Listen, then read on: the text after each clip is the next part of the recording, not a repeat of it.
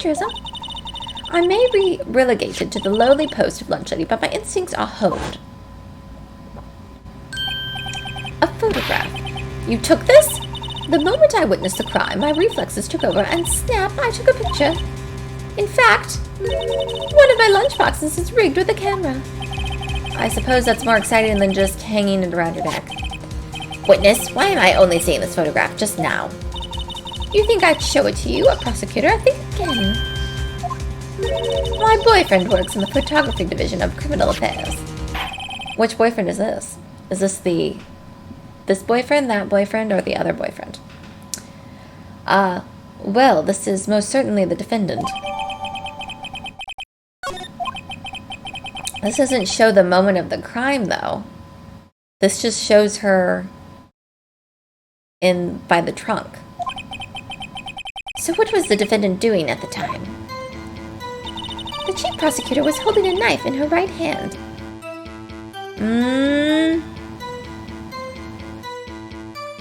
She wasn't, though. Objection! And you witnessed this? You saw Miss Sky stab the victim with the knife. As I've already said, yes. I swear it on my finest salmon swirl lunch. I'm sure that is a fine lunch. But isn't that odd? Look at this photograph. This is the photograph you took at the very moment of the crime, is it not? Then why is Miss Sky not holding a knife? Mr. Edgeworth, your thoughts? Objection. It had to be the weakest objection ever, Edgeworth. Yet it was still stronger than your ever feeble mind, Mr. Wright. What do you mean, Edgeworth? This photograph was not taken the moment before the stabbing. This was taken the moment after the stabbing. And how can you tell that? Blood splatter. Huh? See the dark crimson stains on the chief prosecutor's coat. But it's a black and white photograph. Ah, yes, it's hard to tell, but this could be blood. Well, Mr. Wright, I see no problem here. No problem, except you. Mr. Wright, are you going to just sit there and take that kind of abuse? You got a better idea? Objection.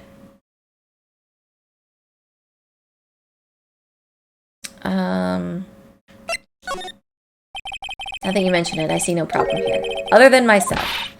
Mr. Wright, you can't just let him walk all over you. That's just sad. Feeling sad, Mr. Wright.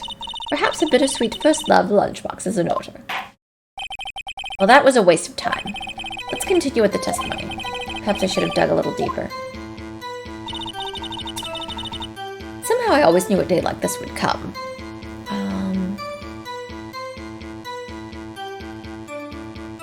Okay, let's go back and say objection.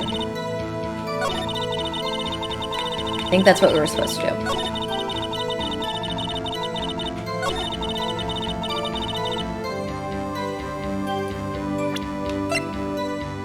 Objection! Okay, so this is all the same.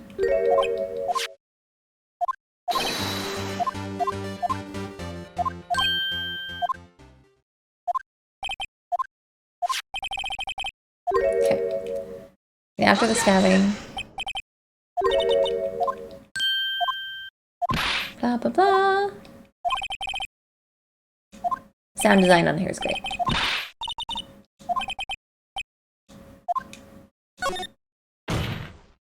There you go. Wait.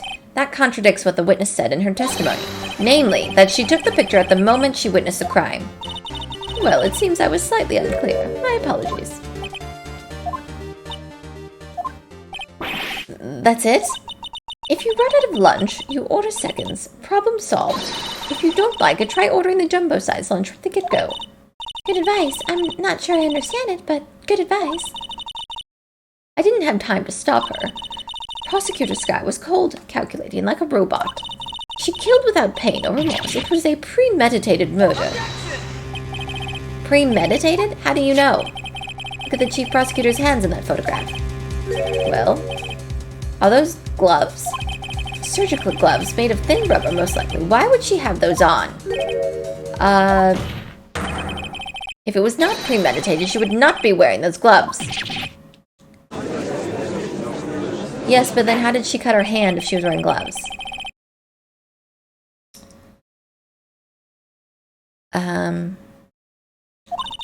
Premeditated murder, a serious offense. Witness, add this to your testimony. Murder was planned. No, they don't.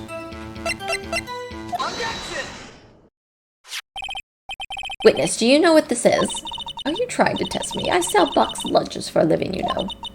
That's a knife. The knife. The knife that was in Mr. Edgeworth's trunk. Indeed, it is my knife. What's with this case? A bloody murder weapon, a red car, all belonging... The defendant is the chief prosecutor of the district, right? The defense has a request. We ask that the witness provide an accurate testimony. What's that, rookie? In your testimony, you stated that Lana Skye planned this murder, and that's why she was wearing those special gloves. Seems like a natural conclusion to me. The gloves do indicate planning. However, why would she not also prepare the most important thing? The murder weapon. Oh, we got her.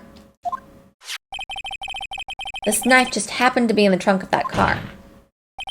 Ladies and gentlemen, if you're going to plan a murder, don't forget the weapon. Oh, take that. Order, order. Great, now the tide is turning in our favor. Great show, Mr. Wright. My sister is as good as free. Uh-oh. Right. I believe the next lunch you'll be eating is humble pie. What? I hope you weren't deluding yourself into thinking that the tide has turned. Not over such a trifling detail. But this shoots a hole in the whole premeditated theory. Ah, the prosecution could care less if it was premeditated or not. The only one who seems to care is that lunch lady over there. The defendant, Lana Skye, murdered a detective with a knife. That's the only thing the prosecution needs to prove, nothing else. Very good, Mr. Prosecutor. I suppose you're clever now. But you know as well as I do, she planned on killing him. It was planned. If it wasn't, why would she have been wearing... I believe I'd like to hear your testimony again. Witness, please tell us only what you saw, not what you thought. How dare you? My powers of deduction are not to be underestimated. Really now. Okay, now she's gonna really tell us what she saw. Lana Skye intended to murder Detective Goodman. That's why she called the victim all the way to the prosecutor's office. I'm sure the chief prosecutor had a grudge against the victim. Nothing else could drive that human machine to plunge the knife in again and again. He was only stabbed once. You silly woman. Oh, wait, we can't present anything yet. She's testifying. Oh, I'm sorry, I got excited. I'm sorry, you guys, I got too excited because I know what to present. Okay.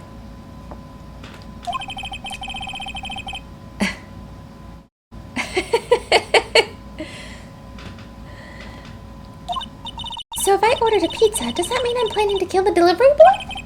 In any case, the defense may now cross-examine the witness.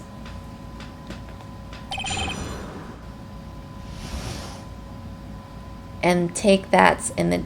Oh, really? Interesting. That's interesting. That you can yell them. Okay. Intended to murder Detective Goodman. That's why she called the victim all the way to the prosecutor's office. I'm sure the chief prosecutor had a grudge against the victim. Nothing else could drive that human machine to plunge the knife in and again and again. Okay. Now we give it to her. You say she stabbed him again and again. But you couldn't have witnessed that.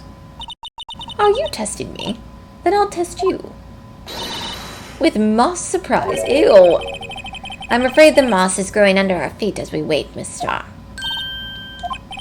What do you mean? I shouldn't have to explain this. But take a look. The autopsy report states the death was due to loss of blood from one stab wound. Aha! You're right. Good show, Mr. Edgeworth. What a hunk! He's my hero, really? What about my objection? No one noticed. Well, witness? You got the crime scene set right. Oh, thanks. I always believed that no one would ever mistake ketchup for blood. But now I realize that such mistakes are possible. So, you're saying you mistook something for blood? When she lifted her knife, I thought I saw blood at her breast. Splattered blood from her victim. That's why I thought she must have stabbed him at least twice. Then tell us what you saw that you thought was blood. Testify. Her red muffler looked like blood to me. That's how ghastly the whole scene was.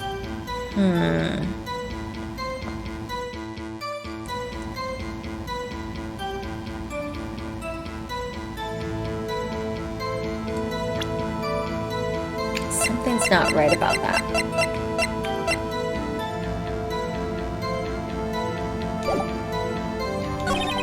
Miss Starr has turned out to be as short-tempered as she looked when we met her. Challenging her abilities as a detective really set her off. The short wick burns out the fastest. That's a scientific fact. I wonder, wouldn't it depend on the size of the candle? I mean, add more wax and even a really short wick will burn longer. Obviously, more scientific testing is required. This guy intended to murder Detective Gibbon.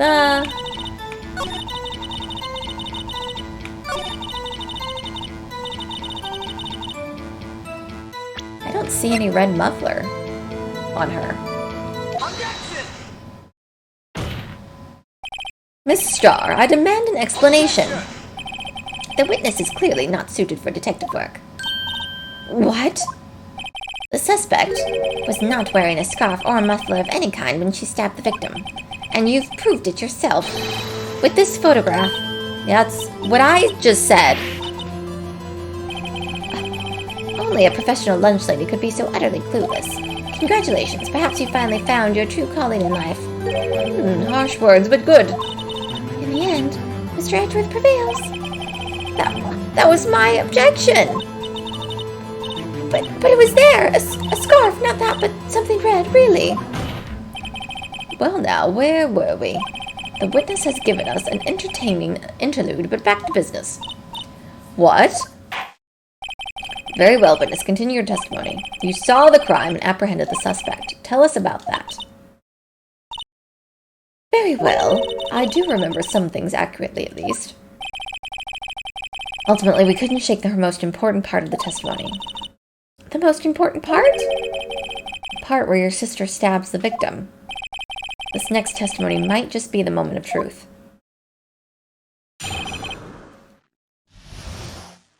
Okay. After the murder, the suspect attempted to run behind a partition off to her side. I quickly caught her, explained her rights to her, and arrested her on the spot.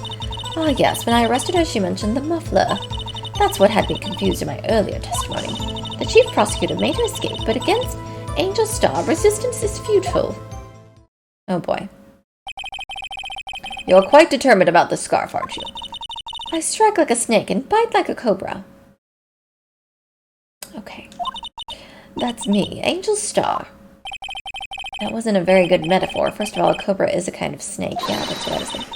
Don't bother me with details unless you want to get bitten. No thanks. Note to self, Mr. Wright is weak against poisonous snake bites. The chief prosecutor tried to resist, but her efforts were in vain. She knocked my hands aside, kicked over an oil drum. An oil drum? Oh, she's beautiful but deadly. A predator, this one. A leopard woman. Rawr. Very well, Mr. Wright. Your cross-examination, if you will. Okay.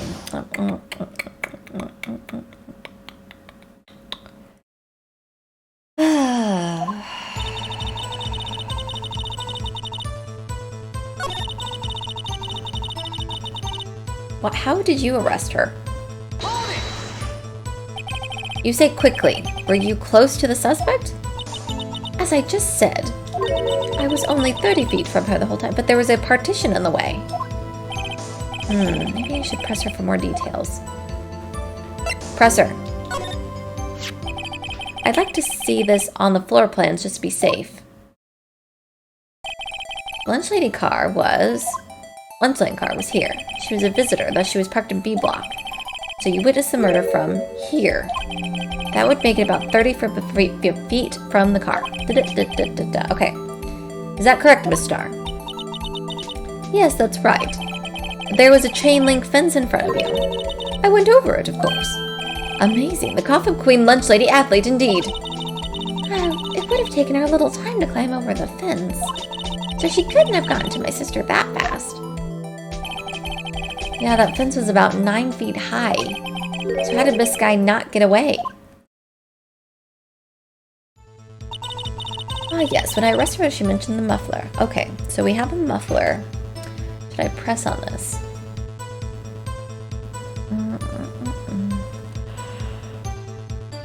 Oh. Sure. She mentioned the muffler. What exactly did she say? If I remember exactly, I would have told you in my testimony. Cheeky. Anyway, all I heard her say was the word muffler. Just that one word? So what you heard wasn't the suspect talking to you, but someone else? Yes, the chief prosecutor was talking on her phone. Her phone? She can't mean... ask for the... By the phone, do you mean the cell phone discovered at the crime scene? Yes, ultimately.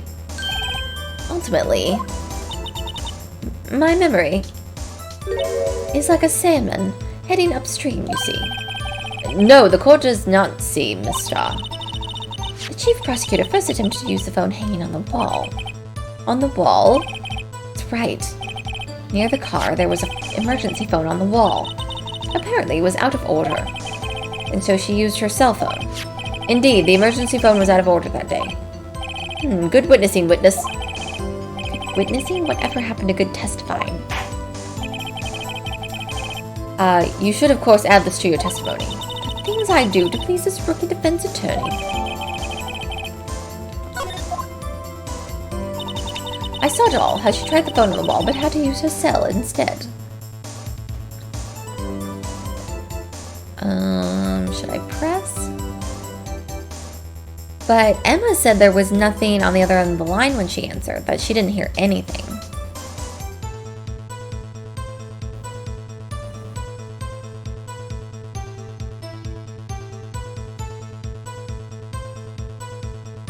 But you couldn't have seen it because it was behind the partition.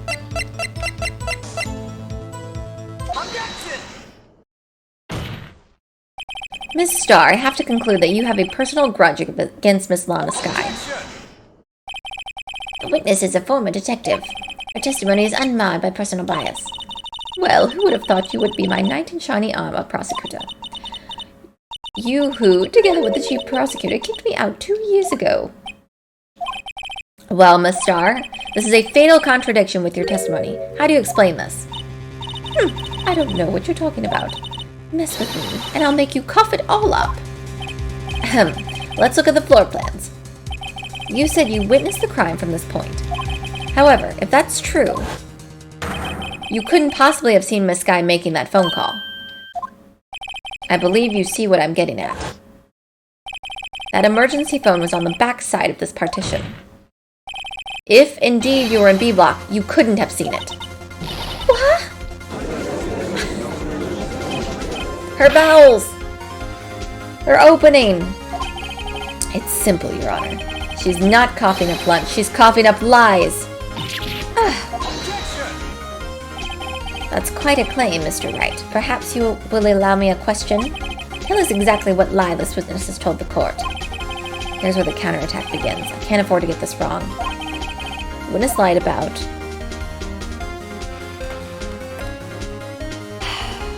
where she saw her, but she didn't see her behind the partition. Or she wasn't in B. She wasn't in B. Miss Sky tried to use the emergency phone, but it was out of order. What is significant about this fact? Nothing. Therefore, it would be pointless for Miss Starr to lie about it. Pointless to lie, I see. But, say the witness did actually see Miss Sky using the emergency phone. It would mean Miss Starr witnessed the crime from a different location. A different location? Now that's a pointless lie if I've ever heard one. Before you call my lie pointless, at least let me tell it. Let me ask a question to our clever wordsmith, Mr. Wright. Just where was the witness when she saw the crime? All the testimony we've heard until now points in one direction. She was in the security room. I think she was in the security room. Yes! It's the only place where she could have been. The security guard room. Indeed, the security room in the underground parking lot is well positioned. It's built on the second floor, so you can see the entire lot. She would have been able to see the emergency phone from there. But why there? There are many other places where she could have seen the phone. Not in this case, Your Honor. The witness, not being part of the prosecutor's office, couldn't park in A block. The only place where she could have seen the crime and the back of the partition is here. I remember in your testimony you said, you brought a lunch to your boyfriend in the security guard room, yes? Well, Miss Starr, how many years have I been getting the better of men? To think that the tables could be turned. Today a man has got the better of Angel Starr.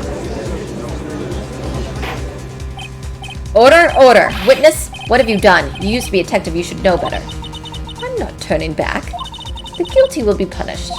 And I'll do what I must to make sure justice prevails. The guilty? Is she talking about Miss Skye? Mr. Wright, doesn't this strike you as odd? Why did Miss Starr lie? It doesn't make any sense. The only reason she would lie, I would think, is whatever she was doing in the security guard's office. She wouldn't want people to know about. She could have just said she saw the crime from the security guard station. It wouldn't change anything. Exactly. This photograph tells all. It was the defendant who stabbed the victim. The truth still stands. No. It still stands? I disagree, Mr. Edgeworth. What? If a witness is found to be lying, then they're guilty of perjury. She knows this. She wouldn't risk that without a good reason. So, tell us what her reason was, Mr. Wright. She was protecting whoever was in the security guard station.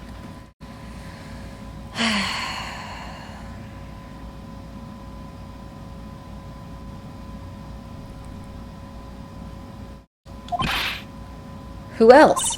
Mr. Wright, let's review what we know. She was in the witnessed the crime from the security guard station. But she claims and said she saw it from block B. Must make a vital distance. But what? What would change? The distance of the crime? Yes. Changes the distance between her and the crime scene. My condolences, Mr. Wright, but one look at the floor plans and it's quite clear. The distance between the scene of the crime and the guard station is 30 feet. I don't see how that would change what she could see. No.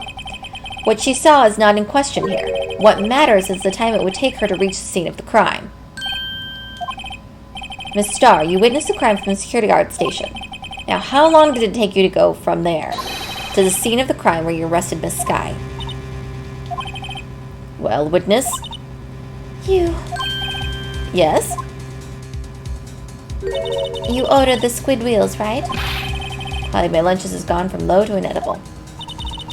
I was bringing a PB&J lunch with fresh boysenberry jam to my boyfriend. Boysenberry for the boyfriend. He wasn't in the station, so I waited. I witnessed the crime from the glass-walled station. So why is your picture from the other side then, I wonder? Before I knew what I was doing, I found myself running towards the scene. But the door was locked. I couldn't open it. So she had to go all the way around to B block. There is no way. Lana would have... The defendant would have been gone by now. That's why I had to go to the visitor's parking in B block. That's quite a detour. It probably took me at least 5 minutes to get to the scene of the crime. 5 minutes? This changes things considerably. But it was that woman over there in the defendant's chair who stabbed him. I know it. I have photographic evidence. I swear it. I swear it on my finest plastic spork. Sporks. You have a point, and the spork is a wonderful invention. Would you like another caviar lunch? absolutely. Uh-oh. Mr. Wright, you have to do something. Do you have any evidence to stop this? Yes. Objection! 5 minutes between the witnessing of the murder and the arrest. Think about it. You could make pasta in that amount of time. If you'd like it al dente. Al dente? Sorry. I've got lunchboxes that tie pasta into knots, rookie. A 5-minute blank. Isn't that strange? Strange. If you were a criminal, what would you do with your 5 minutes, Your Honor? Well, I guess I'd flee the scene. Hey! Don't get that wrong idea. I didn't kill anyone. But you have the instincts of a killer. You would run. But this time was different. Miss Skye dawdled at the scene of the crime. She even had her picture taken. No true criminal would act this way. It's inconceivable. Inconceivable!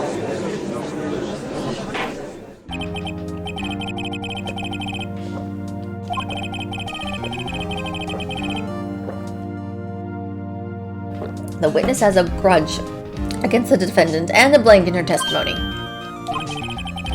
Mr. Edgeworth is the next witness ready to go. Unfortunately, I appear to have overestimated this witness on account of her professional history. We did it! We screwed that can shut, Mr. Wright. That was too close. I'm afraid that the cough of Queen has been dethroned. And with that, court is adjourned. Yes. Uh-oh. Oh, no. Mr. Edgeworth, you ordered the squid wheels, right? That's the one she tried to foist off me. I prefer not to take defense team's leftovers. Anything else to say? I might be able to save you. I have decisive evidence. What was that? Is this another one of her trick lunchboxes? My apologies, but we have no further questions to ask of you, Miss Starr. Ah. Is this your jumbo lunchbox? Oh, a triple-decker. Out of deference to the witness's determination, I'll allow one more testimony. Let's hear about this decisive evidence. Like the Lunchland motto says, you won't be disappointed. What's she going to pull out of her lunchbox this time? Okay. I should have mentioned those 5 minutes when I wasn't looking at the crime scene. And now, to the matter of the victim's shoe. Did I not bring this up? 2 types of blood were found on the shoe. One was, of course, the victim's, and the other blood type matched that of the defendant, Miss Lana Skye. This shoe proves it. It's flawless, decisive evidence. What? There was blood found on that shoe? Try Lunchland for all your lunch and decisive evidence needs. She's lying. Witness, what is the meaning of this? Why is this the first time I've heard of this evidence? Simple. As I've already said, I don't trust you with evidence, Mr. Edgeworth. That's why I took the liberty of investigating this myself. Yeah, where she could plant stuff. She could plant evidence. And you had blood tests performed? Didn't I mention? I have 3 boyfriends in forensics. In any case, Your Honor, I can't accept this as evidence. What? You must know the 2 rules of evidence law. Rule number 1, no evidence shall be shown without the approval of the police department. In other words, this shoe is legal evidence, at least for the time being. Is that right, Mr. Wright? It seems so. Edgeworth sure is celebrating.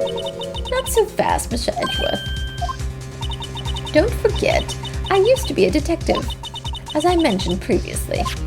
This shoe has already been tested by a member of the forensics department. As you can see, it was approved by the police department as of today. Even the general public can produce official evidence, Mr. Edgeworth. Uh-oh.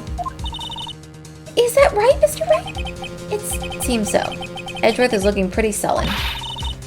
You could at least study some evidence law, really. The prosecution's complaints notwithstanding, it appears that this evidence satisfies the first rule of evidence law. However, it seems you have yet another count against you, witness. Anything to ensure that the guilty are properly judged. Victim's shoe bears traces of blood from Goodman Honest guy. Okay. Very well, Mr. Wright. You may cross-examine the witness.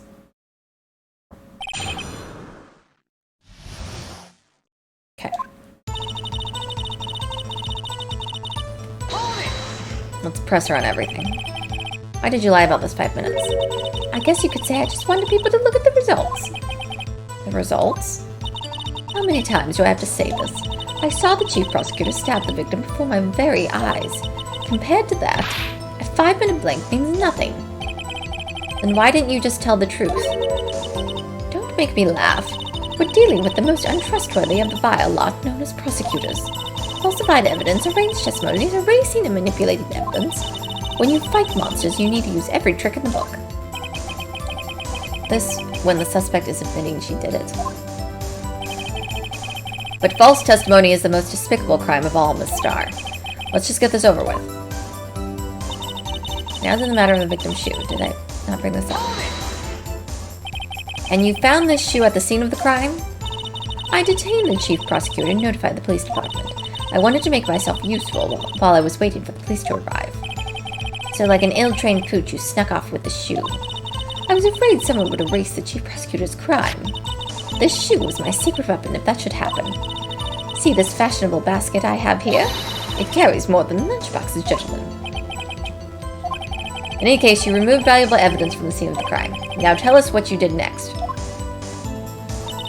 2 types of blood were found on the shoe. One, of course, was the victim's. So you brought it to the forensics department?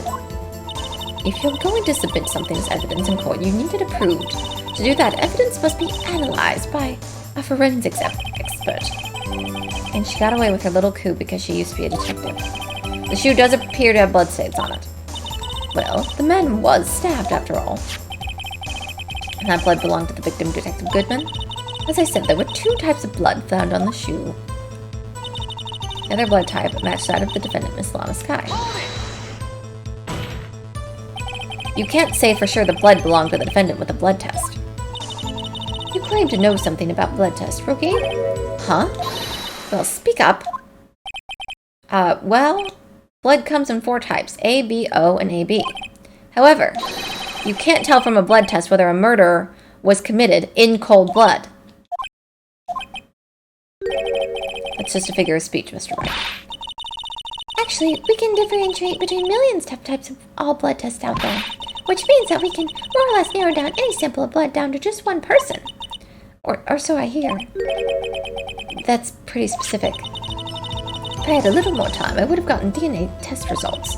But they said there's very little doubt it could be anyone's but Miss Lana Skye. Oh, no. So the suspect's blood was found on the victim's shoe. So they don't have DNA evidence. They just believe it could be hers because it's someone else's. Ties her directly to the death of Detective Goodman. The shoe proves it. It's flawless, decisive evidence.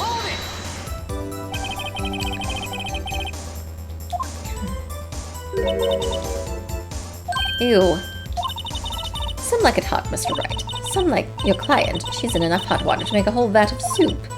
Mr. Wright, do you or don't you have a problem with this shoe? A problem? This is critical. Is there a problem with the victim's shoe? There's a problem. I'm not imagining things. I'd say there's one critical problem with this evidence. A clear contradiction. That gleam in your eyes. You're still young, Rookie. I'd give you a peppered fish gut now. But you couldn't take the heat, could you? Let's hear what Mr. Wright has to say. What is the contradictory about the victim's shoe? Show us the problem with the evidence.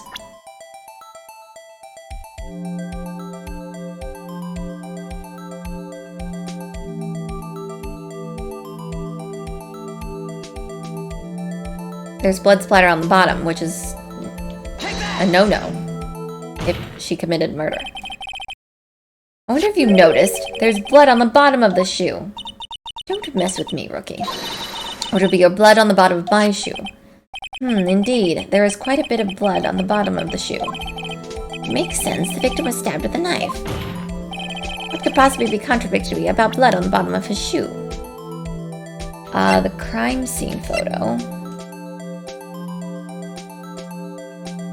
There was no blood on the ground. Yes. The problem lies in the footprint. The footprint? Note that the bottom of the victim's shoe is covered in blood. Then, isn't it strange? Why weren't any bloody footprints found at the scene of the crime? Ha! As you can see, there were no traces of any such footprints at the scene of the crime. That contradicts your claim about this shoe. This picture only shows part of the floor, so there could have been bloody footprints. Then where are they, Mr. Edgeworth? Because we checked the scene and found nothing of the sort. That's right. Order, order. Well, witness? What? Great going, Mr. Wright, but it's true that lack of a footprint is a contradiction. But then we have to ask why there wasn't a footprint. Oh, that's true. There has to be a reason why there wasn't a footprint. Think, Mr. Wright, think.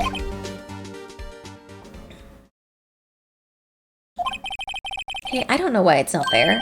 I'm just good at finding contradictions. What? Uh-oh. I see. Now I get it. Get what? Our witness is more devious than I gave her credit for. We were hoodwinked to the very end. But she slipped. There is one vital hint to the truth in her testimony. What are you talking about? Think back to when she told us about apprehending the suspect. The chief prosecutor tried to resist, but her efforts were in vain. She knocked my hands aside, kicked over an oil drum. Oh, she's beautiful, but deadly. A predator, this one. A leopard woman. I thought that was a strange thing for the normally cool-headed chief to do. No kidding. Now, witness, allow me to ask a very simple question. This oil drum, was it empty? Oh, that. I'm not sure. I like your attitude, Mr. Edgeworth. Though apparently you're not the slowest conveyor belt in the lunchbox factory. Was the oil drum empty? The oil drum kicked over by the was brimming with water. Water? Still don't get it, Mr. Wright. Do you want to know the reason she knocked it over? The real reason. You don't mean... Yes, the suspect knocked over that oil drum for one reason and one reason alone. To erase the bloodstains that would have become the evidence against her. What?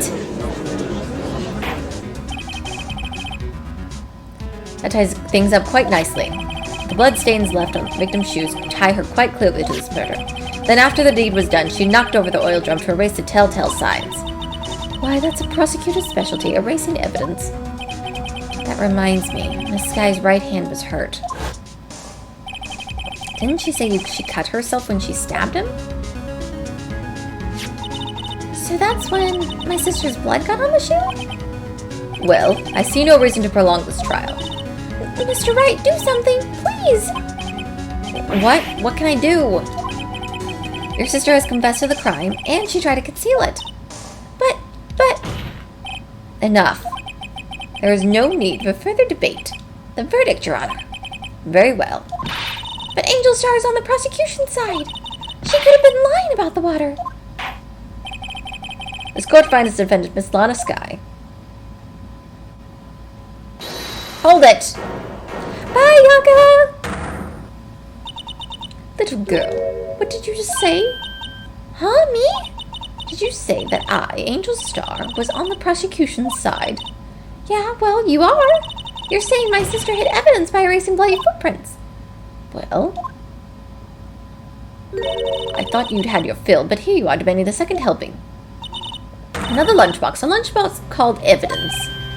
Wait, witness, don't tell me you have something else. The time for deliberations is past. Any further comments and you will be held in contempt of court. Your threats don't scare the cough-up queen. Look at this.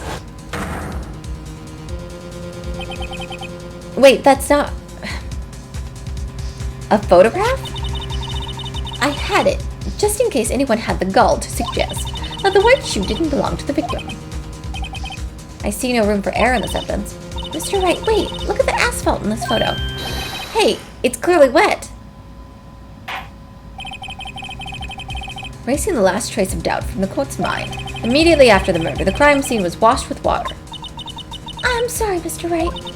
I guess I couldn't help after all. It's not your fault. I knew it could win this case from the beginning. And it seems this is what your sister wanted anyway.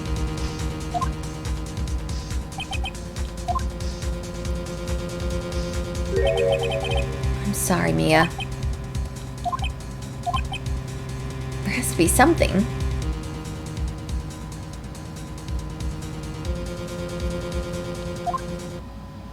Right, wet or not, don't be so quick to throw in the towel. Get yourself up off the asphalt, take another good look. Don't give up, not until the bitter end. This is the last piece of evidence. Very well. This time I'd like to declare a verdict for good. Objection. Thank you. Your Honor, wait. What is with you people? Can't I hand down my verdicts in peace anymore? Whatever it is, can it wait? No, it can't. Then it will be too late. Look at this photograph, the last one submitted. This trial isn't over until we give each piece of evidence proper consideration. So, Wright, are you saying there's a problem with this latest piece of evidence? Yeah. Yeah, there's a problem. I suppose since we've come this far, we should give every claim a fair shake. Very well, Mr. Wright. Oh, do you see that? I didn't see it before because the words were in the way. Look at this. Look at this. Something's in the exhaust. Smart brain. The problem with this photograph is here. What's this? There's something poking out of the car's muffler. Wait just a moment, Mr. Edgeworth. Your Honor, You just said muffler. However, I see no trace of a muffler or a scarf of any kind in this photograph. A muffler is also a part of on a car or motorcycle, Your Honor. Just think of it as part of the exhaust system, a pipe. I see. This judge is not very smart. What's that suspicious-looking claw sticking out of the car's muffler? So what if there's something sticking out of the muffler? What does that have to do with this case? Nothing. Absolutely nothing. Sorry, Miss Starr, but it's not going to be that easy. In fact, you've already told us why this is important to the case. You said as much in your testimony. What? Let's hear what Mr. Wright has on his mind.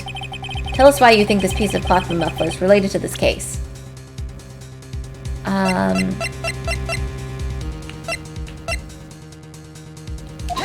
There we go.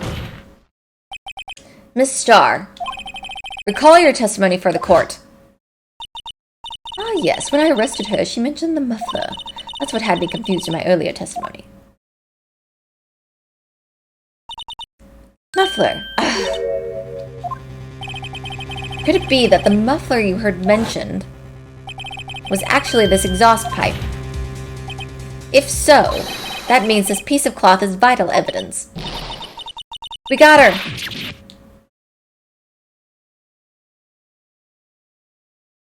Nice. Well, it seems we will have to suspend the proceedings. Suspend?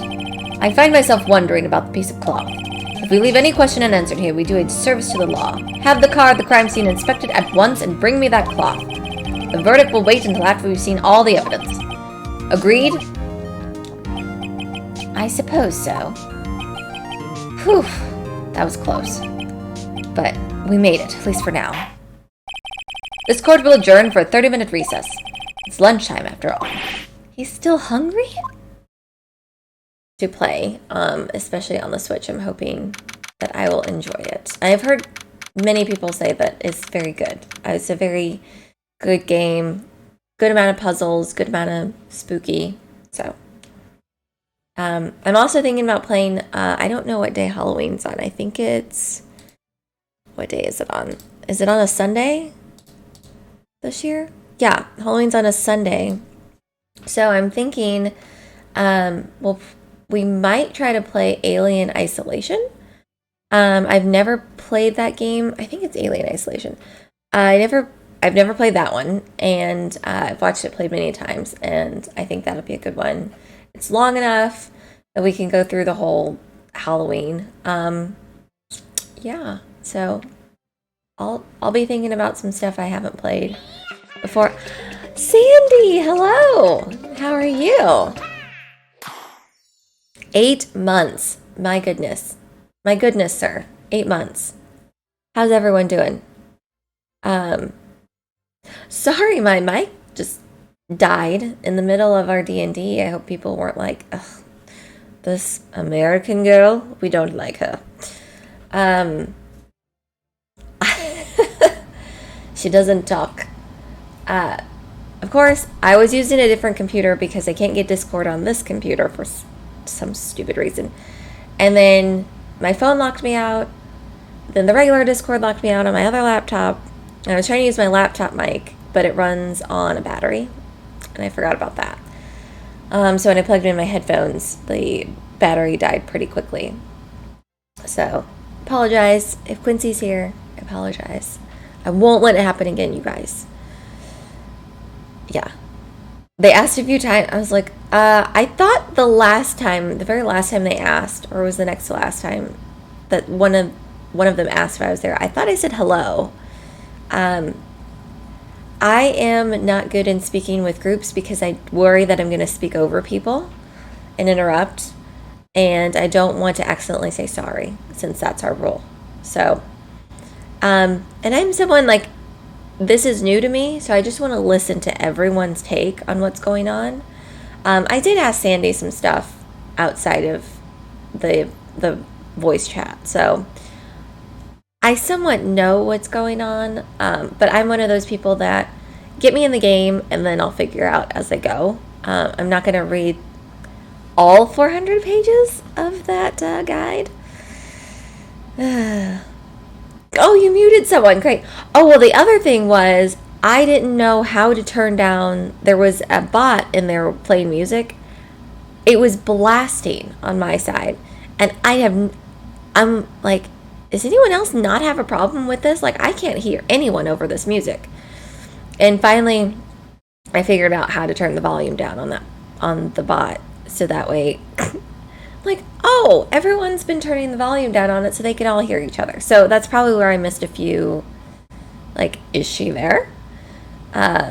Questions. So I'm glad you muted someone. That's what I've done before in Zoom meetings. Yeah, I don't think, yeah, hopefully I wasn't alone that people were like, I can't hear anyone over, because I feel like Quincy and another guy just kept talking. I'm like, how did they hear each other? Is something broken on my end? So anyway, I'm excited for Saturday. I think it'll be great. I think we'll have a lot of fun. And I'm feeling my character will die very soon if she doesn't have a lot of snacks. Thankfully, I saved enough money to have 5 days of kibble. So hopefully we won't die. Mr. Wright? Huh? What? Are trials always like this with you? Like you're swimming up from the bottom of a lake about to reach the surface? But no matter how hard you paddle, you never seem to get there. Pretty much. Except today we're swimming in quicksand. So what happened to your sister anyway? Apparently she got called off to the judges' chambers. Probably something to do with that piece of cloth. So, this is where we turn this trial around, right? Yeah, I think it'll be really fun. I like the people that we're playing with. They seem like a good group. It seems like a couple of them do understand. I mean, this isn't their first rodeo, it sounds like. So, excuse my language of country terms. That's just what we say here. I even have a shirt that says that. So, I think it'll be great. Yeah, I'm looking forward to it. I thought I had some 10-sided dice somewhere, and I do not. I only have 6 and 9-sided dice. So I really want to just get dice because I tried to download a mobile app on my phone. Not very intuitive to roll. So, and I agree with whoever said it yesterday. I do enjoy rolling physical dice when I can. So it just makes you feel like you're connected to the game, you know? Okay. Back to day 2. Okay. All right.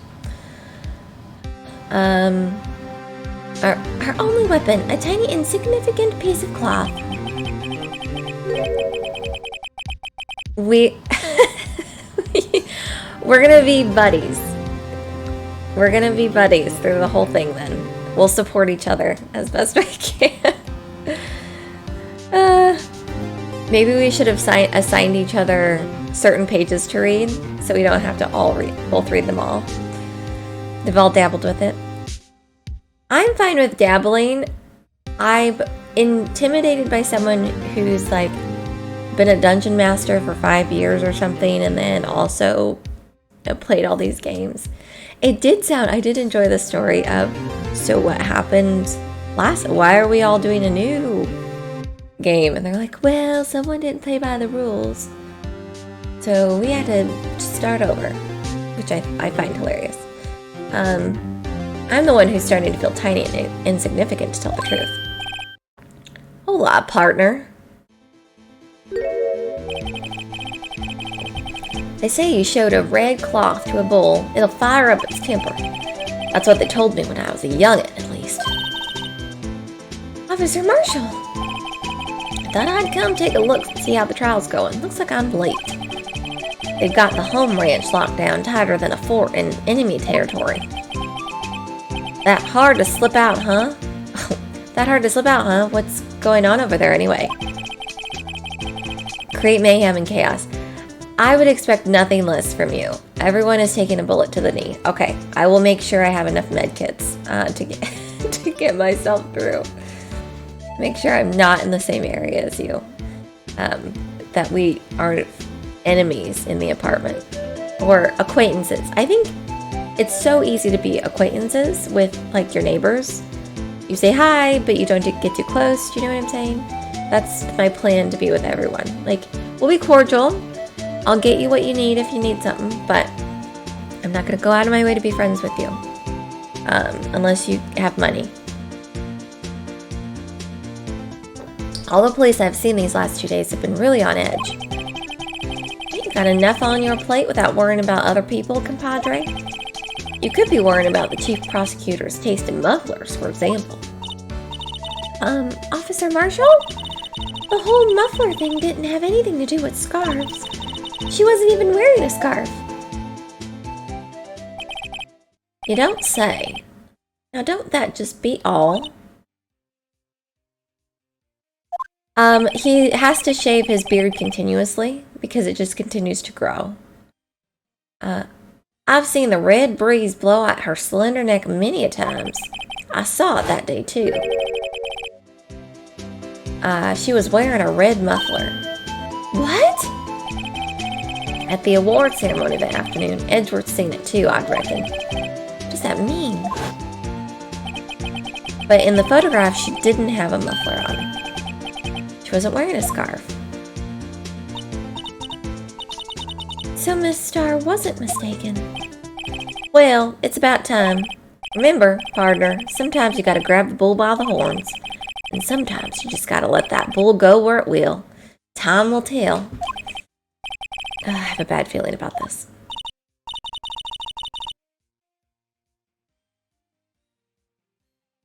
So, what are we swimming in now, Mr. Wright? If it's steak sauce, I can hook you up with some fine ribs. Ooh-wee. Great.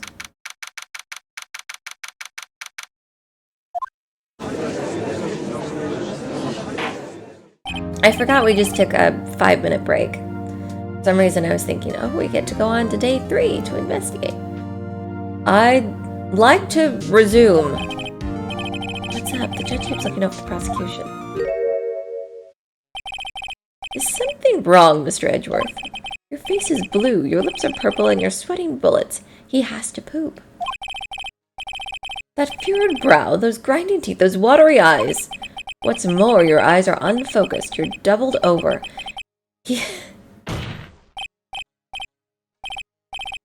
It can't be. This can't happen. I wonder what happened to Mr. Edgeworth. Well then, I believe it is time we continued on with this trial. During our recess, I had requested that the prosecution conduct an investigation. This is unacceptable. Seems our prosecutor is quite beside himself.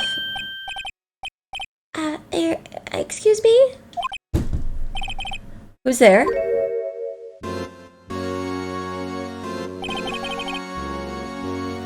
Who's this guy? A strange, stuffy aura seems to be filling the courtroom. He has weird eyes. Hey, the temperature rose 5.7 degrees when that man came in. Who on earth is he? What's with his tie? It's you!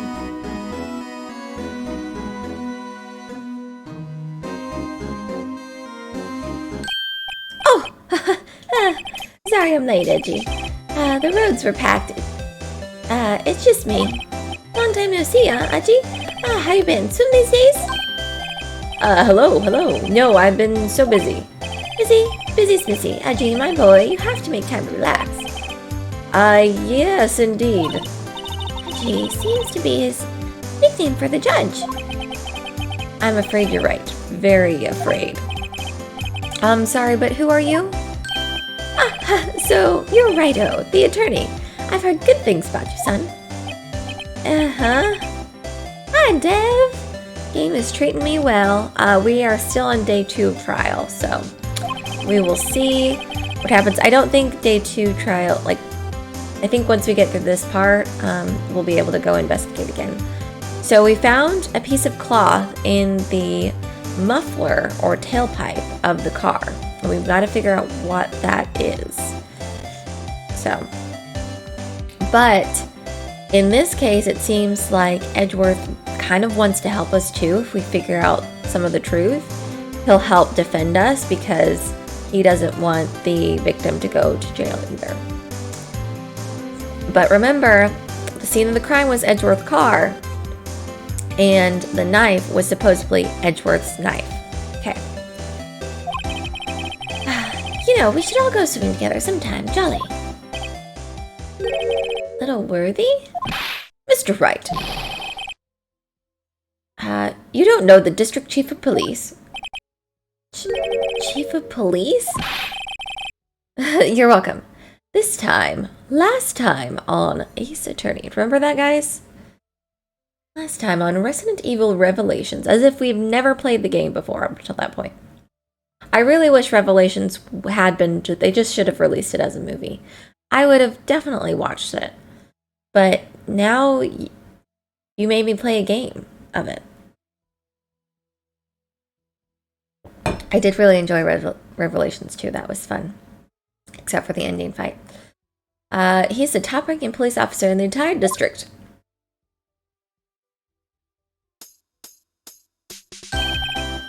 Name's Gant. Damon Gant. Please, to meet everyone. His name's Damon. So, what do we owe this honor today?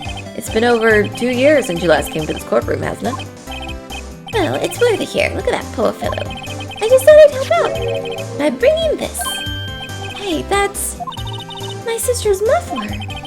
So Miss Starr wasn't just seeing things. When the crime occurred, Miss Skye really was wearing that muffler. But to think that it was stuffed into that exhaust pipe. Oh, little Worthy's car, no less.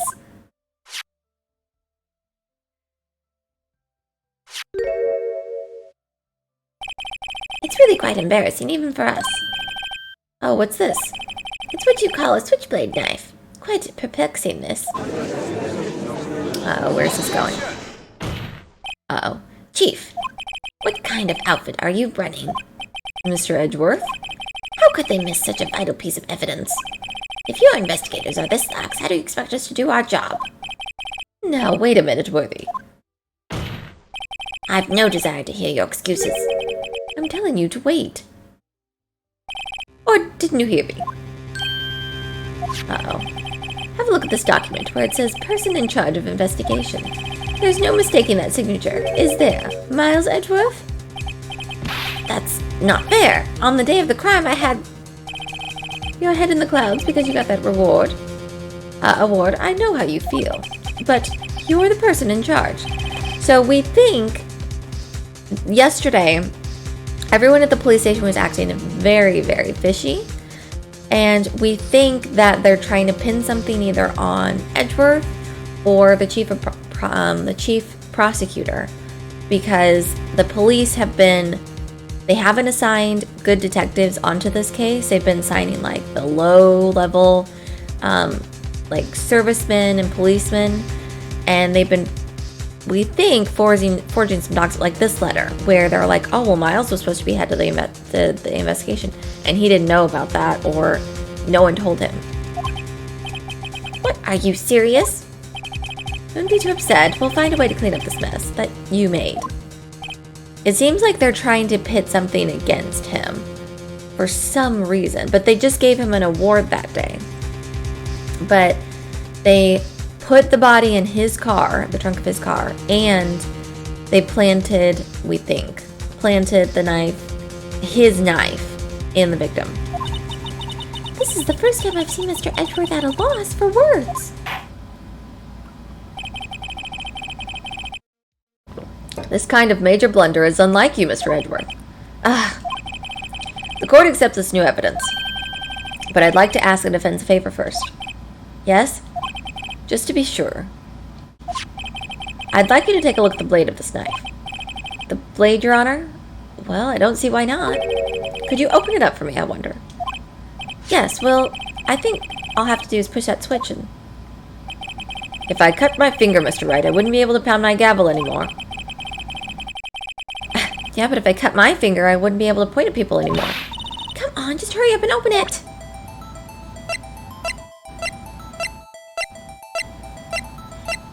I do like how it does it automatically. I don't have to do it. It just opens it for me.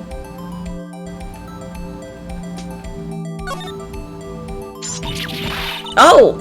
Don't scare me like that. Oh, the blade is broken. There is blood on it.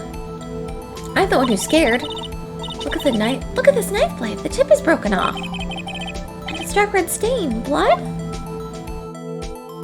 Interesting. Found at the capture the depends for a small tag attached. It makes me think that it's evidence.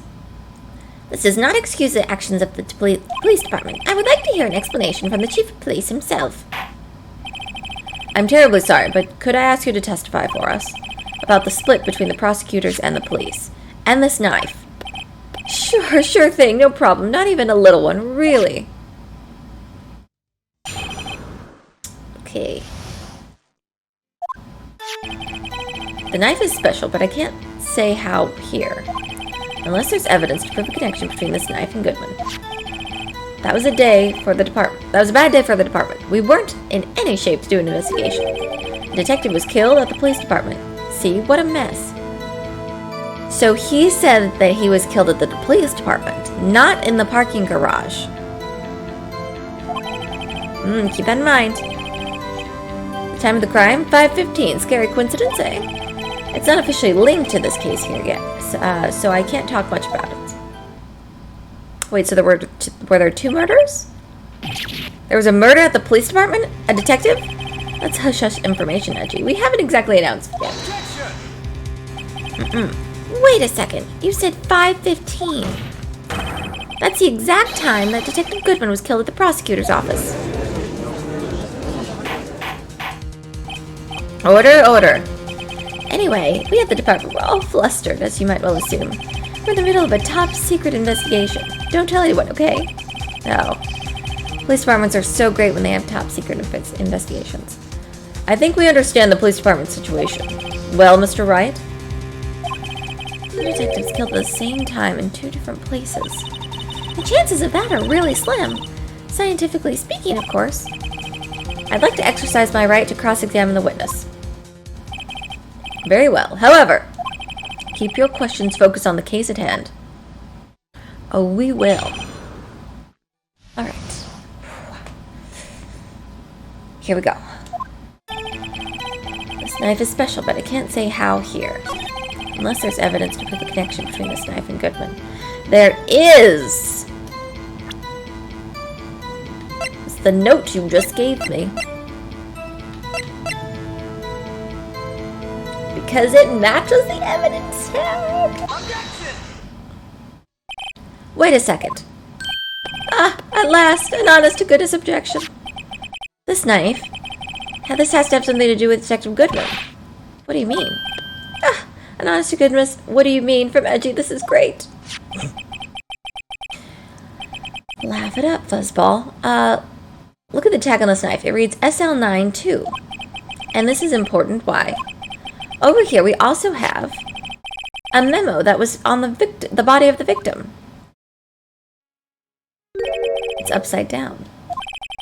6 minus 7S 1202? Your Honor, it's upside down. The printed name on the memo makes it look like it's right side up. But turn it around and what do you get?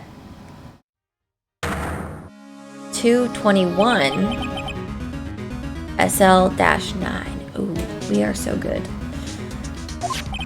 Whoever wrote this note was holding the paper upside down.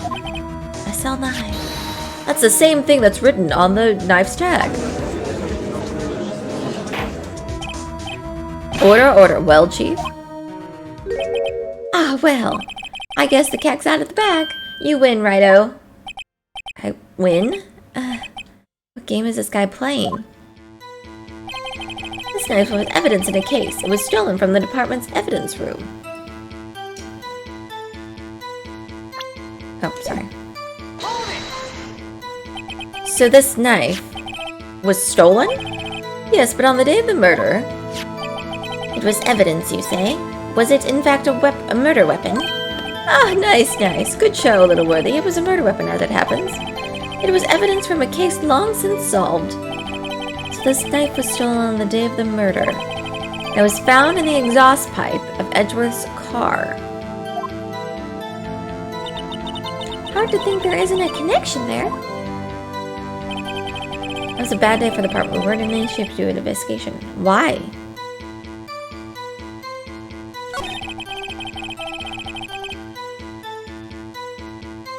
Who was this person? We haven't even heard about this detective. On the same day the detective was killed in the prosecutor's parking lot, another detective was killed at the police department? Ah, that's a fact. Surprising, isn't it, Edgy? I'm at a loss for words. And the perpetrator? Do you have a suspect? Well, there was a suspect. Just arrested him, in fact. Just arrested? That was quick. But there's still a lot of unanswered questions. Maybe you could help, Righto. I suppose I could help. If you help me by giving me data on your case. Oh, good one. This kid's sharp. Okay, here's the deal. I'll tell you one thing and one thing only. Where were they found?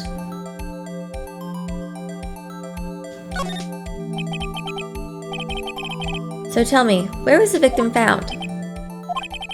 Well, I can't speak on where the corpse was found, but I can say the crime took place in the evidence room at the police department. Evidence room? Wait a second. I have heard of that. The evidence room. Didn't he mention that in his testimony just now? Stolen from the department's evidence room. Yeah, there's something going on there. You seem happy, Mr. Wright. Happy? We just got handed our ticket to go to town on this case. With the link between the two cases established, we finally have some leverage. Now, we can get Gann to testify about the details. It's not officially linked to this case here, so I can't talk much about it. But they are officially linked. Chief, the defense position is simply this. The connection between these two cases has already been proven. You don't say. Well, out with it, Righto. What's your connection? Yes, out with it, Mr. Wright. The connection is a place mentioned in the testimony we just heard.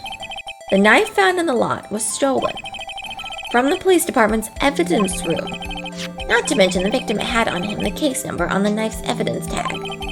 And we also know the detective murdered at the police station was killed in that very same evidence room. Indeed, there do seem to be too many connections for it to be a coincidence.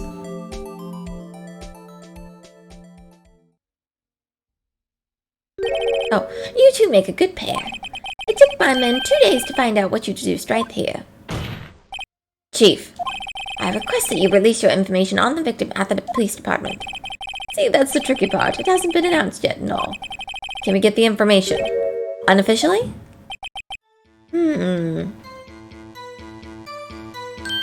Sure, why not? It's unofficial after all.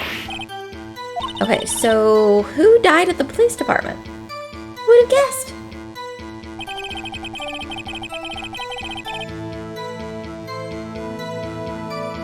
Yes, you can. You have to. If you're going to tell us a little, why not tell us everything? Ah, well, case information is sticky stuff. You have to do everything properly. I guess I might as well try to get that out of them. Victims...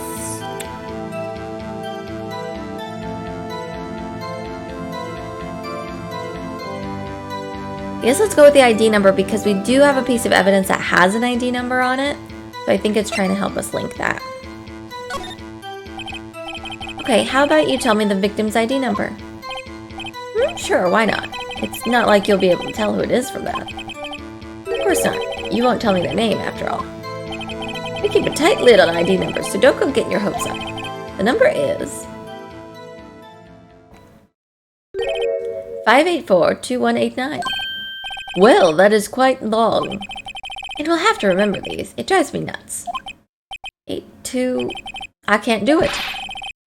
You didn't even get the first number right. Well, Mr. Wright, does this tell you anything? Remember the victim at the police department. 5842189. Well, let's see if it matches the ID number that we have. It actually does, Your Honor. It does. I think. Meaning... has to be what I think it is. But what does this mean? Does it mean that the guy in the trunk is not Goodman? Is that what you guys are thinking? Because we found Detective Goodman's ID at the trunk in the parking lot crime scene. But if his ID was there and that's not Goodman, that means Mr. Goodman really died at the police department. What does it tell you?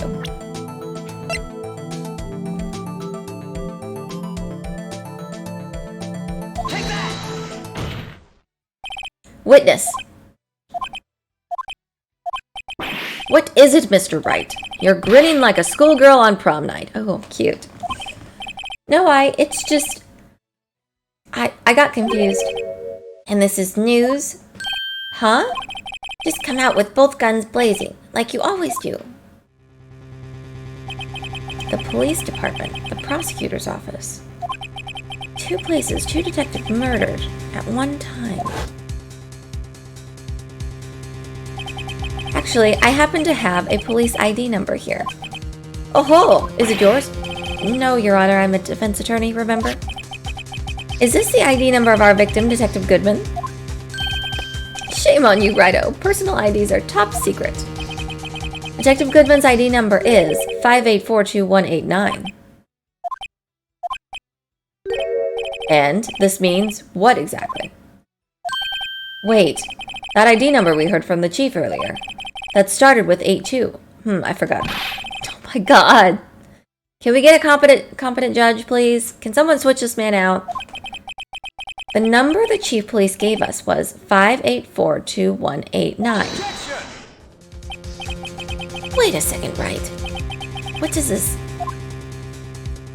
mean? That's just what I want to know. The 2 ID numbers are identical. In other words, the detective killed in the police department's evidence room was Bruce Goodman. What does our witness think about that? Oh, sharp as a tack, Righto. Sharp as a tack. But wait, Detective Goodman is our victim. He was killed at 5:15 in the underground parking lot. Yet, a Detective Bruce Goodman was also killed at the police department in the evidence room at the exact same time.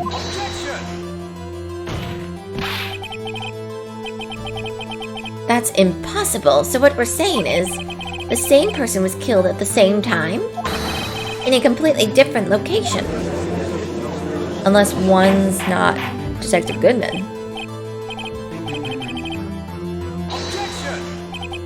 No.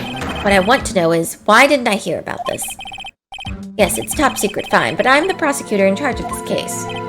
Now, just wait a second for me. No need to get all flustered. Your Honor, the police department has made a grave error in this case. Wait. I said wait. Or didn't you hear me? The oversight, the grave error, Mr. Edgeworth, they're yours. What? How? How dare? We informed you yesterday. I believe it was our Officer Meekins who brought you the news. Officer Meekins? Mr. Wright? Where have we heard that name before? Wait! Ah! So he came to visit Edgeworth yesterday and tried to give him something, but Edgeworth said he didn't have time. Remember? Excuse me, but this is Mr. Edgeworth. Anywhere on the premises? I'm here, sir, at the request of the chief, sir. I've got your report, sir. You don't mean him. According to Meekins, you didn't accept the report. Hard to believe. But your officer, he told me. He said that the report had nothing to do with the Lana Sky incident. Detective Bruce Goodman murdered in the police department evidence room. Mr. Edgeworth, the victim's name is written right on the top of the report. Okay, listen. I can't imagine, like, in real life, this is how people would act. So, you have a Bruce Goodman that has died in a parking garage, and you now have a Bruce Goodman detective that has died in the police evidence room. But you're, like, everyone's okay. They're more interested in the fact that Edgeworth screwed up than the fact of, like, how was the same person... Did he clone himself? Why didn't your officer tell me? Honestly, I'm not sure if that officer was capable of making the connection. He did seem challenged. In any case, this is a serious error, a gross negligence of duty on your part, Worthy. But sir, you could have submitted that report this morning to the court as evidence. Then His stare is really scary. Don't like it. No such luck this time, Worthy, or should I say unworthy. So it's almost like, Edgeworth got an award yesterday, and ever since, it's as if they're trying to discredit him and say, oh, you shouldn't have received this award, you're not a great prosecutor. We're trying to pin something on you. Now what was that second rule of evidence law? Well, Mr. Wright? Huh? Oh, well, it's, Rule 2, unregistered evidence presented must be relevant to the case on trial. And how is this rule relevant? Normally you submit a list of evidence to be used in court before trial. This report wasn't on that list. So what does this mean? I couldn't submit this evidence until a connection was proven in court. The connection was just proven by Wrighto over there. Good job, Wrighto, my boy. Huh? I was just doing my job? No. No! Uh-oh. So I feel like this trial is more about proving that Edgeworth didn't do a good job of this case. Seems we have come to the end of this trial. I know you're going through a tough time, Worthy, but with all those rumors. You were even in the defendant's chair just this past December. I apologize for this terrible lack of due diligence on my part. Mr. Edgeworth, please, just give me one day. I'll get to the bottom of what happened. If it's the last thing I do, you better get results this time, really. You have my profound apologies, sir. Poor Mr. Edgeworth. Don't think there's ever been an error this serious in the history of this court. I will grant one further day as the prosecution has requested. Will that be sufficient, Mr. Edgeworth? Yes, Your Honor. Thank you. Whatever your punishment for this is, for the sake I hope it's not decisive. Very well, court is adjourned. Okay.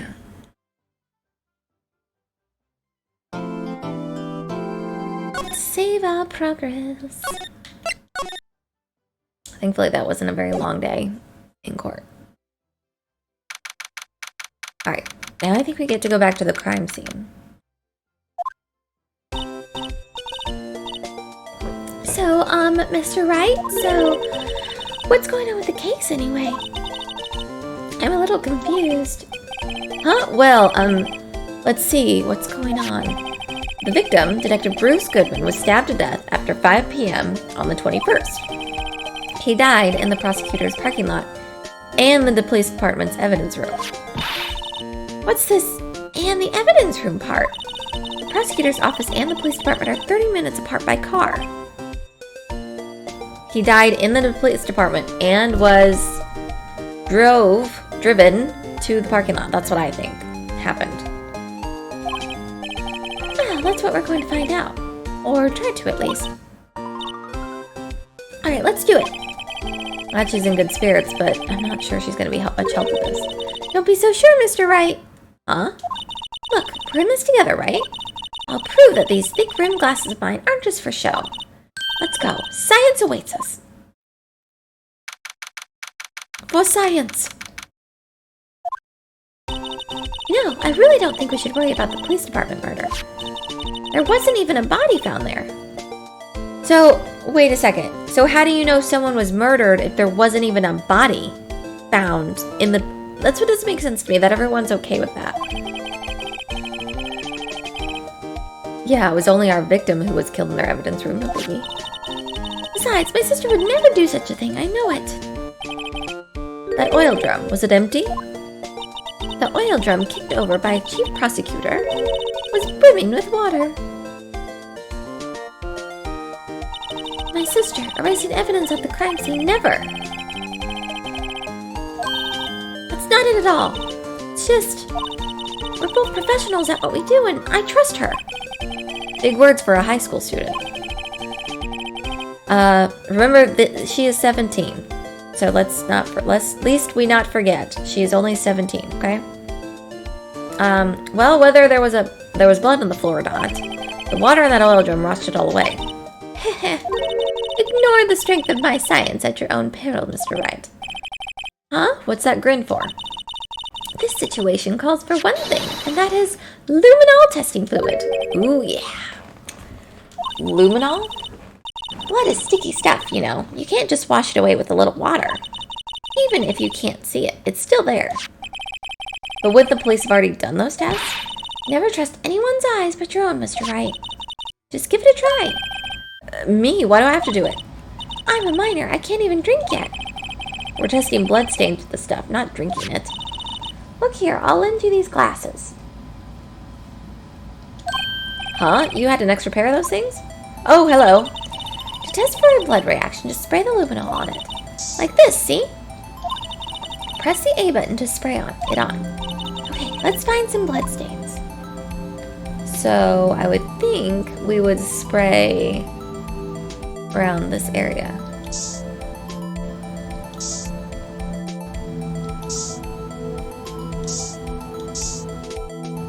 There's blood right there. I can see her eyes shining behind those glasses. So, is this a blood stain? It's so, Emma, you're shaking. It's just, this is my first time seeing real blood. Okay, we definitely know this is a blood stain. But something doesn't strike you as odd, scientifically speaking, of course? What's odd about this, scientifically? The amount of blood? Shouldn't there be more blood? I would think the amount of blood. The perpetrator and Detective Goodman fought here, right? Don't you think there'd be a lot more blood? I definitely think so. I mean, look at all the blood on the sole of the victim's shoe. It is pretty strange. If they fought here, there'd have to have been more blood than this. Hey, Mr. Wright. I'm gonna mark up the floor plans when we find a blood stain, okay?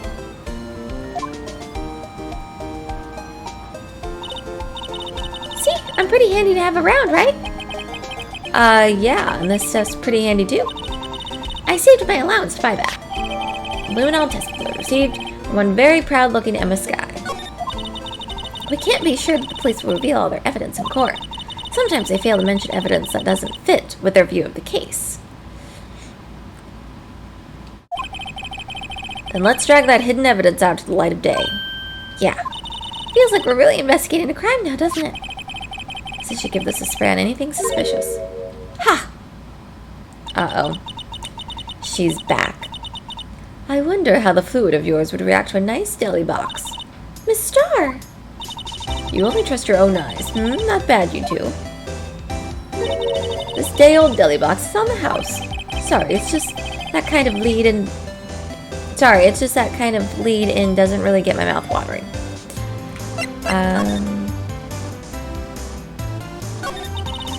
You've certainly put me in a tight spot today. My apologies, Miss Starr, but no, it's okay. It was my fault. Oh, we know. I witnessed everything from that security room right there. I was afraid that wouldn't sound convincing enough, you see. I was wrong to think that. I'm sorry. Sorry? You lied on the witness stand. That's unforgivable.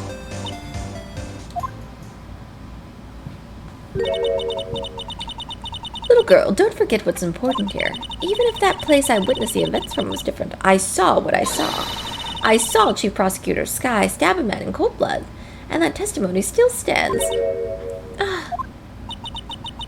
I swear it on my honor as a detective, she stabbed Goodman.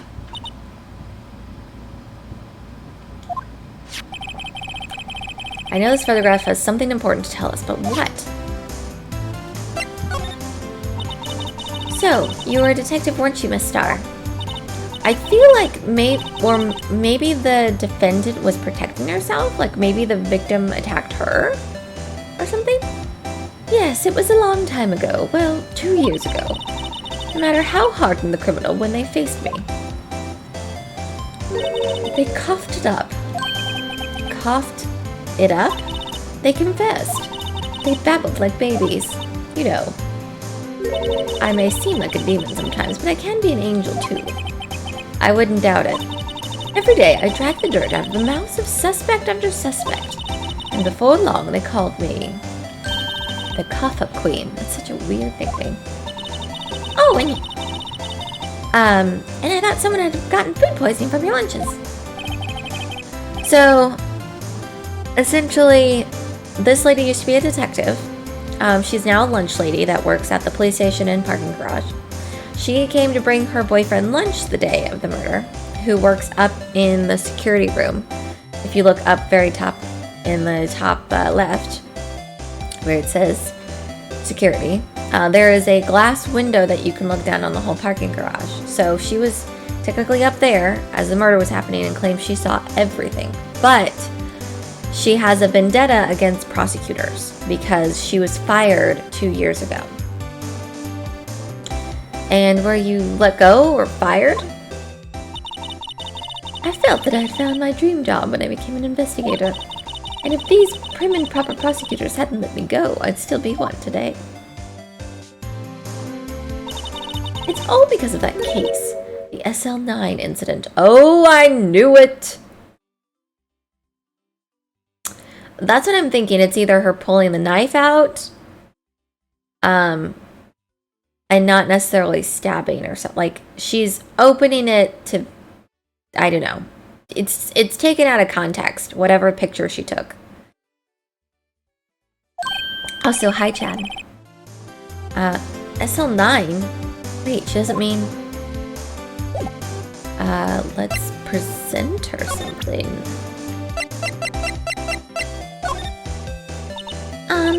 What do you think about this? The SL9 incident. It's written on that knife. And on that note. Oh, Goodman. Goodman was the head detective on that case, you know. Really? That knife was evidence from that case, the murder weapon. It was due for transfer the very day that Goodman was killed. As I suspected, SL9 isn't over yet. Not yet. Do you think you could tell us more about the SL9 incident?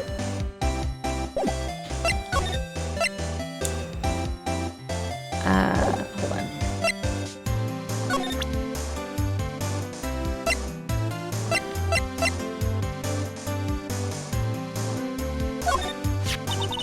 If you think about it, I could have taken that picture from the guard room.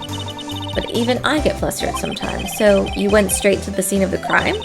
I rushed forwards towards the chain link fence in an effort to stop the murder. That's when I took this photo, yes. In other words, 5 minutes after the crime. Those 5 minutes are the whole problem. The hole in my testimony, as it were. The 5 minutes weren't the problem, Miss Stark. You lying was the problem. Listen, little girl, I've had my testimony discarded before, and I wasn't going to have it disregarded again. Just like that time. That time. Tell us. That incident really opened up my eyes to the truth. We're nothing to them, disposable. Disposable to who? 2 years ago, it was the biggest case I'd ever handled. Okay, so Goodman, Marshall, and her were on the case. The police and the prosecutors were desperate for decisive evidence. So they didn't solve it? On the contrary, it was solved quite cleanly. The criminal was caught and executed. Executed? Yes, the criminal got what was coming to him. It doesn't get any clearer than that. The only problem was, they never did find decisive evidence. Not a shred. What? But the criminal was executed. On the basis of evidence of a sort. Made up evidence. What? You mean they executed someone with fabricated evidence? The best part came several months after the trial. Every detective involved with the case was dealt with. Some were demoted to patrolmen, others found themselves out of a job. And you were one of those? Myself and one other person you know well. Wait, could it be? Exactly, Detective Jake Marshall. Oops, I mean Police Department Security Detail Officer Jake Marshall. As professional detectives, we investigated that case from every angle. Jake was particularly determined. And then it was over, and he was demoted. However, he hasn't forgotten, and neither have I. You haven't forgotten SL9? There was another side to that case, a hidden side. That's what we're after now. And no one up in their fancy offices can stop us. Wait! Those lunches you sell. There's only one reason I come to sell lunches in this accursed office. I come here to meet old friends. Boyfriends that can help me investigate. Miss Starr's old boyfriends, how many does she have? Just when all the detectives on SL9 was disappeared, we find new evidence. There has to be a connection. So, Rookie. Well, what? It seems like you're serious about investigating this case. Yes. Then you should take this. A Salisbury steak lunch? Has anyone ever had a Salisbury steak before in their childhood? We used to have them in our lunchroom all the time. And they were disgusting. I would just eat the mashed potatoes on the plate. I would never touch that. It was just like it's like the thinnest piece of meat ground together, and that was it. And then you could put butter on it.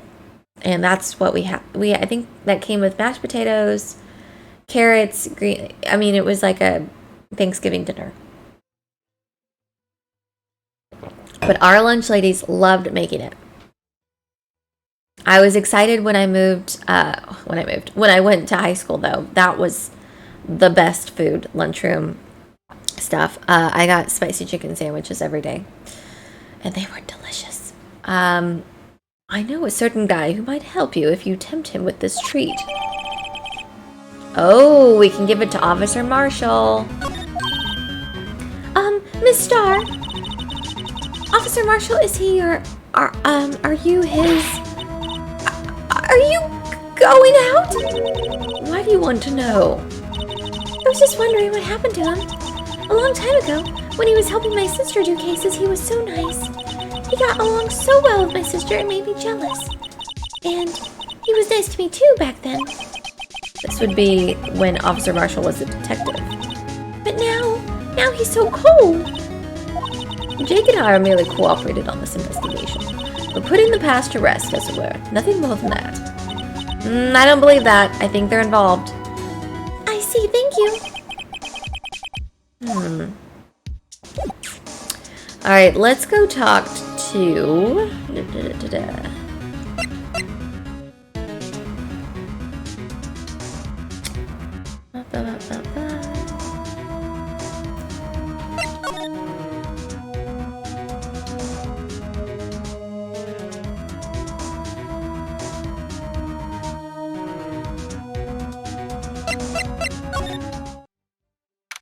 Let's go here. Have some more sloppy joes. I don't think we ever had sloppy joes. It was usually a rotation of Salisbury steak, chicken patty, and pizza on Fridays. It's even busier here today than it was yesterday. The detectives are running around so fast they're blurring. Sometimes we'd get hot dogs. Those were like the best days. I suppose it makes sense. The detective did get killed here after all. So, the evidence room? The scene of the crime? According to the pamphlet we got at the front desk, here it is. It's like a kid in an amusement park. Oh, a real crime scene. Let's go take a look. Let's go to the guard station. Oh, look who's in here. What's with the decor in this place? It's very eccentric. According to the pamphlet, this is the guard station for the evidence room. So beyond that door is the evidence room? The scene of the crime? It sure seems that way. Oh! What's wrong? It's those cacti. They're so prickly, so imposing, it's hard to think straight. You can't handle cacti. Stay out of the desert. What I want to know is, if this is a guard station, where's the guard? I have a feeling I know who he is already.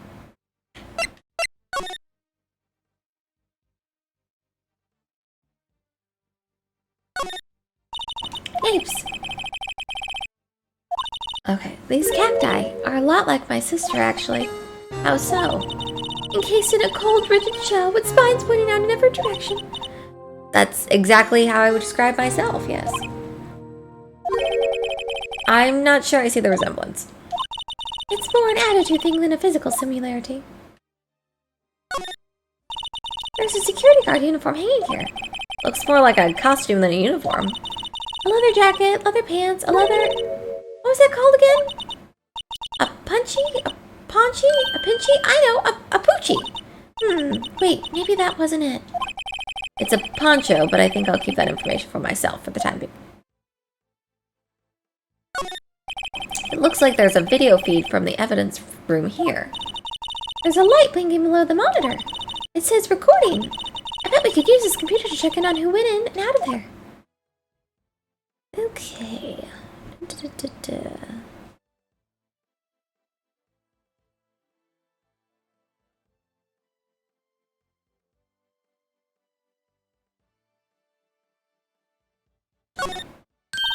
This swinging door makes the place look like some kind of saloon.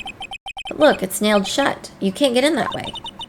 Of course not. If you went in through here, the cactus would fall over. Ouch!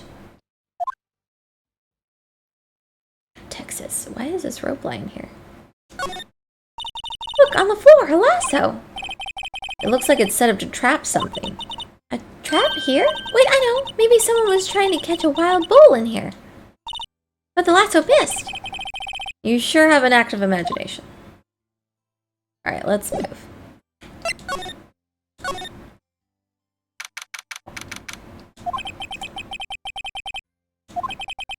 Please? Wasn't that... One steak lunch, please? Oh, it's you. Detective Gumshoe. There's no time for chit-chat, pal. I'm a busy man. What I really need is a steak lunch from Lunchland. Oh, you mean one of these? Actually, it's not for sale. I think I just heard the sound of his heart breaking. Now's no time for despair. We've caught our criminal. Now we just need evidence. The criminal, you mean? You heard about the stabbing in the police department. Evidence room, right, pal?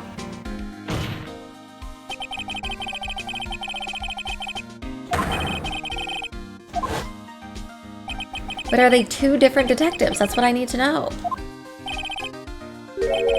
Just arrested him. It's the biggest scandal to hit the station in ages. Everything's topsy-turvy. But Detective Gumshoe, who was it? Listen, pal, all I know is I need me a steak lunch pronto. Standing around here talking isn't gonna fill my belly. Wait, don't leave! If you want to know more, head on down to the detention center, pal. Questioning should be over, so I figure he's down there having a good cry. Later. He ran off to the evidence room. Well, this investigation is off to a running start.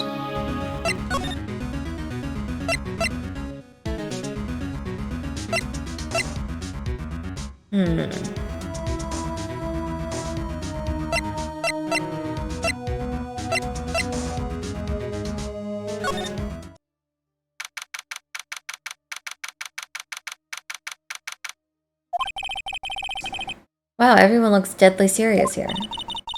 Well, there was a vicious murder of a detective down at the police department. Yes, but the same detective was also killed at the same time in the prosecutor's lot. It makes my head hurt. Well, first things first, let's go check out the police department crime scene. Yes, you sound dead set on investigating. But don't mess up, or we could wind up dead. I doubt anyone wants more mysteries or dead bodies around here right now.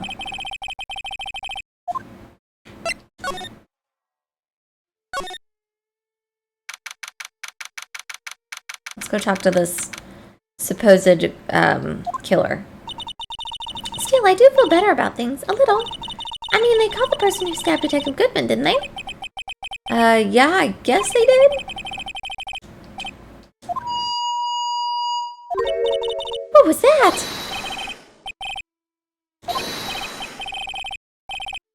Uh-oh, who is it? Oh no, it's Detective Meekins! Oh, hi! Greetings, sir! Wait, I know who you are. Excuse me, but is Mr. Edgeworth, anywhere on the premises? So they're gonna pin it on him. Officer Meekins, so you're a guard here at the detention center? No, sir, I'm not, sir. I'm a little lost patrolman, like a little lost lamb, sir. Oh, I get it. You're here to deliver a report? No, sir, how should I say this? Wait, he isn't, is he? Officer Meekins, you didn't, did you? Perpetrator Officer Meekins reporting, sir! What? Now this is an unexpected turn of events. Alright, Meekins. Take us back. Sir, I'm a patrolman with General Affairs, sir. Sir. Ow, I can hear you fine, Officer Meekins. I had some business that day, sir, and so I went to the evidence room. The guard station in front of the room was empty, sir. So normally there's a guard at the evidence room. That's right, sir, because evidence is kept in the evidence room, sir. Now, the security officer was none other than Officer Marshall. Marshall? Then, sir, I happened to glance at the security room monitor. That's when I saw him, sir. A suspicious person in the evidence room. A suspicious person, sir. A suspicious person. Oh my god. Is he okay? So what happened then?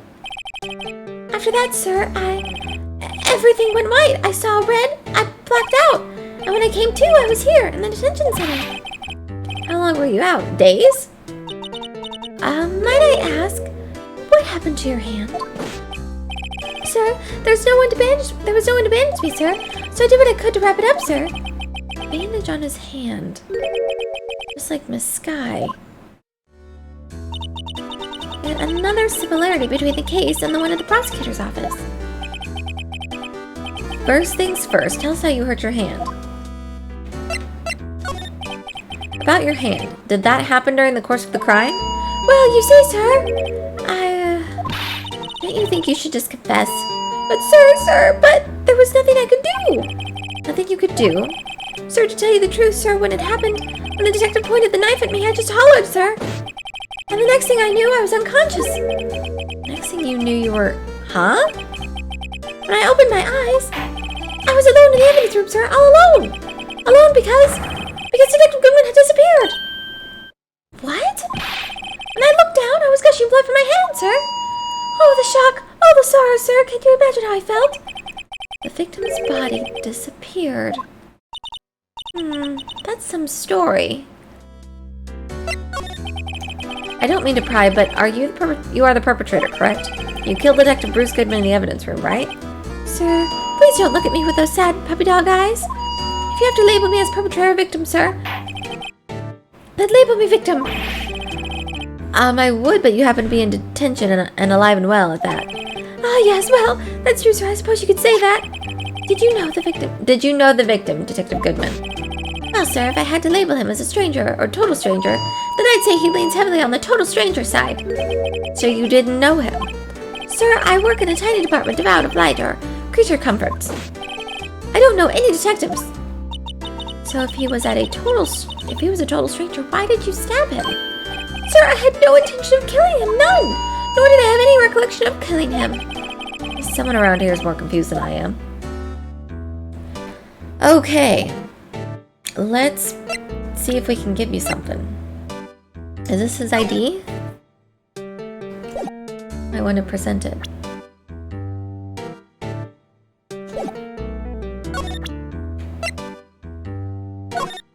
Here we go. Do you think you could take a look at this? Hey! That's it! That's what? My head was blank until this very moment. But sir, now I remember. You mean you remember what happened? Correct! That card was the cause of it all! This ID card? Exactly, sir, that's exactly it. Nothing could be more exact, sir, nothing. Better pry into this one a little bit deeper. Alright, what about the ID card? Can you tell me what it is you remember? Well, sir, you might say I'm a lost little patrolman, a lost little lamb, if you will. I didn't know Mr. Detective Goodman, who was in the evidence room. And that's why you thought he looked suspicious. Sir, I entered the evidence room and asked the man to show me his ID card. Well, that sounds pretty much by the book so far. That's right, sir. That's what I've been trying to tell you. So you asked Detective Goodman to show his ID card. What did he do? That's the thing! Suddenly he pointed a knife at me! What? Sir, I assure you, I was flustered. I wonder if he's never met Detective Goodman. He probably doesn't know what Detective Goodman looks like, so it could have been anyone else. It could have been anyone dressed as Detective Goodman. What if it was Marshall? What if it was Marshall since he wasn't at the guard station? What if he was in the evidence room? So I whooped and leapt at him. Detective Goodman pointed a knife at him. Do unto others before they do unto you, by our own father's words, sir. What happened then? Well, my eyes, sir, everything went white. Then I awoke, I was here. Right. So, Officer Meekins, why was it that they arrested you? What do you mean? What do you mean, Emma? Let's look at what we know. Now, Officer Meekins didn't know Detective Goodman, and the victim, whom he met at the scene of the crime, didn't show his ID card. In other words, we have no way of knowing if the victim was really the victim. And if his body just disappeared from the evidence room, we don't even know if anyone actually died. Plus, the marshal does seem to like knives, yes. Yeah, I don't know why they're saying there was a murder that happened, but no body was found. That's it, sir. That's what I wanted to say. That is, I did say something along those lines. But you still ended up here. They told me that it had to be him, sir. On the day, at that time. Detective Goodman was definitely in the evidence room. That's what they said. But you don't remember the events clearly. No, but the videotape is quite clear. Huh? Videotape? From the security camera. The crime, my crime, the crime. I swore to stamp out. It's there, it's me, it's on tape. And you waited until now to tell us? I'm sorry, really sorry, sir. I'll hand over my badge. I don't deserve it. No, thanks. I have my own. Alright, so let's go check out this video. Maybe we can see what happened. Nothing makes sense. Okay. Hey, Mr. Wright. Look who's sitting at the Chief of Detectives desk. It's Police Chief Gant. And you're sure this is all, You know what this means. If there's anything missing... Sir, I'm sure it's most likely totally perfect. We checked all of his drawers, locked under his seat cushion, behind his computer monitor, inside his personal coffee machine. I see. Well, if anything does turn up, you call me right away. Yes, sir. We'll scour the place again, sir. Righto, my boy. How you been? Swim much? Chief Gant reporting for duty, sir. Why are you saluting him, Mr. Wright? Is Edgeworth going to be okay? Oh, Worthy. Oh, you know, they're doing a little inquiry committee with him. Sounds like an inquisition. Yep, well, they've had no end of trouble with the boys since last year. You mean the incident on Gourd Lake? It doesn't look good having a top prosecutor sit in the defendant's seat, does it? And you got someone else found guilty in that case, righto? Von Karma. A legend he was, undefeated in his 40-year career. But in court, you fixed it so he was caught for forging evidence. Wait, I didn't do anything wrong. He did forge evidence. In any case, the prosecutor's office is in a bit of a turmoil, you might say. Why'd they do just about anything to restore their reputation? Now, depending on what that inquiry committee decides, it could be bad for Worthy.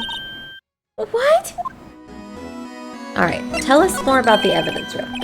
It's downright odd, I tell you. The detective getting killed on their turf, too, I mean.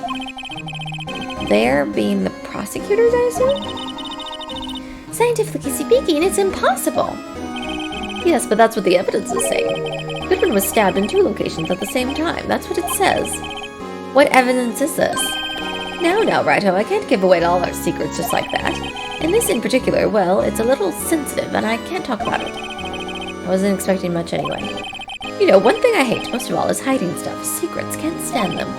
But you know, it's a full-time job, just keeping the chief of detectives trapped shut. Ah, he was the one you were picking on earlier? Huh? You saw that? Oops. I wonder what it was that he wanted the chief of detectives to do.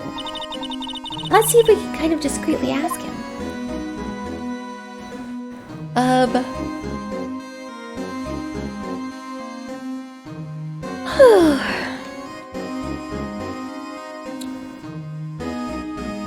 Okay.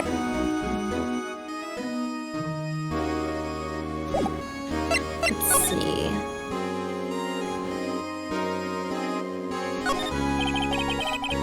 Oh, sorry you had to see that. What exactly did the chief of police want you to do? Well, see over there? That's Goodman's desk. He wanted me to check it for anything that might be a clue. They took away every last piece of garbage in the trash can. So nothing belonging to Detective Goodman is still there? Of course not. Well, except for I love when they say that. Well, except for this. What? You kept something? Sure, why not? It's not important. He didn't even finish writing it. It's a lost item report, but it's only half complete. A lost item? Did Detective Goodman lose something? The date on it is February 21st. Better make a note of that. It's the same thing that he wrote on his little note thing. 2/21. I should really get back to investigating the police department crime scene. Alright, let's... Actually, I was wondering if I could ask you a favor. Well, I never thought the day would come for Righto to ask me for help. I was wondering if we could investigate the evidence room.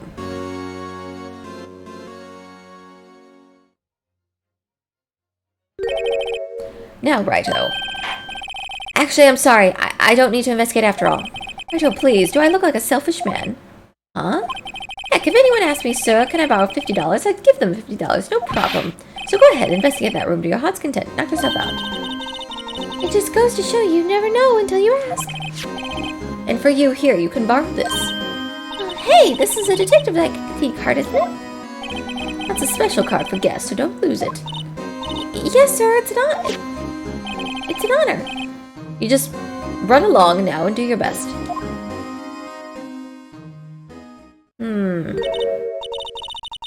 Something's not right. Yes, sir, because, sir, we need to get into that evidence room, sir. This place is a bad influence on the girl. Alright, let's go back to the evidence room.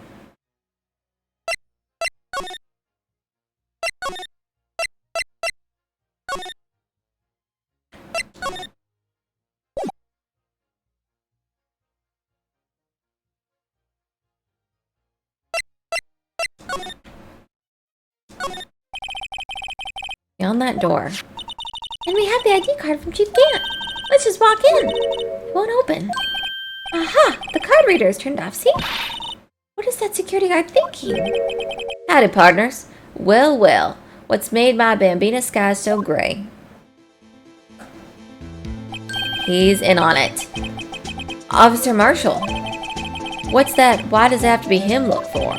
As you may have surmised, this here's my saloon. We're here to investigate the crime scene.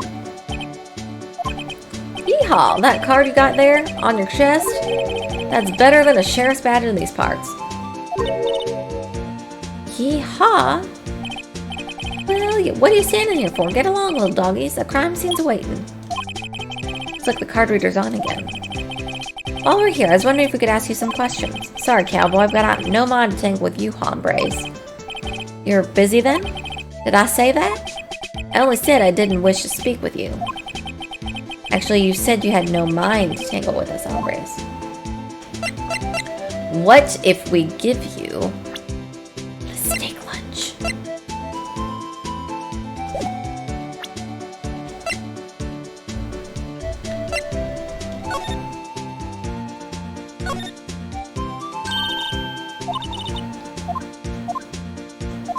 Alright.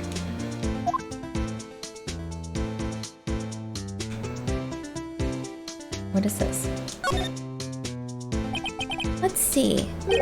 Ingredients meat. She must mean beef. She probably just wrote it generically. Yeah, let's hope so. Of course, as a scientist, I have to check what additive she used. Go to town. Huh, it says here, hours of sweat and labor. That's why the sauce is so salty.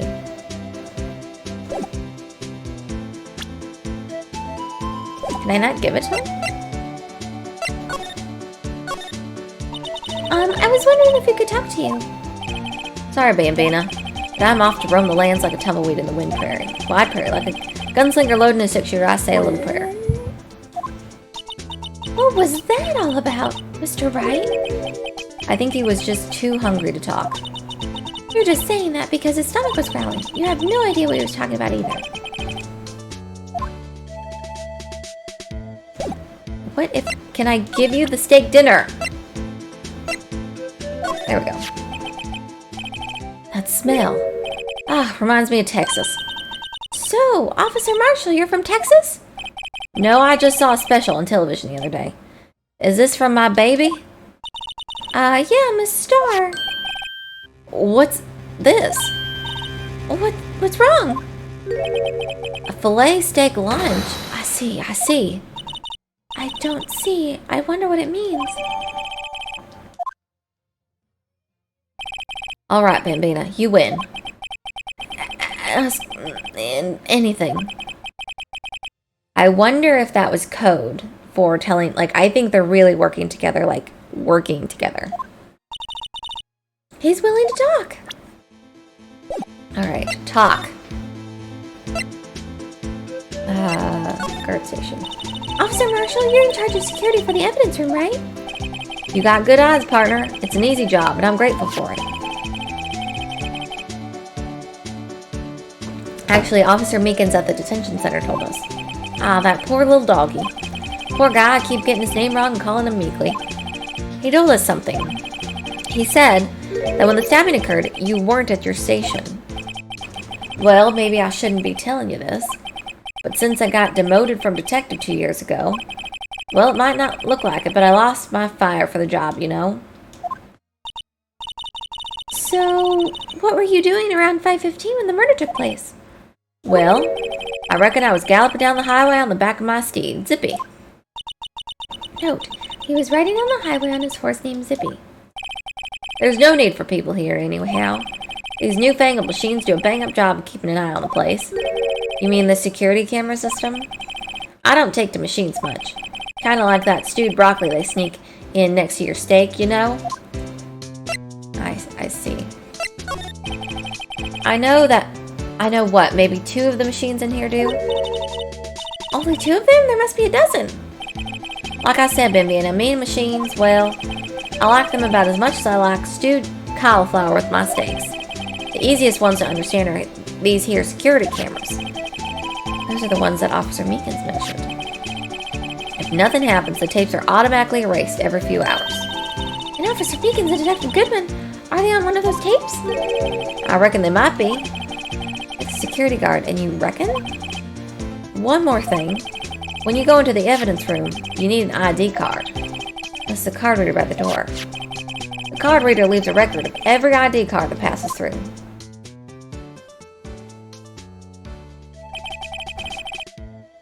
So this is the ID card. Hey, I've seen that somewhere before. Sorry, Bambi, and I can't show you more than that. So it said that Detective Goodman's card key was used at 514 in that room, but I didn't see what the other number was. I haven't heard whether it's related to the case yet. Mr. Wright, I saw that number on the record just now. I've seen that number before. Maybe there's some way I can prove the record is tied to the stabbing. Alright. Miss Starr told us something. She said that you were a detective until 2 years ago? It was always my dream to be a rawhide wrangler on the scene of the crime. That's all gone now, like a drinking hole in a prairie fire. You're still investigating the SL9 incident with Miss Starr, aren't you? That was my case. It's all solved on the record books, but it smells like a bad game of poker. Can't let it go. That's all there is to it. What kind of case was it anyway? We've heard the name so many times, but no one tells us what exactly happened. There are some things you're better off not knowing, Bambina. Anyway, that case is officially dead as of 2 years ago. 2 days ago, the day of our case. Oh, 2 days ago, sorry, not 2 years. That's right, the evidence transferals. I was just talking about the transferals too. Sorry, but could you explain what this whole transferal thing is about? We keep only evidence from solved cases in this room. They're kept here under the presiding detective's supervision for 2 years, so we can reinvestigate them if it turns out there was a mistake, see? So what happens to the evidence after 2 years? It goes to sleep forever in the underground vault of the County Sheriff's Department. That's what we call transferal. We do it every February. I see now. Transferal is like a funeral for old cases. 2 years after a case is solved, it's closed forever, dead. Never to be reopened again, never to be reinvestigated. And that happened to SL9 2 days ago? Alright.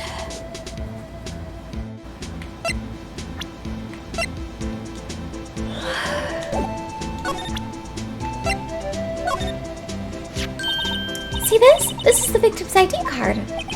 Ah, the one that was on the ground in the parking lot. The number on this is 5842189. Officer Marshall, show us that ID card record again. So there was someone that came in right at 514 too. Look, the fourth number is a perfect match. It was used at 514, right before the stabbing.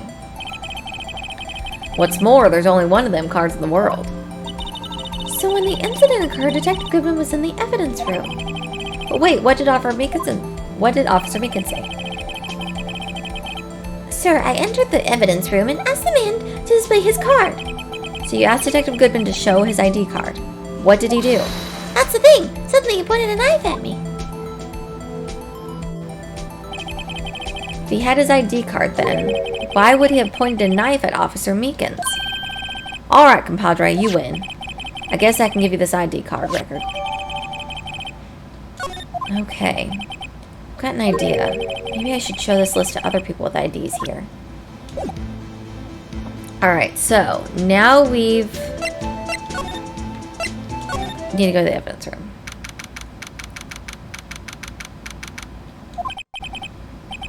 It's quiet. The investigation would be over here. So this is the evidence room. It's really kind of like a graveyard. Graveyards are supposed to have grass and trees. This feels more like a morgue.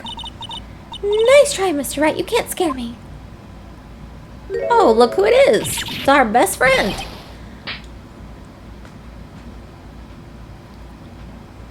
What just happened? Sorry, I thought you were a ghost. I would recommend going around smacking ghosts on the head, pal. So, is it true what I heard?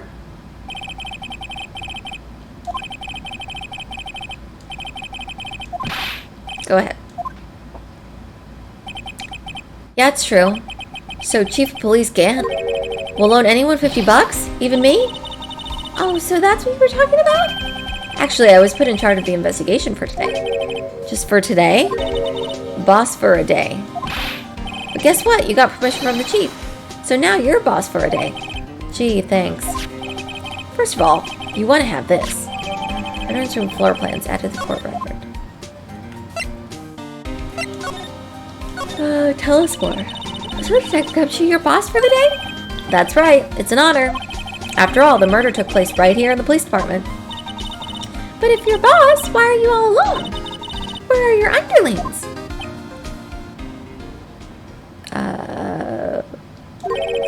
They're using yesterday's findings to prepare for tomorrow's trial. In other words, you got kicked out of the investigation. I'm adamant, though. I'm going to take control and put this case to rest. In my own evidence locker, pal. You have a locker in here, Detective Gumshoe? Of course! I'm a detective, after all. They gave me a locker that only I can open. Only you can open? I'll always believe in Mr. Edgeworth, no matter what happens. So, Mr. Edgeworth is the inquiry committee right now? They're trying to figure out who's responsible for the mess up in the court today. I see. I guess this is what you call fate. Mr. Edgeworth just can't get away from that case. That case? Yeah, that case. The SL9 incident, of course. That was the beginning of the end for Mr. Edgeworth. Maybe we can get him to tell us more about that case. This place is more high-tech than you might think. Every locker is fixed so that only one detective can open it. Using their ID card? Well, that's the thing, pal. ID cards can be lost. Why, I'm on my third card since entering the force already. It sounds like a lot. Yeah, but even I can't lose my own right hand. Right hand? Oh! You mean your fingerprint? Exactly, pal. The lock for each locker is coded with a fingerprint. So the only locker you can open is your own. Funny, they look like normal lockers. These are the latest model. There's a trick to the handle, see? The handles? On the other side of the handles is a sensor, and if the wrong person touches it, zap, you get shock. If that's what happened, my hand would be black and smoking every day. In any case, the locks aren't that obvious. There are even some people on the force that don't know about the fingerprint locks.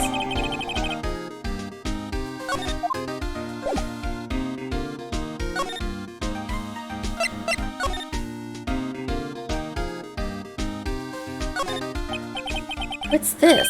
Blood? It's a little worn, but there's definitely a handprint here. Looks like someone tried to wipe it off. Mr. Wright, what if there are other blood stains left in the room? We should use her testing fluid to check it out. Okay, let's do that.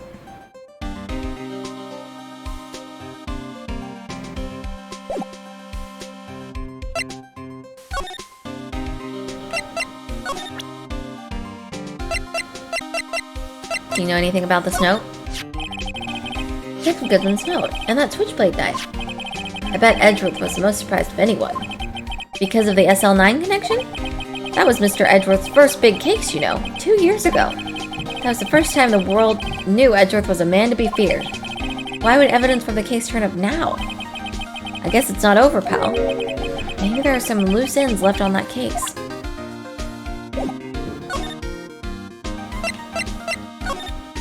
Let's...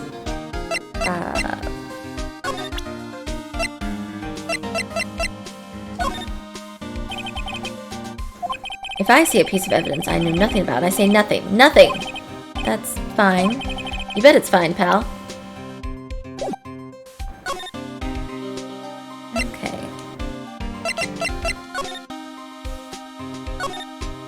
Look, this one's open, and the red indicator's on. Locker's coded with Detective Goodman's fingerprint. Detective Goodman's locker? Are you sure it's okay to leave it open like that? Well, it'd be hard to get it open again if we closed it. It's empty. They must have taken the contents elsewhere. Someone left a glove here, but only one. Detective Gumshoe, maybe? There you go, pal. Make me out to be some kind of absent-minded detective. That's evidence from the case, you know. You mean SL9? It does have a tag on it. Thin rubber gloves.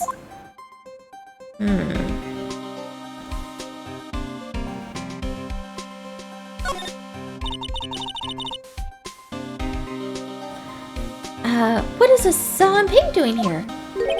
Since the dawn of time, true art has always been a war against oppression. true art. I notice there's blue and yellow paint here. Perhaps we're witnessing the birthplace of the Blue Badger. Well, you might say this in my studio. Here in the evidence room?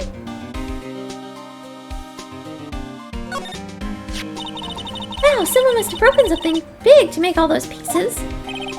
Detective Gumshoe, perhaps? That's apparently from the case. The case? The SL9 incident. See the sticker on one of the pieces there? A piece of SL9 evidence.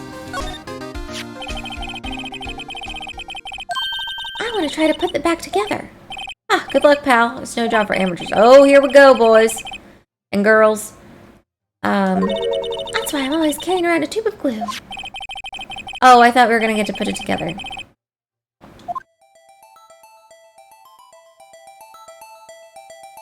Here we go.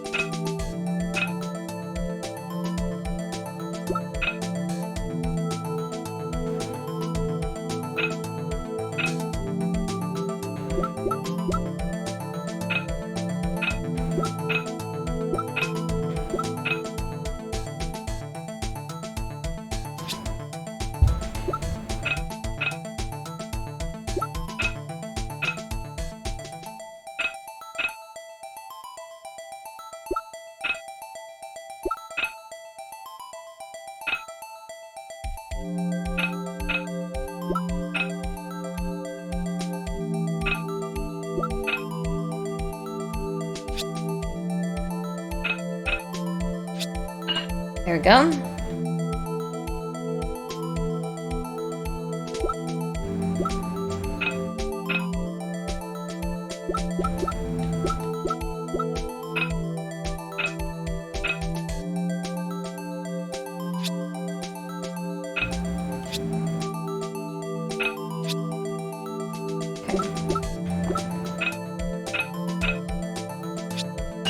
There we go.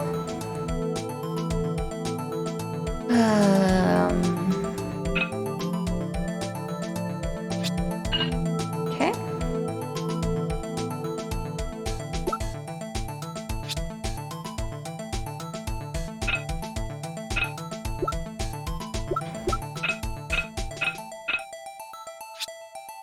No, not that one.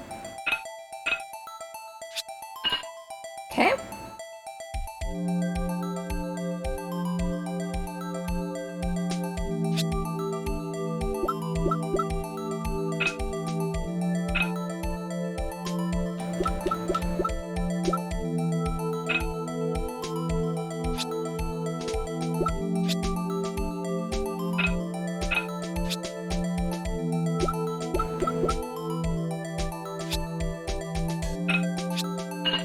Okay.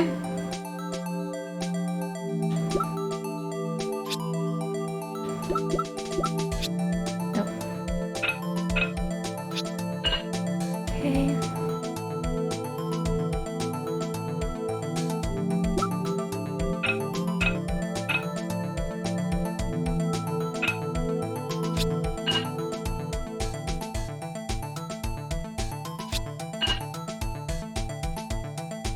Alright, we're missing a piece. That was fun. Huh? Well, I think we did it, but some of the pieces are missing. Yeah, I got that far too in 2 minutes myself. The problem is finishing it. Were some pieces stolen? I bet they were missing to begin with. Still, it doesn't look like the most stable kind of jar. I kind of understand how it got broken.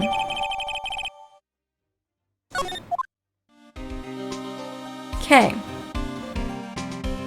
Alright.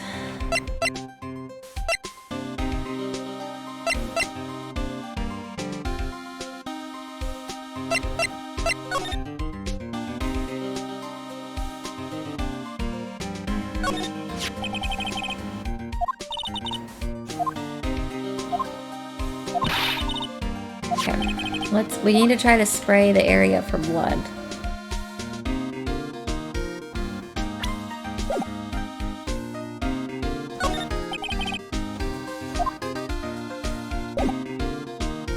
Oh, I see, I see.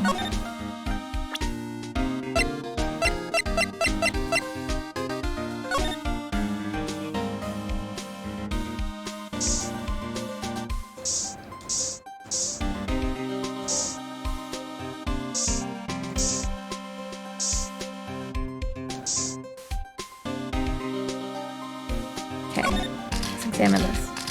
There's lots of blood. I'm not professional, but what's your opinion, Detective? Pale blue blood? Maybe Detective Goodman was actually an alien. This proves that something really happened in front of this locker. I'll make a note of it on the floor plans. Hey, if you didn't want my opinion, you shouldn't have asked.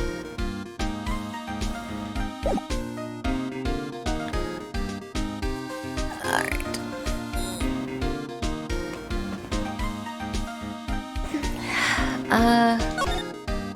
Let's spray some more. Oh, gosh, sorry.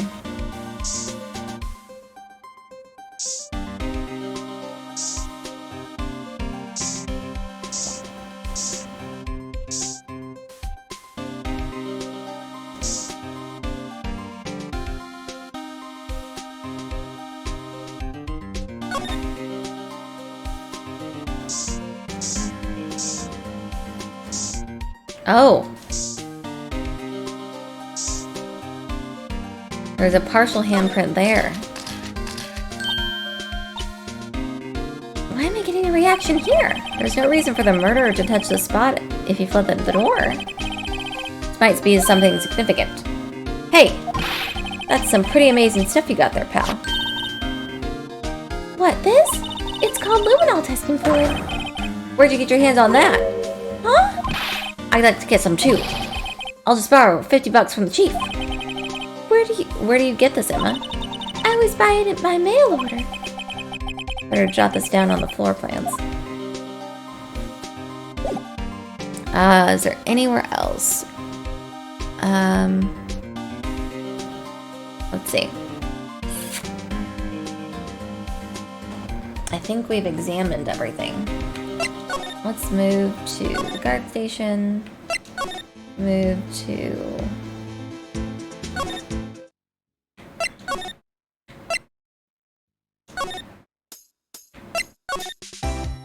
We haven't been here in a while.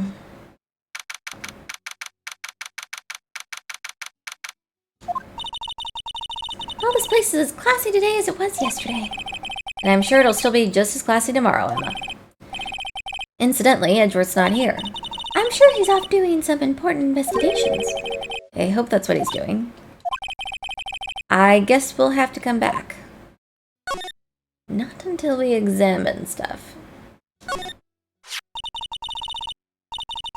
Why would he just leave it on the couch? Yeah, you'd think he'd want to show this thing off more than try and steal samurai. And again, Edgeworth has always been like that. Really? Hey, I should write this down. Tell me what he was like as a kid. Back in elementary school, he won awards for all kinds of things. Speech contests, essays, playing the flute, golf tournaments. It doesn't exactly sound like typical elementary school stuff. But he always hated receiving awards. He'd make some smart remark like, "I know the path I've walked, no one else needs to tell me." That's how he's always been. Kind of gets under your skin, doesn't it? Work desk. What a nice desk. Okay.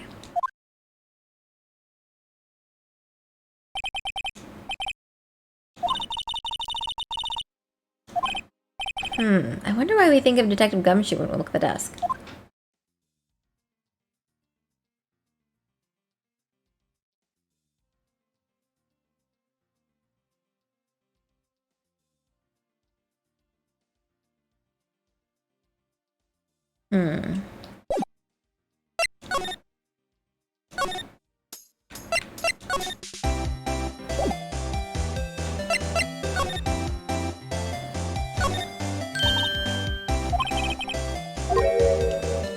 Okay, so we found this letter earlier. I wonder if there's blood on it.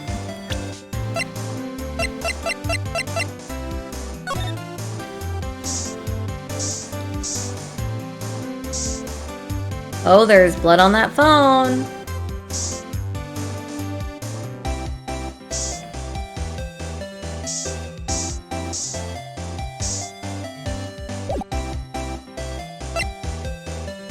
Why didn't it do anything when I did that?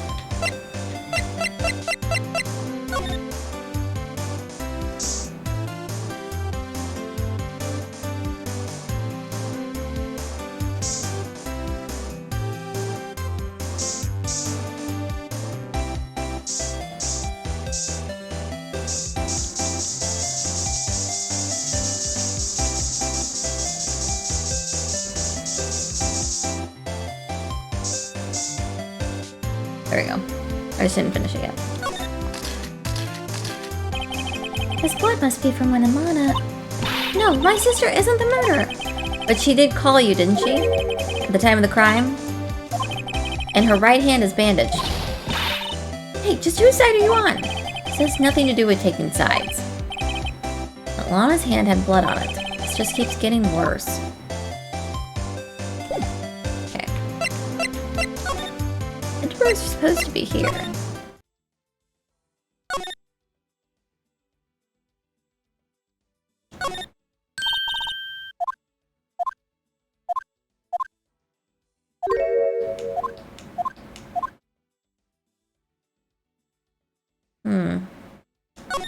Oh, we've already checked that.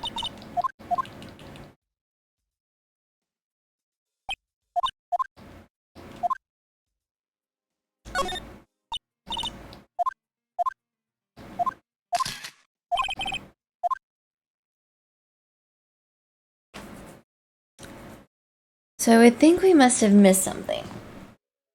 We're gonna go ahead and... Today's Friday, so I'm super happy. The court will now reconvene for the trial of Miss Lana Skye. Emma didn't come back. Allow me to call the next witness to the stand. The officer in charge of the evidence room on the day of the crime. Excuse me.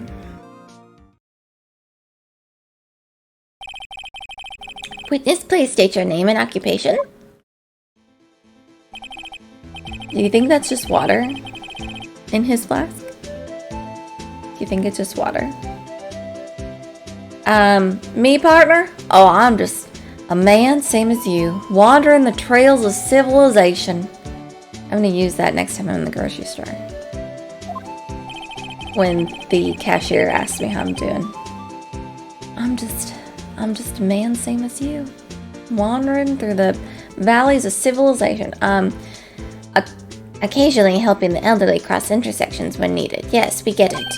Oh, I know, you're a patrolman. As for my name, if you listen hard enough, you can hear the howling wind call it out. To be exact, it's Jake Marshall, Your Honor. Howling wind? I've never heard Edgeworth describe it that way before. Now, Mr. Marshall, let me ask you something.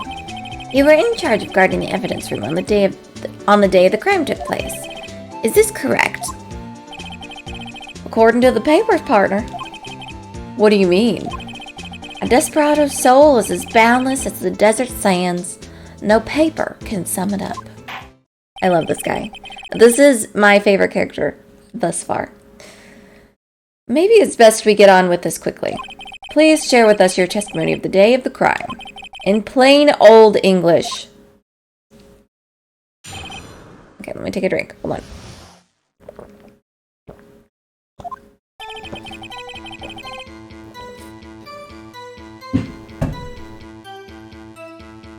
Okay. My job was to keep a wary eye on that bone orchard. They said I was supposed to make rounds 3 times a day, but that ain't my style. Besides, the room's protected by 2 security systems anyway. If I remember right, I was at a street side saloon at the time it went down. I'm just an innocent traveling man, so if you're out of ammo, it's time I hit the trail. Okay. So he said that he was not there at the scene at the time that the crime happened in the evidence room. I can't say I care for your beard, but you don't see me complaining. Wait a minute. What do you mean by 2 security systems? I mean the security cameras and the ID card reader. I reckon even a cowpoke like you knows about those. Yes, well, what about the fingerprint-activated locks on the evidence lockers? Fingerprint-activated locks? What kind of newfangled doohickeys are those? He's not being very helpful. He's not that good with machines or with following orders. Everyone's got their weaknesses now, don't they, Mr. Prosecutor? This one seems like trouble. Okay, Mr. Wright, he's all yours. Good, even the judge doesn't like him. This is great. Alrighty. My job was to keep away on that bone orchard. They said I was supposed to make rounds 3 times a day, but that ain't my style. Besides, we were protected by 2 security systems. If I remember right, I was at a straight side saloon at the time I went down. But.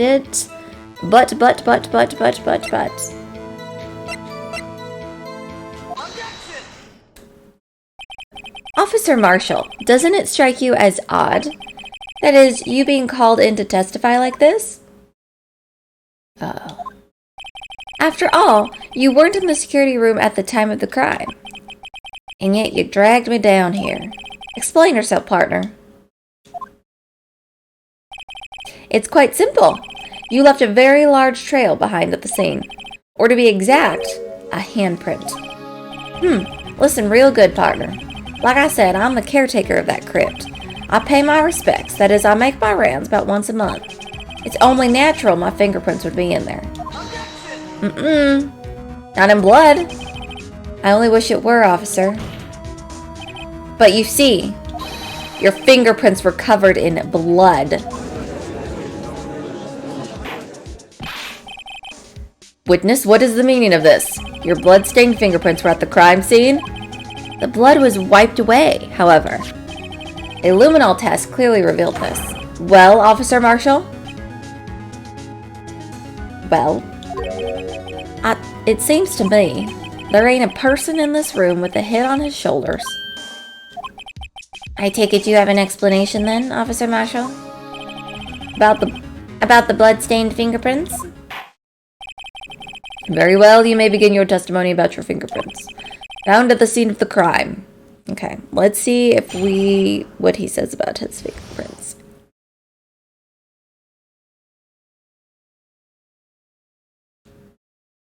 Okay. Oh, sorry. Something in my eye. Like I said, it's only natural for my fingerprints to be in that evidence room. One of them just happened to be at the same place as the blood-stained handprint. The murderer touched the locker where my fingerprint was by chance. The blood stain and the fingerprint are completely unrelated. Or didn't you know the murderer was wearing gloves? See? How does he know that? How does he know the murderer was wearing gloves?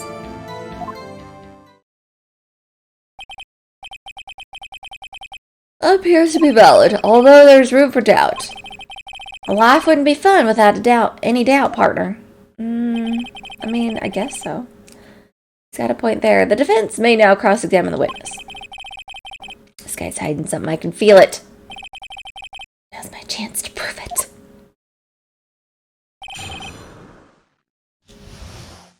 Dev, are you playing any new games recently? Oh, God. I'm so sorry. My eye is about to get so irritated. Like I said, it's only natural for my fingerprints to be in the evidence room. Oh, I meant to press that. That's because you, how do you put it, pay your respects once a month? Yeah, that's right. And that and one more thing. That locker happens to be mine. Oh, but it's not. What do you mean? Oh, no, that is his locker. Never mind. I mean what I said. That's the locker I used when I was a detective. The locker I still use. All that's in there now, though, is a heap of broken dreams. I see. It'd be strange if my prints weren't all over that locker. Apparently, his fingerprint data was never removed from that locker's programming. He must have been using the fingerprint lock all this time without even knowing it. Okay.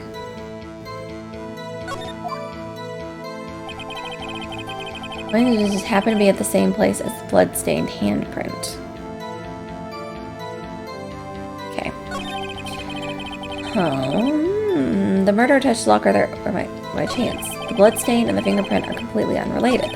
Or didn't you know the murderer was wearing gloves? Wait. How do you know that? I may be a loner, but I still do my job. I keep up on the reports. There was a blood stain at the scene, thought to be left by the murderer. That's right. It was found in Detective Gumshoe's locker. However, no fingerprints were detected on that handprint. Oh yeah, I think we tried too. So that would mean the murderer wearing gloves happened to place their hand on top of Officer Marshall's fingerprint. That's the only logical conclusion. Are you starting to get the picture, partner? The picture? The seal of blood in the desert. It's just food for the buzzards. I can't with this guy. There's only one reality, and that's this. The security tape. As long as my trail isn't there, you can't say otherwise.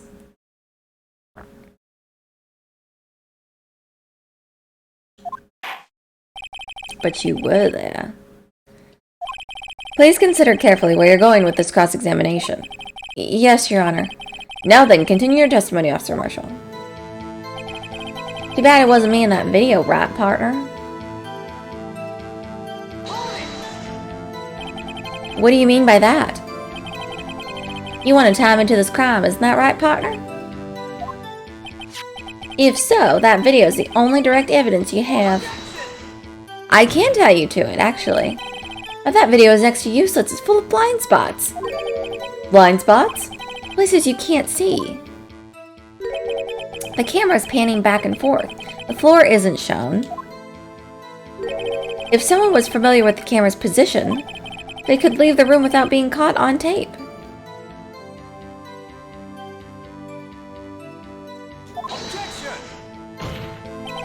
We don't have time for your speculations, Mr. Wright. Well, Mr. Wright, if you can show us evidence in this video that indicates Officer Marshall was present, please do so now. I do have evidence. Very well. Allow me to point out your mistake, Officer Marshall. Tread carefully, Mr. Wright, or you might wind up being the one making the mistake. Now then, let's have another look at the video. Show us this incriminating evidence of the witness, Officer Jake Marshall. Alright. Fast forward. Blah, blah, blah, blah, blah, blah, blah, blah, blah, blah, blah, blah.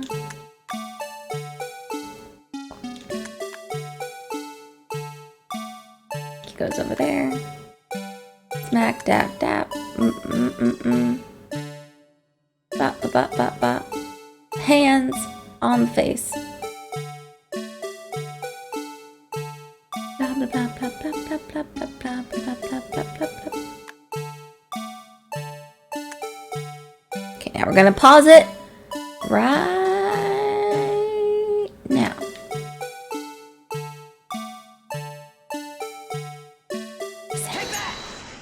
Yes. Bringing our attention back to the security camera is a mistake I'm afraid you'll soon not forget, Officer Marshall. These days are short in Texas, so are our tempers. Could you sum up what you have to say in 8 words or less? Very well. You can clearly be seen in this video.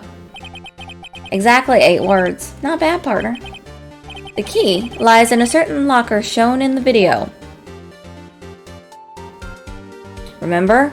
That piece of cloth wasn't there before.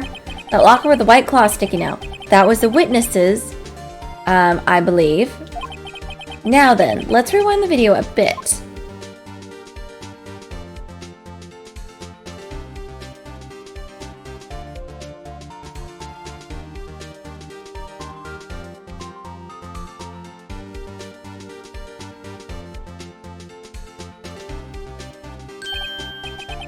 Oh, the white cloth, it's gone. What's the meaning of this, Officer Marshall?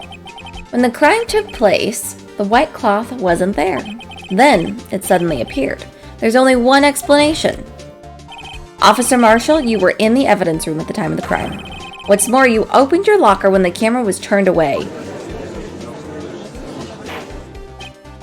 Order, order. It would seem that's the only... Hold your horses. Sorry, partner, but you got the wrong man. So what if my locker was opened? That doesn't mean I'm the one who opened it. I don't think you understand how fingerprints work, sir. The murderer needed to hide something, so he opened a locker and stuck it in. It's not my fault he happened to choose mine.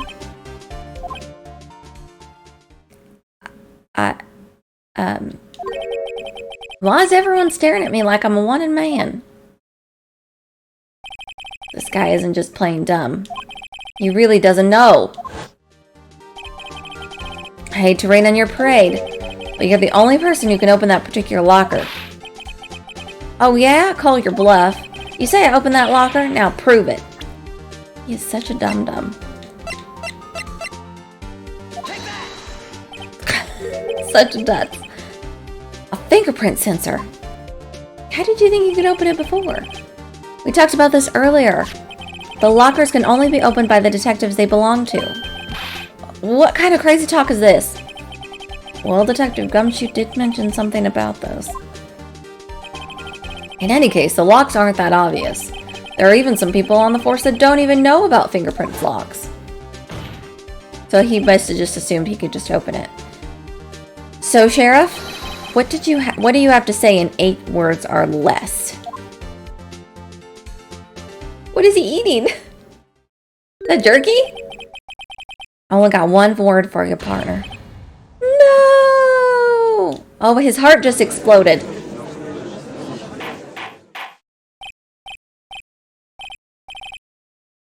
Okay. Order, order. Witness, explain yourself. If this is just a joke, it's the worst I've ever heard. I assure you this is not a joke, Officer Marshall.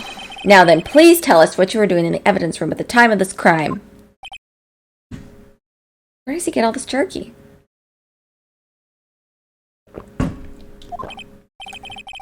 Olay, please answer the question. What is he now? A bullfighter? That's airtight, Officer Marshall. I believe we can figure the rest out from here. We can? Have a look at these floor plans. There's no place for someone to hide in the evidence room.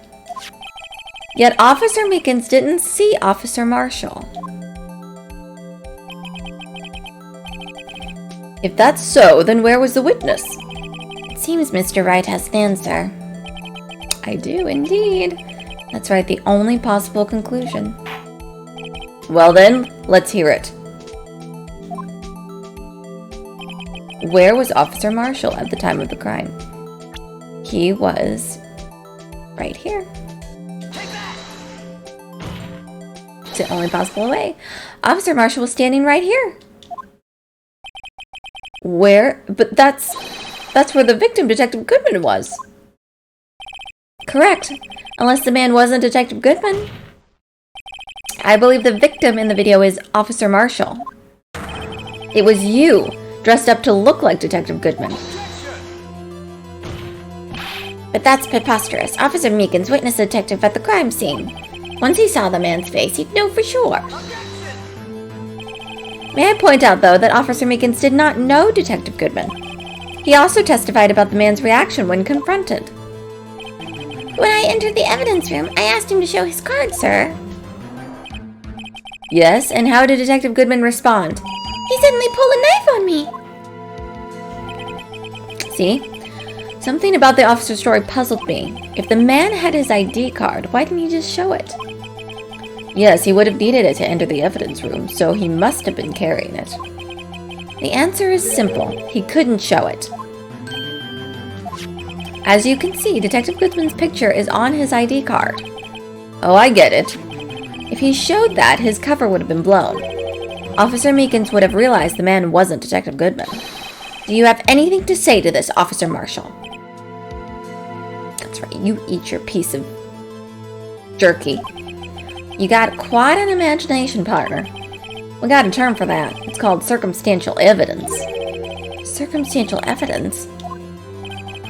You're gonna have to do better than that to break a detective, unless you have hard evidence proving I dressed up as the victim. I can't say I particularly care for your uncooperative disposition.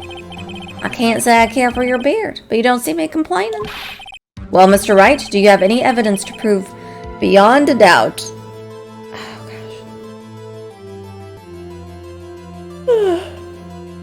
gosh. Beyond a doubt. Officer Marshall dressed up as the victim. Well, we do. On the videotape. I can see the fear in your eyes, partner. Seems you're the one who couldn't take the desert heat. I can take the heat. We will go, sir. Alright, so obviously it's a 1. Okay. Alright, come on, just let me present my stuff. It looks like your lack of experience has finally been exposed. Not quite. I'll pass it on to you when someone told me when I was just starting out. When you've run into a wall with no place to go, return to the basics. The basics? For me, that would be what Mia used to tell me. Phoenix, try thinking outside of the box. I shouldn't look for proof that Officer Marshall was in disguise. But rather I should look for evidence that came about because he was in disguise. Why do you think this locker was opened in the first place? What do you mean? There's no reason for Officer Marshall to open his locker at the time of the crime. Yet he did, despite the chance it might be discovered later, as it has been. Which means he didn't originally plan to open his locker. Because he got knifed. According to the defense's argument, Officer Jake Marshall dressed up as Detective Goodman at the time of the crime. Then after the crime was committed, he opened his own locker for some unknown reason. The fact that a white cloth was sticking out of the locker seems to indicate that he opened it in order to put the cloth inside. So, just what exactly is this piece of cloth? Perhaps the video is the key to all our unanswered questions. I don't have any evidence, so this video is my only shot. Let's do it. Very well, let's take yet another look at the security tape. Alright, after committing the crime, the witness opened the locker to put away the white cloth. Please show us why the witness had to open his locker.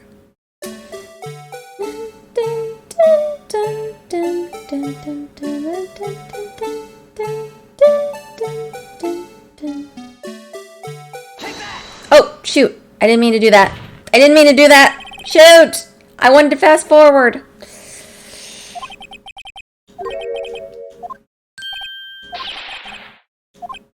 Okay, sorry. Can we do that again? Sorry.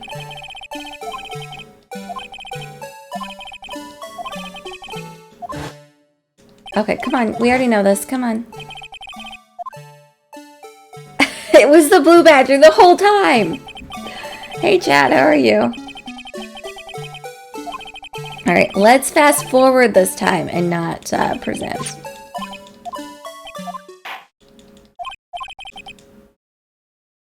Okay.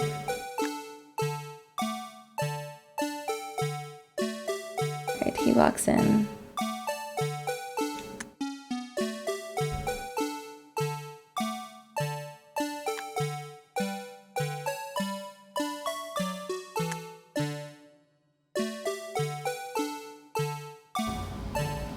Oh! Wait, go back. I saw it.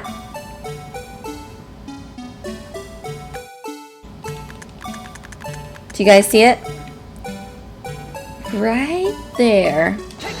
Mm-hmm. For some reason, you disguised yourself as Detective Goodman and entered the evidence room, though I don't know to what end yet. However, something unexpected happened. Officer Meekins barged in on you. When asked to show your ID, you pulled a knife on him. However, Officer Meekins panicked, and the white coat you were wearing was soiled with blood. A bloody white coat. You couldn't just walk out like that, so you hid the coat in your locker. Not bad, partner.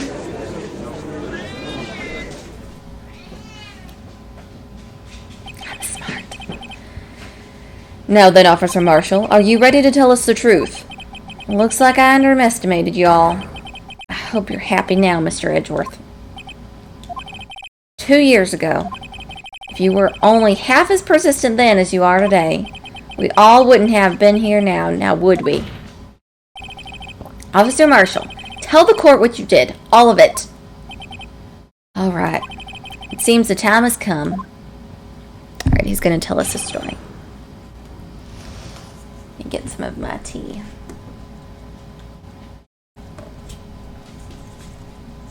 Stay on tea. Hold on. Sorry.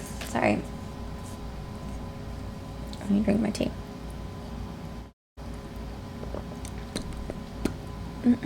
Mint tea. La la la la la la la. I had to do it that day. I couldn't just stand by and let it die.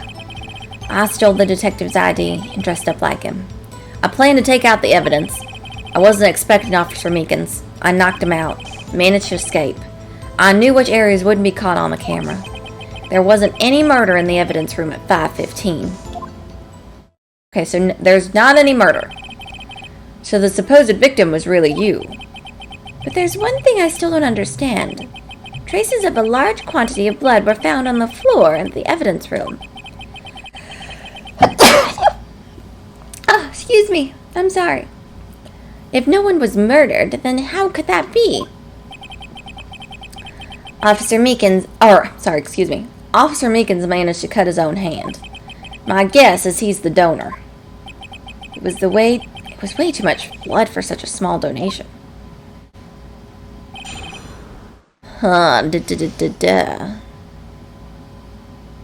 Okay.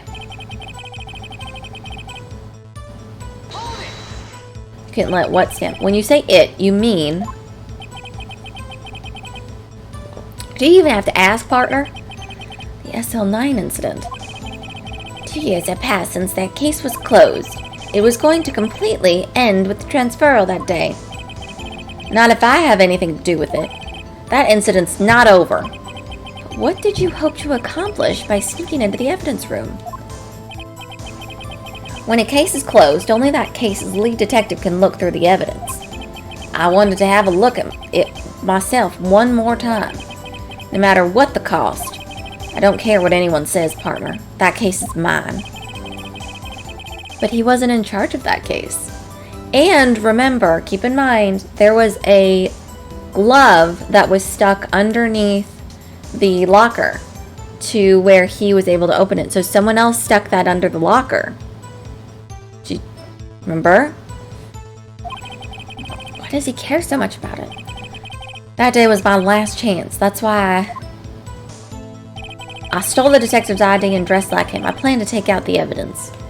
I think he's covering for someone else. I don't think it was just him. Why did you disguise yourself as Detective Goodman? If I didn't make it look like Goodman was carrying out the evidence transferal, I'd be arrested for stealing evidence, which wouldn't get me anywhere. So you did it to fool the security camera. And the detective's ID card? I stole that morning of the incident. So that really was why Goodman started filling out that lost item report. But how did it get back into the trunk of the car?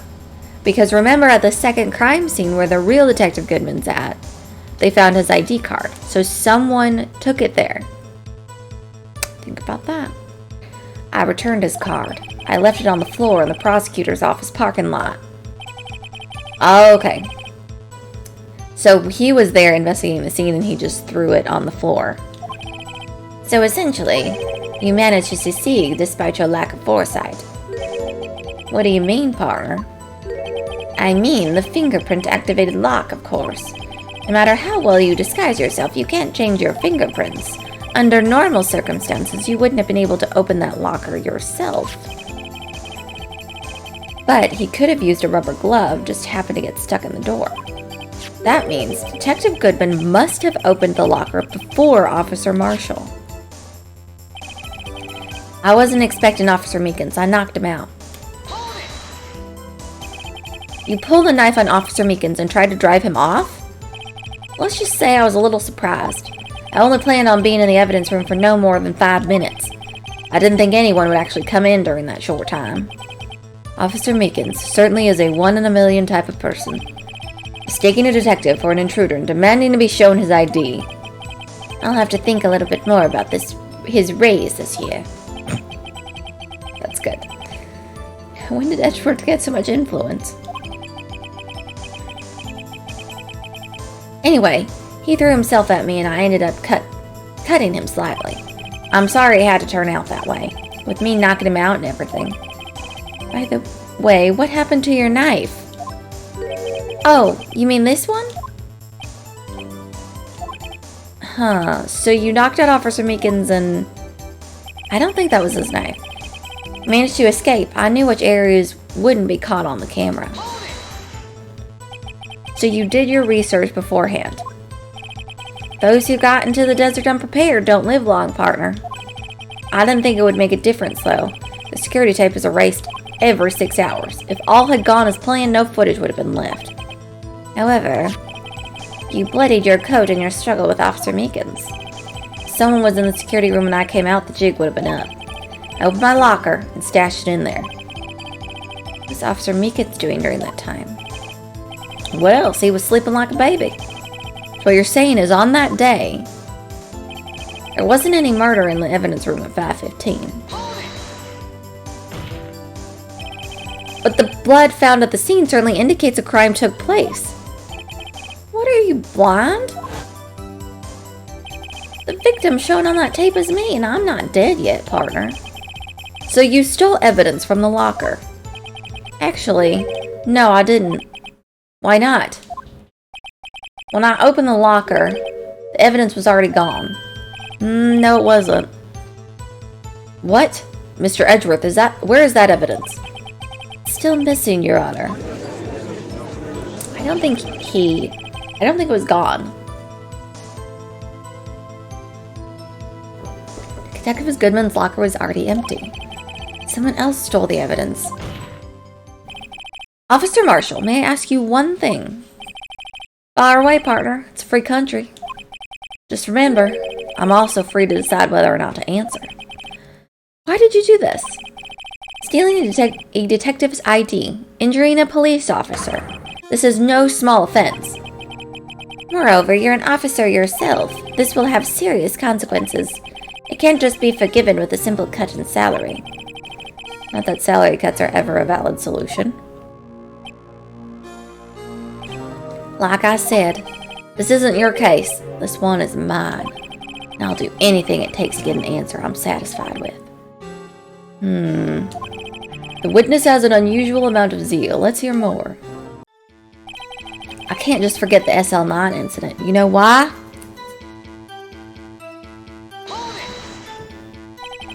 But that case was solved 2 years ago, wasn't it? That's the reason the evidence was stored in the evidence room. Joe Dark was convicted for his crimes. One thing I can say for sure is he deserved his sentence. I remember the Joe Dark case. It involved serial murders, didn't it? I don't intend to complain about how it turned out, but there's something that still bothers me. Something that went down at that trial. Something no one will talk about. What happened? I don't know. That's what I'm trying to find out. What? That statement made no sense.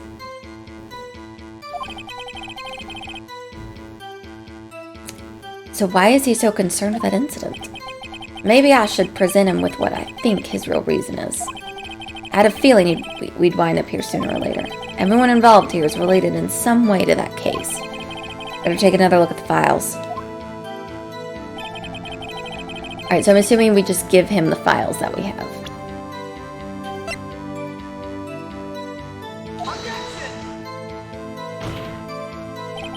Your Honor, that statement contradicts this evidence. Oh, no.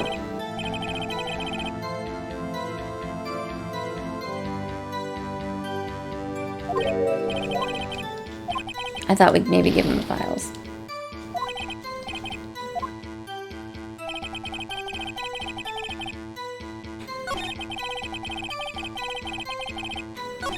I wasn't expecting Officer Meekins to touch him out. Managed to escape. I knew which areas would be caught on the camera.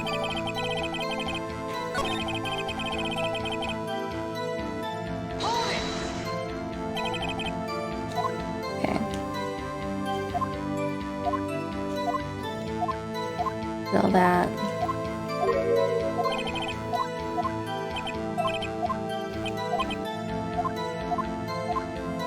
Alright, let's take a look at the files. Hold on.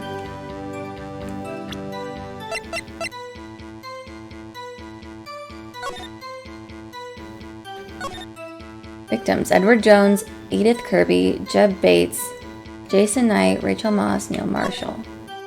Miles Edwards, witness Lana Skye, Emma Skye. Investigation Task Force, Executive Investigators Damon Gant, Lana Skye. Head Investigator Bruce Goodman, Jake Marshall, Angel Starr.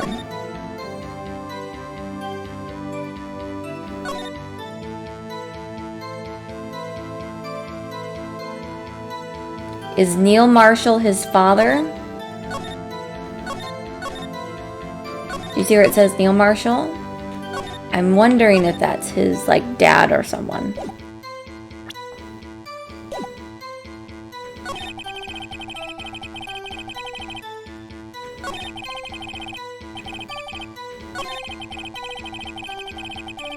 Okay, we've pressed him on everything.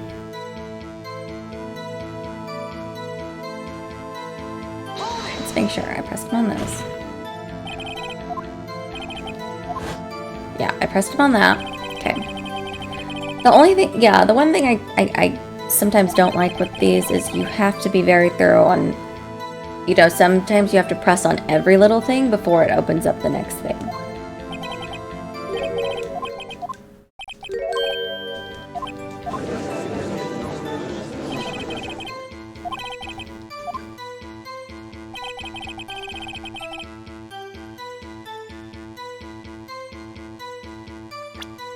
Alright, let's say because your dad was in there. There we go. There we go. We just had to read the file. Officer Marshall, I think I understand. I think I know why you care so much about the SL9 incident. Sounds like you've been sipping too much cactus juice, partner. I have the SL9 incident file here. The name, Marshall, is mentioned in here. In a list of murder victims. Neil Marshall. Are you related to this man? Neil Marshall. Wow, that came out horribly, chat. Neil Marshall. Neil Marshall is how that came out. Yeah, I'm sure you've heard the name. 2 years ago,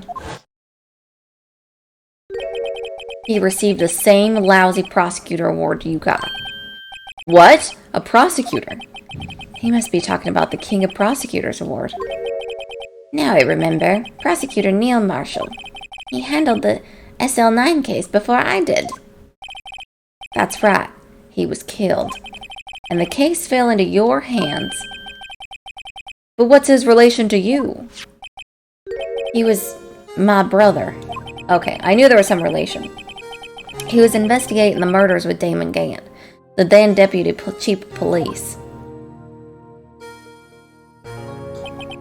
The group of detectives I was part of worked under them. We were desperate to prosecute the killer. Joe Dark. My brother fought Dark and was killed. That was the first time Dark left behind any evidence. That was all we needed. He was arraigned and incarcerated. The case was finally closed. At least according to the public records. What do you mean? My brother couldn't have been killed by Joe Dark. I knew my brother better than anyone. No one could have beaten him in a fight. And that's it? That's your reason for your insane actions? There's more to my brother's death than what the records say. No matter how much you try to hide it, you can't fool me. Yeah, because I think the police were in on it. Well, at least one thing's for certain. Now we know what happened at the police department on the day of the crime. That was the last day the SL9 case could have been reopened. Not satisfied with its resolution, Officer Marshall planned to steal the evidence. Disguising himself as Detective Goodman, he entered the evidence room.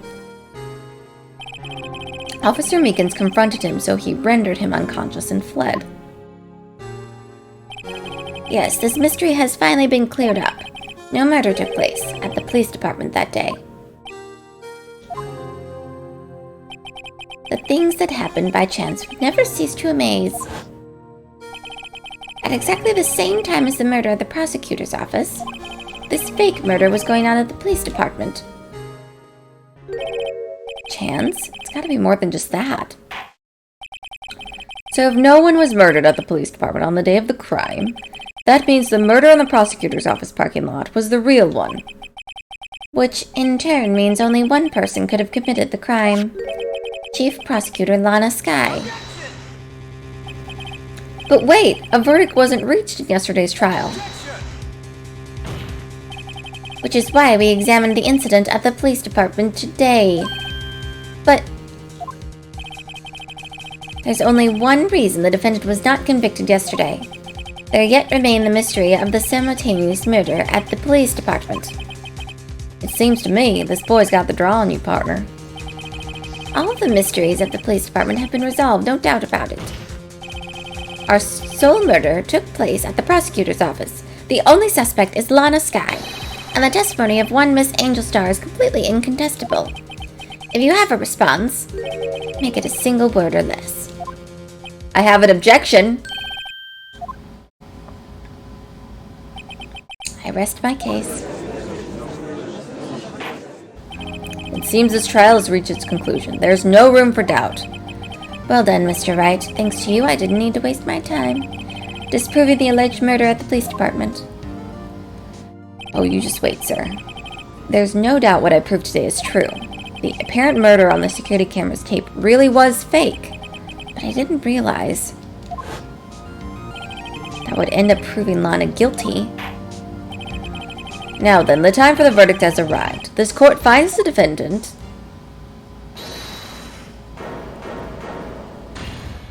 Oh! It's Emma! Your Honor, wait! Emma? The defense has an objection. A scientific objection. Right. What do you mean, Wright? Mr. Wright, are you this girl's guardian? Your Honor? Oh, in a sense. Please, Your Honor, all I'm asking is for a minute of your time. Please hear me out. Mr. Edgeworth, please. I don't want to leave any loose ends. You want a minute? I'll give you 3. That's generous. I was kind of in shock. I mean, finding out the SL9 incident referred to the Joe Dark killings. Now that she mentions it, the names of both Skye sisters were in that file as witnesses. But that's when I figured it out. I mean, what Officer Marshall was trying to do that day. So I knew his fingerprints had nothing to do with the crime. That left only one thing, the other handprint. You mean the traces of blood found on the Detective Gumshoe's locker? But no fingerprints were found on it, right? No, but I figured if I examined it scientifically, I'd be sure to find a clue. So I ran over there and looked at it again. Did you find anything? No. Huh? Sorry, I guess I'm not much of a scientific investigator after all. Is that all? Please don't be mad. I'm just a high school student. I'm just an attorney. But Mr. Wright, those traces of blood are the only clue we have. If we can't find something wrong with them, please, Mr. Wright, you're a professional. If anyone can save Lana, it's you. Me? Oh boy. Time's up. Now then, Mr. Wright. With regard to the incident at the police department, does any reasonable doubt remain? It appears the defense is troubled by the other blood mark. So the other blood mark was there, which is Detective Gumshoe's locker. Is there a problem with this? Mr. Wright, I'm sorry I can't be of more use. But still, if you can't find anything wrong with that blood mark, Lana will be... Please answer my question, Mr. Wright. We don't have all day. Yes, Your Honor. What could be wrong with that handprint on Detective Gumshoe's locker? Could there be something I'm missing? There is. I object. Remember, guys, the blue badger thing was in front of Detective Gumshoe's locker. So no one should have been able to go up and touch it until well after the incident. This handprint left at the crime scene clearly shows a contradiction. The only thing that seems clear is your grasping, Mr. Wright. You've been staring pretty intently at those floor plans. Tell me, is there a problem with them? Yes. This is strange. Take a good look at these floor plans. Something is missing. Missing? You mean something hasn't been drawn out there? Yes, something that, when drawn, will completely change the meaning of the blood mark. Let us pray the defense isn't simply trying to buy time. Very well, Mr. Wright. With all this evidence here, there's got to be something I can use. The question is, which item can prove something is missing in the floor plans? The blue badger. How did he get back up there? What about that piece of plywood? The blue badger, mascot of the police force, defender of truth, guardian of proof. Explain yourself, Mr. Wright. Please look at the floor plans of the crime scene. The blue badger is not here. So watch what happens when we put him in it. This is where he was dancing at the time of the crime. Well, what? That's right. So long as the blue badger is dancing here, it would be impossible to place a handprint at this spot on the locker. What?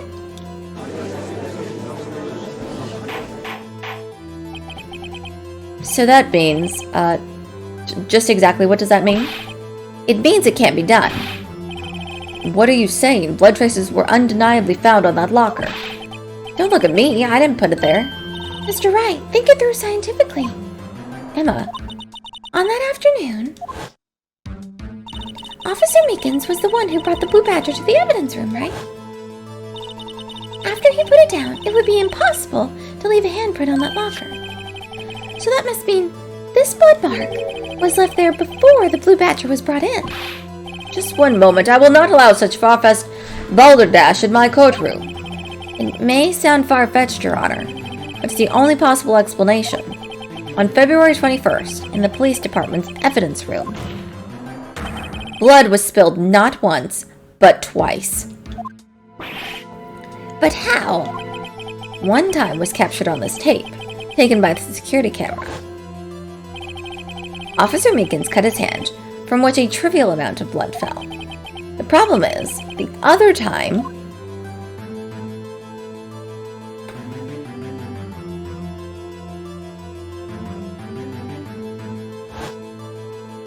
someone bled prior to the struggle shown on this tape. It had to have been Detective Goodman when he was really murdered. Here we go. We're jamming now. We are jamming now. Turn this up. Yes. That's ridiculous. I refuse to accept your absurd claim. The murder was portrayed in the security tape has been proven to be a fake. However, that does not explain the blood mark found on the locker. So then, assuming this murder you purport really happened, when did it take place? I demand you show the evidence that proved when it occurred. When did the first incident occur? Well, let's look at the security badge sign-in sheet. To summarize, the defense claims that prior to Officer Meekins being cut by Jake Marshall, who was posing as Detective Goodman, another incident took place in that evidence room. That's right. The blood mark on the locker proves this. Very well, then tell us. When did this first incident occur? As Mr. Edgeworth said, proof must be presented. Proof that shows when the murder took place. There's only one piece of evidence that can show that. Now then, will the defense please present its evidence? Shows when the first crime took place. I will.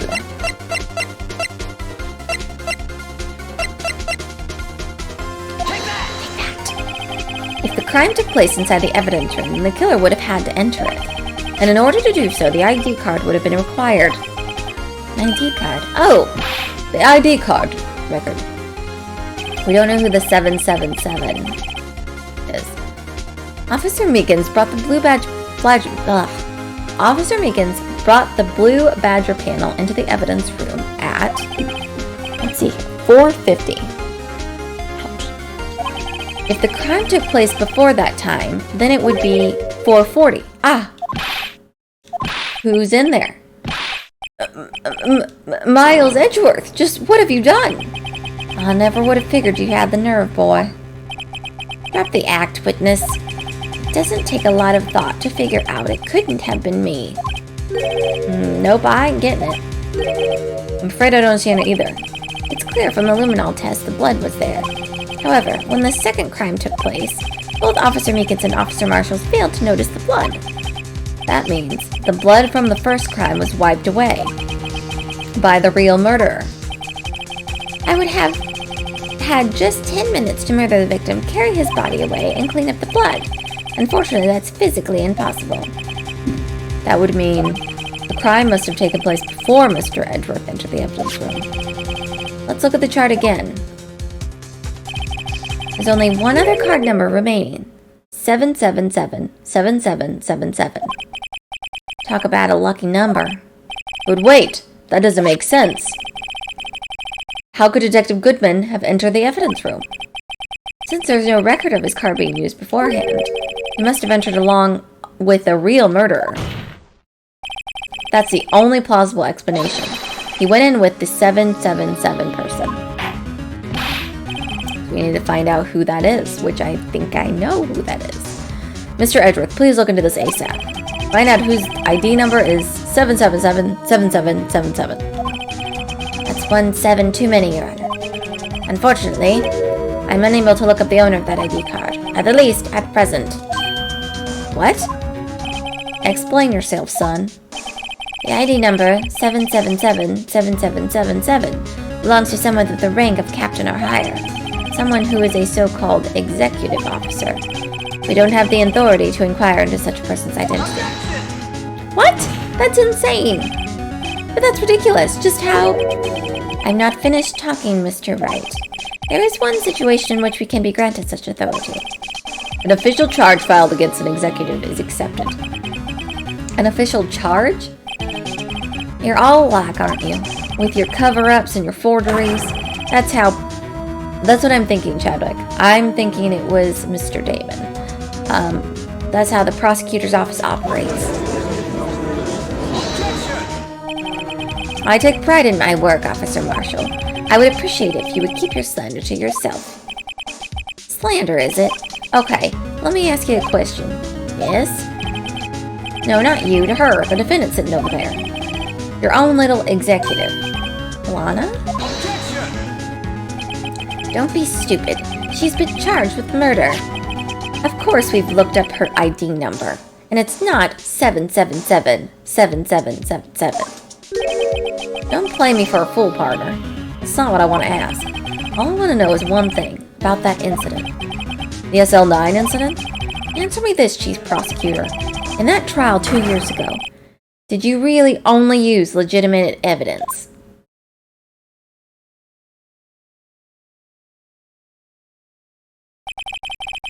Do you need the witness to repeat this question, Chief Prosecutor? I heard it fine, Mr. Edgeworth. 2 years ago, I was in charge of the prosecution for that trial. At the time, occasionally we felt the powerlessness of the law. At least, I did. Lana! I became a prosecutor in order to suppress crime with the law.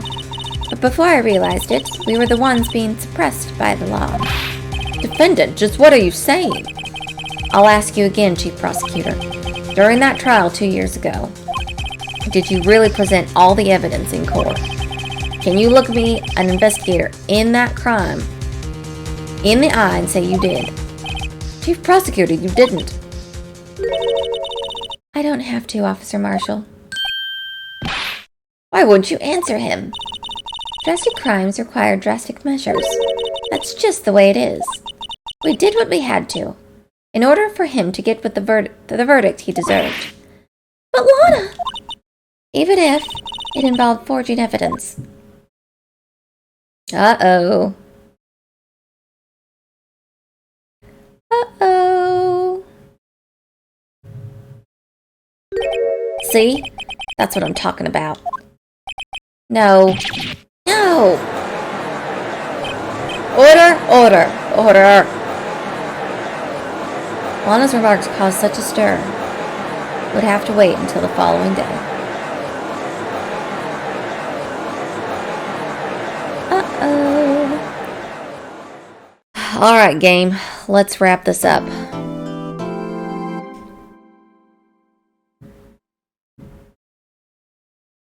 Whew, man, we still have a long way to go, I think.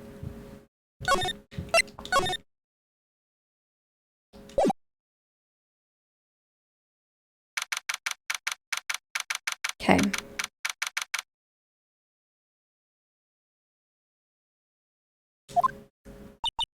I'm so sorry, Mr. Wright. I'm sorry for what my sister said. Drastic crimes require drastic measures.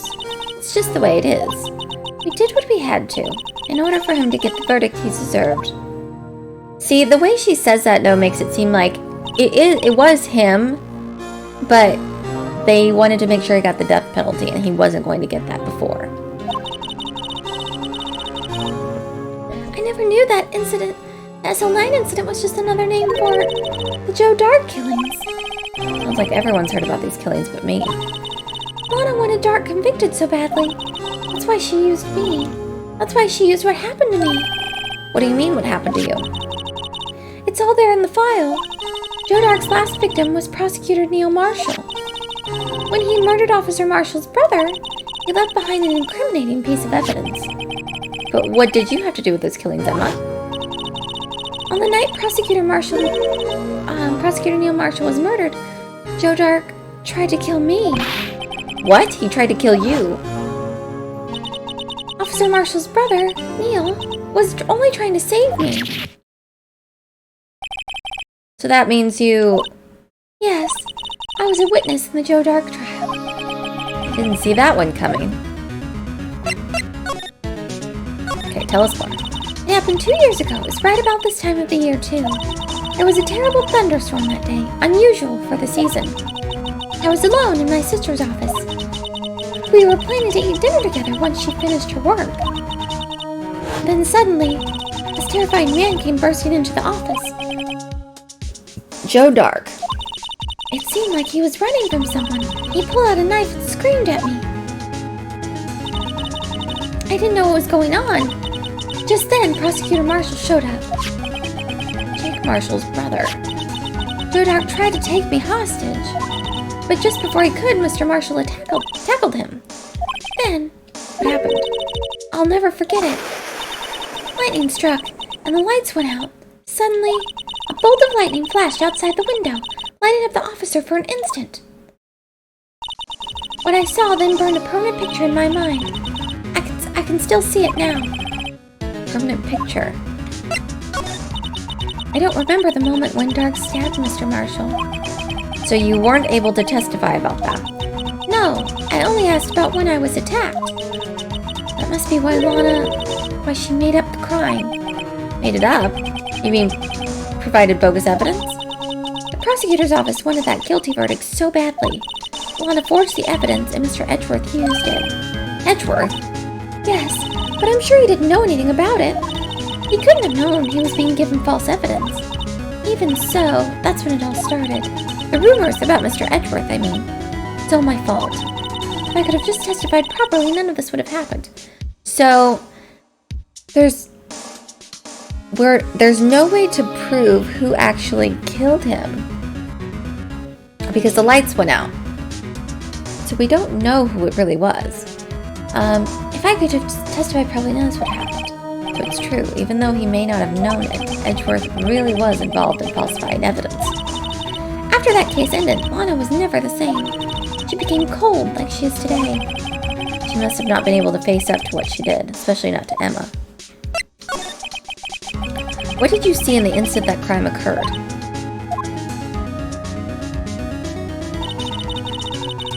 Dark knocked down Mr. Marshall and raised his knife.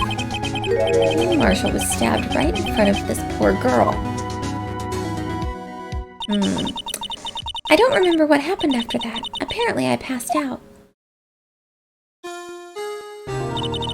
When I came to, Lana was cradling me in her arms. Poor Emma. We've been through so much. I think Lana knows who did it. I couldn't bring myself to testify about that instant. I tried, but the words just wouldn't come out. I drew a picture, but it wasn't any good. 2 years ago. You must have been 14, that's understandable.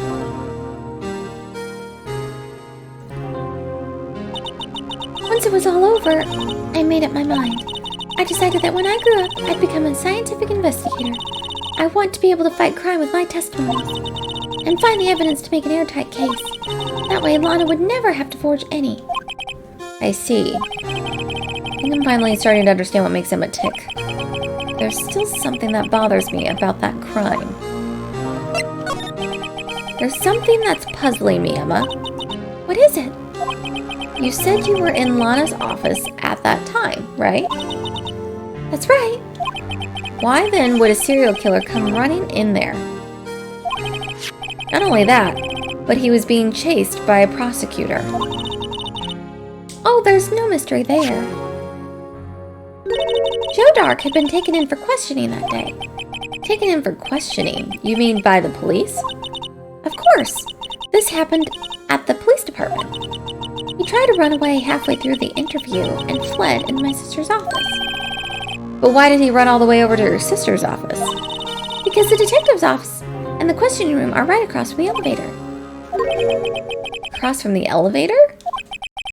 But Lana was the chief prosecutor, wasn't she? No, silly. Didn't I tell you? 2 years ago, Lana was a detective. She was the best in the entire force. What? After the Joe Dark case, she was transferred to prosecutor's office and made chief prosecutor. Lana used to be a detective. Better have another talk with her. Alright, let's go talk to Lana.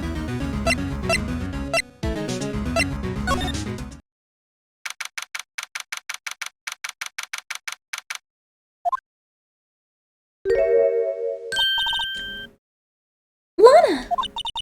Mr. Wright, it seems I keep causing you trouble. Falsifying evidence. I didn't think you were the type. Criminals don't mind playing foul. Why should we? But Lana, if you're wrong, an innocent person might be found guilty. Believe me, I understand the risks. Lana, Emma told me about you. Oh? About how you were a detective 2 years ago, and how the SL9 incident was the reason for your transfer to the prosecutor's office. That's right. Could you fill me in on the details, especially about that unusual change of jobs? I suppose you have a right to know, Mr. Wright. A lot of revelations were uncovered at the trial today, not the least of which was the fact that this case is largely connected to another one 2 years ago. Evidence from that case was stolen as well, though I expected as much. I know how obsessive Officer Marshall can be. That trial, it really wasn't fair, was it? I believed in you, Lana. I believe that no matter what happened, you'd always stick to the truth. It couldn't be helped, Emma. At that trial 2 years ago, I sold my soul. Well, all drama aside, the matter of the fact is, at 5:15 there was no murder at the police department. Tell me it's not true, Lana, what the witness, Miss Starr, said? About you stabbing Mr. Goodman with a knife? I don't think she was stabbing, I think she was pulling the knife out. Lana, I don't understand. Why won't you tell us? Emma, this doesn't involve just me. I don't think I've ever seen Lana look so fazed before. It's true, I was a member of the police force 2 years ago. She was amazing. They still talk about all the cases she and Chief Gant cracked together. Chief Gant? He was the deputy chief of police back then, but he still worked the crime scenes. Damon Gant was everything I aspired to be. They were the best team ever. They solved crimes before the reports could even be filed. But now, you're chief prosecutor. What happened? I always planned on becoming a prosecutor.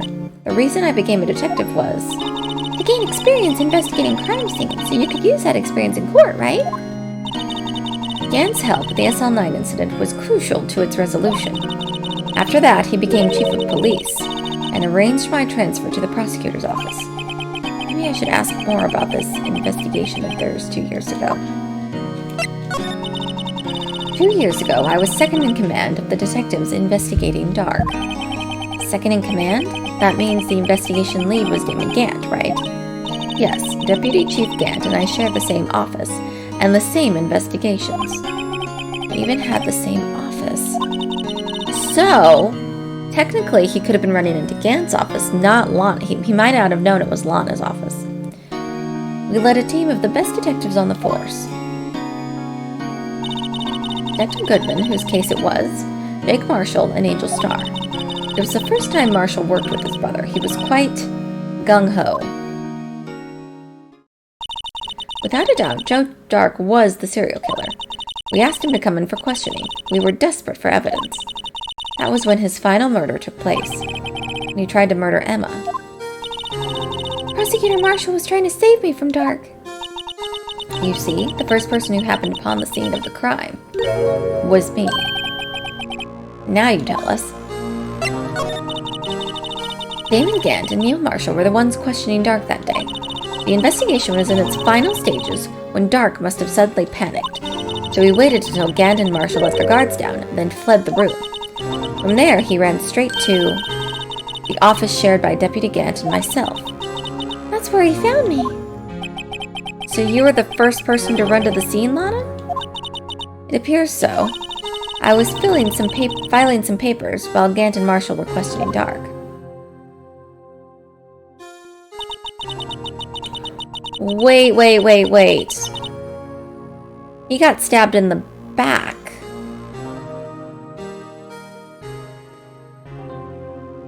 This doesn't make any sense. When I returned to the office, I saw 3 bodies on the floor and smelled blood. 3 bodies? Prosecutor Marshall, the victim, Emma, who had passed out, and the suspect, Joe Dark. During the struggle, it seems Mr. Marshall struck a final blow before he died. Joe Dark had incurred a minor concussion and lay unconscious. What did you do? To be honest, I panicked. I picked up Emma, carried her out of the room, and just held her. Can't blame her, after all. Okay. After that, I placed Dark under immediate arrest. Let me get this straight. You were all involved in the SL9 incident? That's right. Quite a coincidence. I don't buy it. What are you saying? There's no way everyone involved in this trial was also involved in that incident. Just by chance. But that case was solved 2 years ago. At least one person went to extremes because they didn't believe it was truly solved. Officer Marshall. Yes, his actions came as a surprise to me as well. Ever since his brother died, he's completely changed. I guess he wasn't convinced with the ruling against Joe Dark. Life doesn't end with the closing of a case. Everyone has to live the rest of their lives with their memories. That case just might not be over yet. Emma was assaulted by Dark at the police department, right? Yes, in the office that Damon Gant and I shared. The office that Mr. Gant now occupies by himself, the chief's office. Maybe we should have a look at the chief's office. Alright, let's go to the Criminal Affairs Department.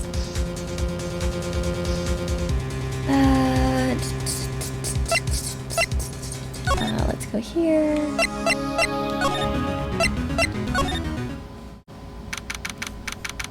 Let's see what we can find out.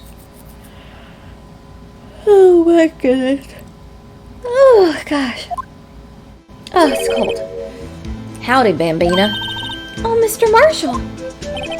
I never thought things turned out this way when I woke up this morning. Quite que sera. You never know where life will lead you, eh, Bambina? I should have known my luck had run out when old Billy dried up this morning. Billy? Must be his pet cactus. Say, where are you headed? Just over to the prosecutor's office for a little interrogation? It's a voluntary appearance, but we all know I won't be coming back. Sorry, but you can't go in the evidence room today, partner. But Mr. Marshall, why did you do it? Why do prospectors head west? If ever there's a case I needed to know the truth about, it was that one. Before you turn yourself in, Mr. Marshall, would you mind telling us exactly what happened? Looks like I won't be getting a steak lunch today. Something was fishy about that trial from the beginning. It wasn't just me either. All the detectives thought so. What do you mean, fishy? Some of the facts reported were inconsistent with the evidence we found. For example, the murder weapon. The murder weapon? You mean the switchblade knife that had broken tip? That was Joe Dark's, all right. But in the initial autopsy report, a question was raised. A question? The blade of the knife was not a perfect match with the wound the victim sustained. What does that mean? It means there is a good chance the knife was not the murder weapon. However, in the report that was finally submitted, that possibility had been erased. The facts have been concealed with forged evidence.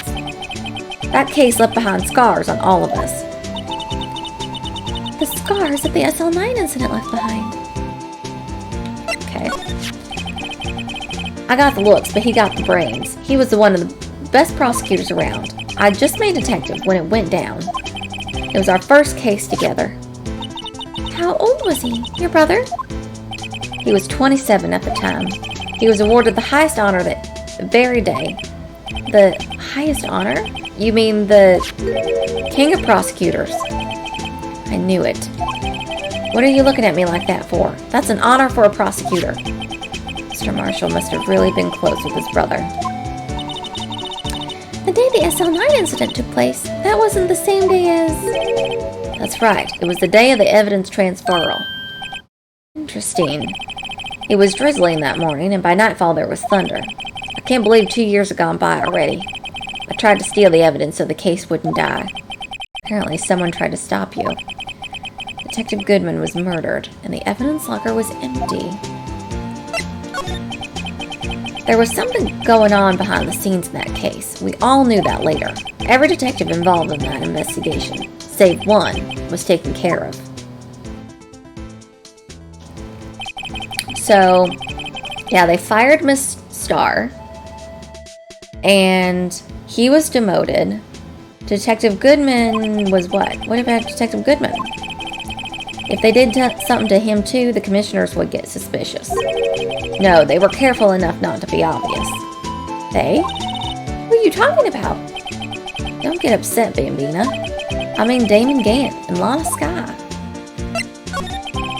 The investigation lead, Damon Gant, and his second-in-command, Lana Skye. There wasn't a person on the force who hadn't heard of that duo. That case was the biggest step in both their careers. After the case ended, Lana transferred to the prosecutor office, right? Yeah, Damon Gant, the new chief of police, arranged for that to happen. She's never been the same since she left. Everyone who knew her said so. Chief Prosecutor Skye was totally different when she was a detective. Now that he mentions it, Emma said something like that too. Tell me, what happened to my sister? Sorry, Bambina, but her secret's too well guarded. I never found out. What a secret. It all started 2 years ago. So there you have it. That's my story. Did you enjoy it, partner? It was certainly enlightening. There's one thing for sure I found out in court today. That boy Edgeworth isn't my enemy. He was the one who used falsified evidence to get a guilty verdict. But someone else was the one who gave him that evidence and planned everything. That someone is Damon Gant. Don't believe me? Well, I don't blame you. I won't even be a patrolman after today. What was that? Too bad I won't be around to work with you when you become a real scientific investigator. Adios, Bambina. Alright, so let me scoot up in my chair real quick. Oh, jeez. Okay. Oh, sorry, game. Alright, let's go inside. Let's go to the Criminal Affairs Department. Let's see if we can get all of the detective stuff done before tomorrow. This place is always pretty empty, but today it's deserted. That must mean everyone's busy solving crimes. Oh, if you're looking for the others, they're all in the conference room. Thanks. With the chief prosecutor saying that what she did and the decision about what to do. About Mr. Edgeworth not to mention our statement to the media in tomorrow's trial. There's more chaos going on than Thanksgiving and Christmas put together. I think festive is the word usually used for those. Sir, we'd like to have a look around Chief Gant's office. Just use the connecting hallway to the other building and take the elevator to the top floor. Really? You mean it's okay for us to go in there? I mean, we aren't police officers or anything. Hey, you're right. You can't go in there. It's off limits. Now I see where Detective Gumshoe gets its unique charm. Well, what are we waiting for? Let's head to the chief's office. Yeah, calm down. He clearly did at that point, but this bonus episode is almost like, hey, FY, like he never really did that. Like he's never done it before. Chief's office. Also, welcome. Hello. Oh, goodness, my phone.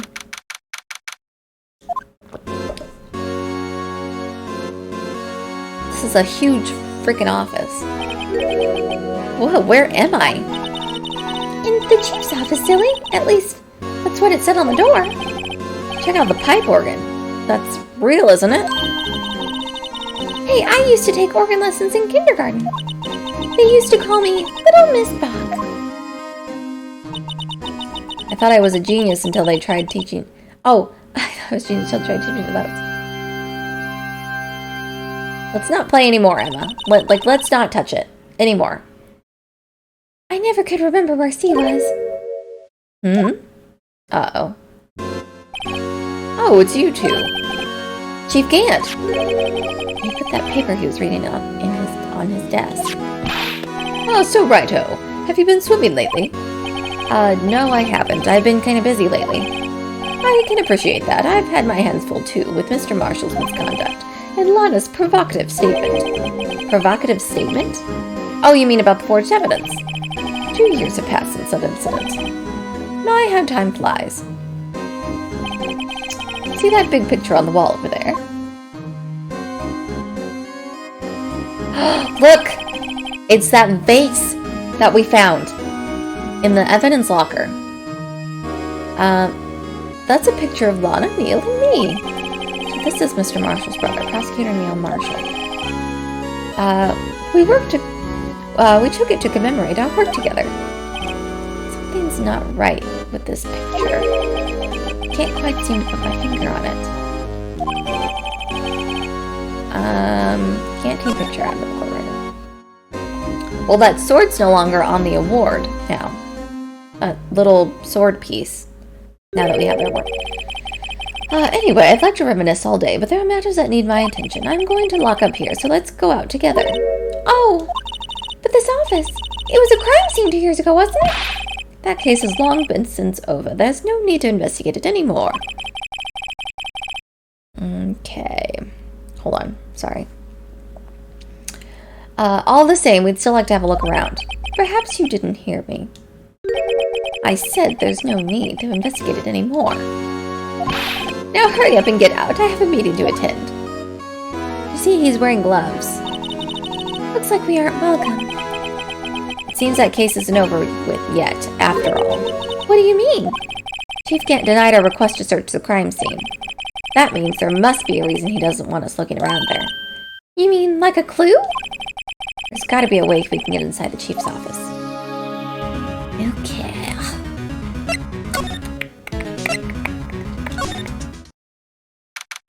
Let's go visit Edgeworth. See if he has anything for us. No one's here today. Not even Miss Starr. Everyone's probably busy looking into what exactly went down in the evidence room. That must be where the detectives are. But we proved in court today that on the day of the crime, no one was murdered in the evidence room at 5:15. Yeah, I thought we were finally making some headway in our case. But instead it looks like we just ended up making Lana look even more guilty. Hang in there, Lana. Gotta find all the answers by tomorrow. Okay. Let's go to visit Edgeworth.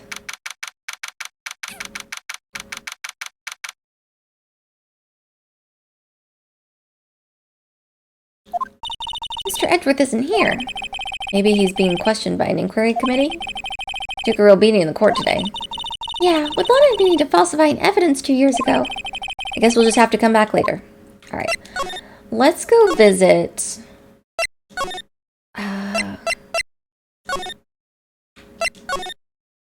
let's go back inside. And see if there's anyone here we can talk to. Maybe Gumshoe. Hey, there he is. Hey, pal. Detective Gumshoe, aren't you supposed to be in a meeting? I'm, just taking a breather. My feet hurt. From sitting so long? Actually, from serving everyone coffee. Sounds like the Detective Gumshoe's still out of the loop. Say, have either of you seen Mr. Edgeworth? Edgeworth? No. Why do you ask? He's under fire from both the police department and the prosecutor's office. It's almost like the battle's between you two in court. That sounds serious. Is it because of what my sister said? That's basically what it all boils down to. That falsified evidence 2 years ago. Now Mr. Edgeworth has the whole world after his blood. Yikes. Let's talk to you. But why would Edgeworth be blamed? It's not like he knew the evidence was forged. Lana Skye is guilty party here, isn't she? Regardless, the prosecutor is responsible for the evidence they present in court. Not only that, but as you know, there have been a lot of rumors going around about Mr. Edgeworth. His amazing talent as a prosecutor has kept him safe from those who don't like him. But now with this, are there really so many people who hate him? In our world, only those with talent rise to the top. Mr. Edgeworth not only has that, but he's young. There's no better recipe I know for making enemies. Hey Dick, keep up the good work. Yes, sir. Let's go out for lunch sometime again. My treat. Yes, sir. You gotta take me back to that joint sometime, okay, Dick? Yes, sir. Seems you don't have any problems with enemies. Yeah, well, I'm careful not to stick out. Anyway, I'm a bit worried about him. Under all this pressure, I'm afraid Mr. Edgeworth just might crack. That's about the SL9 incident again. Actually, I took a look at the file earlier while the coffee was brewing. Oh, coffee. Coffee sounds so good right now. I wish I could have some. I just have tea. Seems genuinely concerned for Edgeworth. Well, did you find out anything? The only evidence Dark left behind was during his final attack. His final attack? You mean when he killed Prosecutor Marshall, who was trying to protect some girl? Me. Seems Detective Gumshoe never realized Emma was the girl. That's when he left the most incriminating evidence of all. Well, what was it? Oh, let's see. I think it had something to do with the murder weapon. Oh, I forget. Look, it's all written somewhere in here, okay? Powers of recollection never fail to impress. Maybe we should show him the murder weapon. Might jog his memory.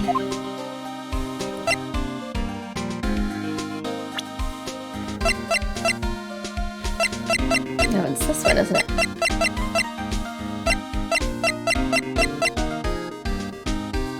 Oh, we can't show it to him yet. Joe Dark was 42 at the time of the crime. He was just your run-of-the-mill businessman. A businessman? What made him try to take to serial killing? One day on his way home from work, he hit someone with his car. With his car? So it was an accident? An accident, yes, but it transformed him into an animal. An animal? He killed a man that witnessed the accident. Then he killed a lady who saw the second crime. A kid walked by just then, so he killed him too. Then when he was burying the bodies, a jogger came upon the scene and was killed as well. Finally, he turned himself in. Seems he was a pretty careless animal. Of course, this is all conjecture. There wasn't a single shred of evidence. Yeah, because I think he was being blackmailed. That's my thought. I think someone was blackmailing him. I don't think you hit someone with your car and then just start killing everyone. So he turned himself in. Yes, but in the middle of his questioning, he fled and murdered his final victim, Prosecutor Marshall. That crime was witnessed by someone too, but luckily Dark was arrested on the spot. It's a good thing that last witness wasn't killed. That last witness, aka Emma.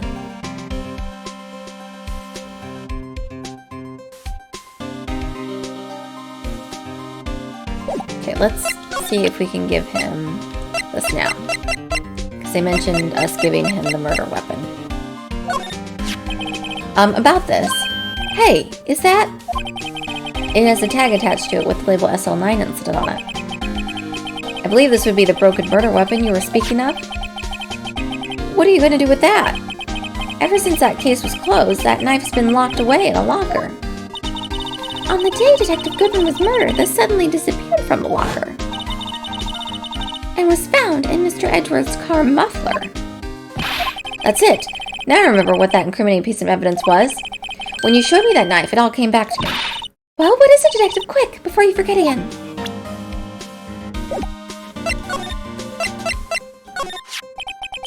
This knife? It was Joe Dark's, wasn't it? That's right. We traced it back to the store he bought it at. Plus, it had his fingerprints on it, too. But no one actually witnessed him using it to murder anyone, right? That's where his luck ran out. When you take a good look at the knife, you'll see it's broken. You don't have to take a look at it to notice that. Well, anyway, take a guess where the broken off tip of the knife was found. That's what did him in. Where was it? The victim, Neil Marshall, was carrying it inside his own body. It was found deep inside the stab wound. Did it match Dark's knife? You bet, down to the last fiber. That's pretty conclusive. Stabbed in the back, died from a punctured heart and lung. The knife tip was in the wound. Switchblade knife updated in the court record. But if I'm going to stab someone, usually it's the front, unless they're trying to run away. And then you would stab them in the back, right? Well, there you have it in a nutshell. That's all I know. Can I ask you one more thing? What is it? If it's money you need, you should ask Chief Gant. It's not money, but it does concern Chief. His office is a crime scene, right? It's where Prosecutor Neil Marshall was murdered. Yaga! Hey! How are you? How's it going? How's your day so far? Today's Friday. But we'd like to have a look around if that's okay. Well, any detective's ID card can unlock the door. What? Really? Ah, well, that's perfect, because we have such an ID.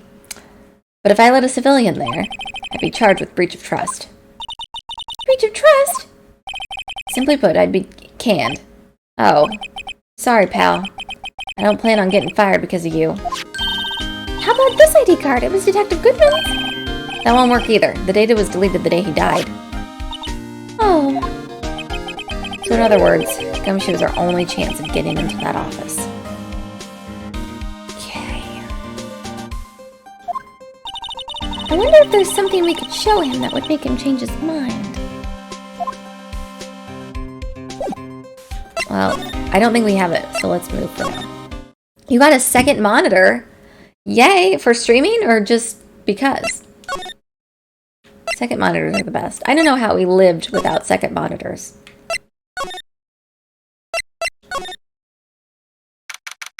Okay, let's look back here again for some clues. I wonder if Edgeworth is back yet. There he is! Looks like he's writing something. What are you doing here? He sure was quick to throw that paper on the floor. For streaming and workload? Nice. Dual purpose. Multi-purpose, even. Tough day in court, huh? I've had to live the past 2 years with rumors flying around. What's another allegation to me? Sure, Mr. Edgeworth, I'm rooting for you. That's Edgeworth for you. Always trying to hide his real feelings. So what do you want? Unlike some people, I don't have all day. Let's talk. There's no excuse for what I've done. 2 years ago, I've used false evidence to obtain a guilty verdict. That's what it all breaks down to, and nothing I can do can erase that fact. But you didn't know, did you? I mean, that evidence was falsified. The police department and the prosecutor's office share a bond of trust. That bond is broken, we stand to lose everything. The police department's error is my error, my responsibility as the prosecutor in charge. So what are you going to be streaming now, Yaka? If I may ask, if you're willing to tell me. You don't have to tell me. That fact remains the same no matter what excuse I might have. Mr. Edgeworth, I take pride in my work. I said, so what are you going to be streaming? Are you going to be streaming a specific game soon, or are we going to have some more speed runs? So tell me why. Why has it all come to this? I mean, Edgeworth can't keep this kind of emotion bottled up. Are you up for the trial tomorrow? First, last year's trial, and now this one. It seems all you do is worry about me. To be honest, you're getting on my nerves. Mr. Edgeworth, you can't just walk out on the trial. Tomorrow's the last day. It's too late to change prosecutors. I'll bet that's what my superiors are banking on. I never thought that case would come back to haunt me like this. What do you mean? The list of evidence, it seems too short. Most lists run twice as long. It's only half as long as most lists. That's odd. After Neil Marshall was murdered, I became prosecutor for that case. I may not have been part of the investigation, but I knew what I had to do. Use the evidence I was given to prove the suspect guilty. That was really the only thing on my mind at the time. Say, we just saw a picture taken around that time. That picture. Something seems strange about it.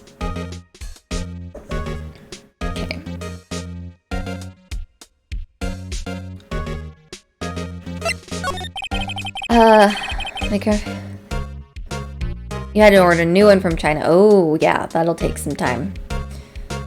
I recently found I was cleaning out my basement and I had a second computer tower down there. And I took that out and put some, or I salvaged as much as I could out of it because I'm hoping to have a second computer. So one for streaming and then one for just my computer. I think that would be best. So I can start recording these a little bit easier and put them on YouTube. So we'll see what happens. I definitely need to get some more graphics things, graphic cards for it. I tried to play a Steam game on there just to test it out. It was super laggy. So I was able to salvage enough to at least get it up and running. But yeah, it's probably going to need some more help before we can make it a streaming PC. Could you tell us what happened that day?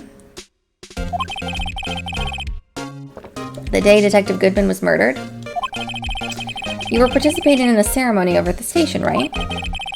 I've never cared for ceremonies, but I had to attend that one. Because you were awarded this? Those receiving awards can't exactly skip out on the ceremony. I finished up at the office in the morning and then drove over to the police department. You finished up at the office? Yes, just odds and ends, clerical stuff. I didn't plan on returning to the office that day. That is, until I was asked to take something back. Take something back? This. Oh yeah, Chief Gant asked you to hold on to it, didn't he? Yes, it was a piece of evidence in a case that was closed half a year ago. He asked me to bring it back to the prosecutor's office. That's the story we heard yesterday. So you came back here to the prosecutor's office because the chief asked you to. That's right. Let's present him with the picture. Maybe it'll jog his memory. This picture was hanging on the wall in Chief Gant's office.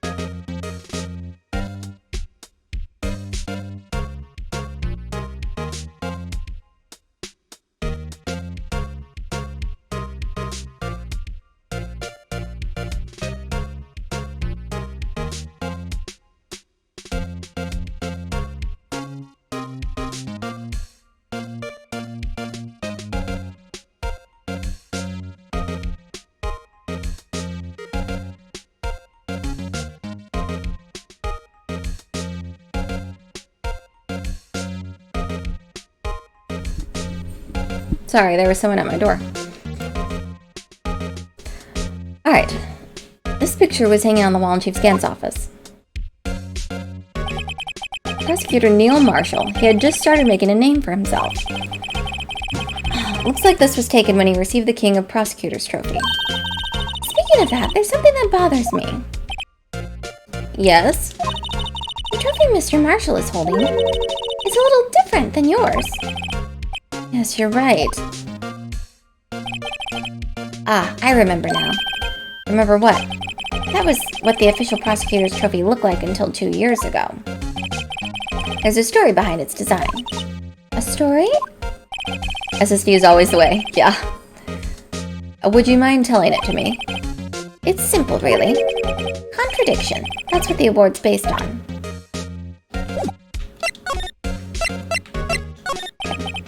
This award originates from an ancient Chinese tale. In Chinese, the word contradiction is written with 2 characters. The first means halberd, and the second means shield. Have you heard this story? Me? Oh, sure, everyone knows that. Why didn't you tell it, though? For Emma's sake. Very well.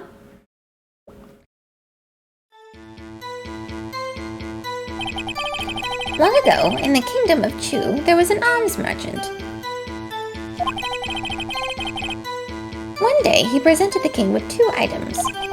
The first was a halberd he claimed that could slice through any shield or armor. The second was a shield he claimed could withstand any weapon. Wait a minute.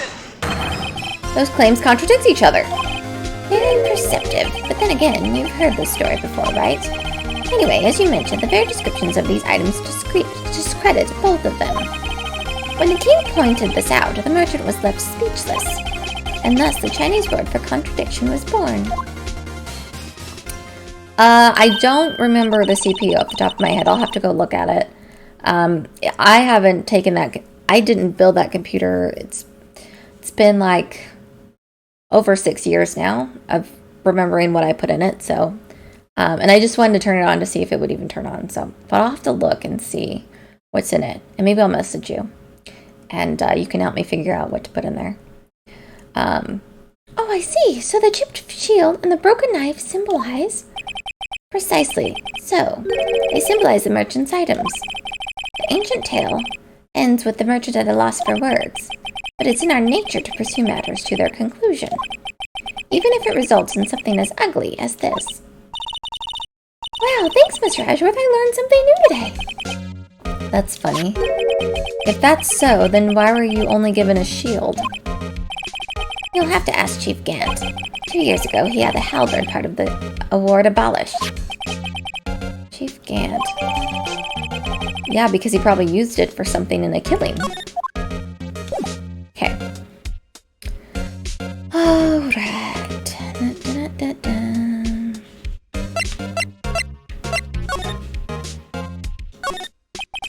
I wonder what he was writing before. Come on, Mr. Wright. Let's take a look. Are you crazy? Edgeworth is sitting right there. Just distract him. I'll check it out. Hey, Edgeworth. Is that Detective Gumshoe out the window there? Oh no, he's falling on the ground. Hold on. First, let me see what this girl's doing crawling under my feet. Didn't even look. What letter of... If you're having trouble reading, I'll read it for you. It says letter of resignation. Resignation? Edgeworth, you don't mean... I'm tired, Wright. I feel as if something inside me has died. But Mr. Edgeworth, none of it is your fault. I know the path I've walked. You don't need to tell me. And the path I've walked hasn't been a just one. I can't forgive myself for what I've done. And no one else should forgive me either. Uh-oh, I think he's serious. Mr. Wright, please, you have to do something. This letter of resignation. I wonder if I can use it for anything. Alright. I'm sure that'll come up in handy. Alright, I think we've talked to him about everything. Let's move to the parking lot? I guess so.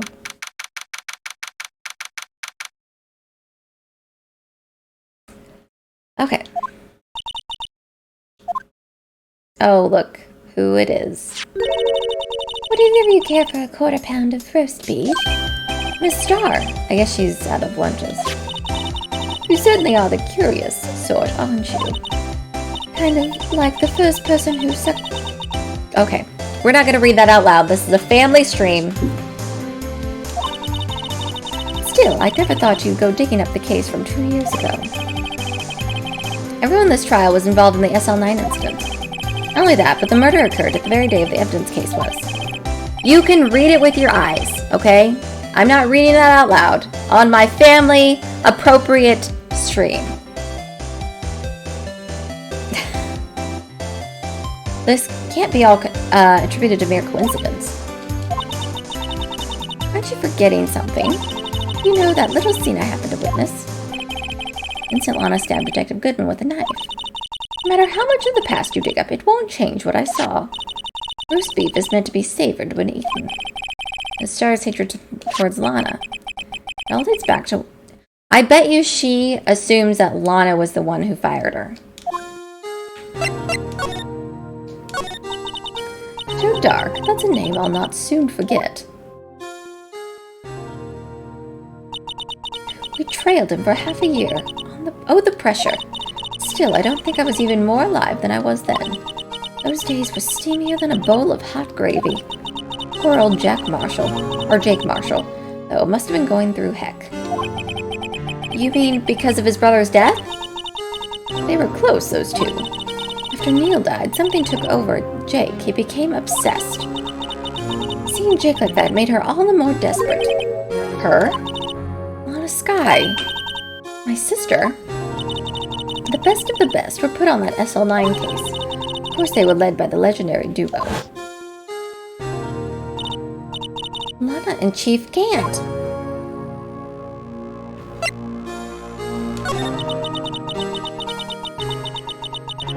That legendary pair was the reason we were able to keep our investigation.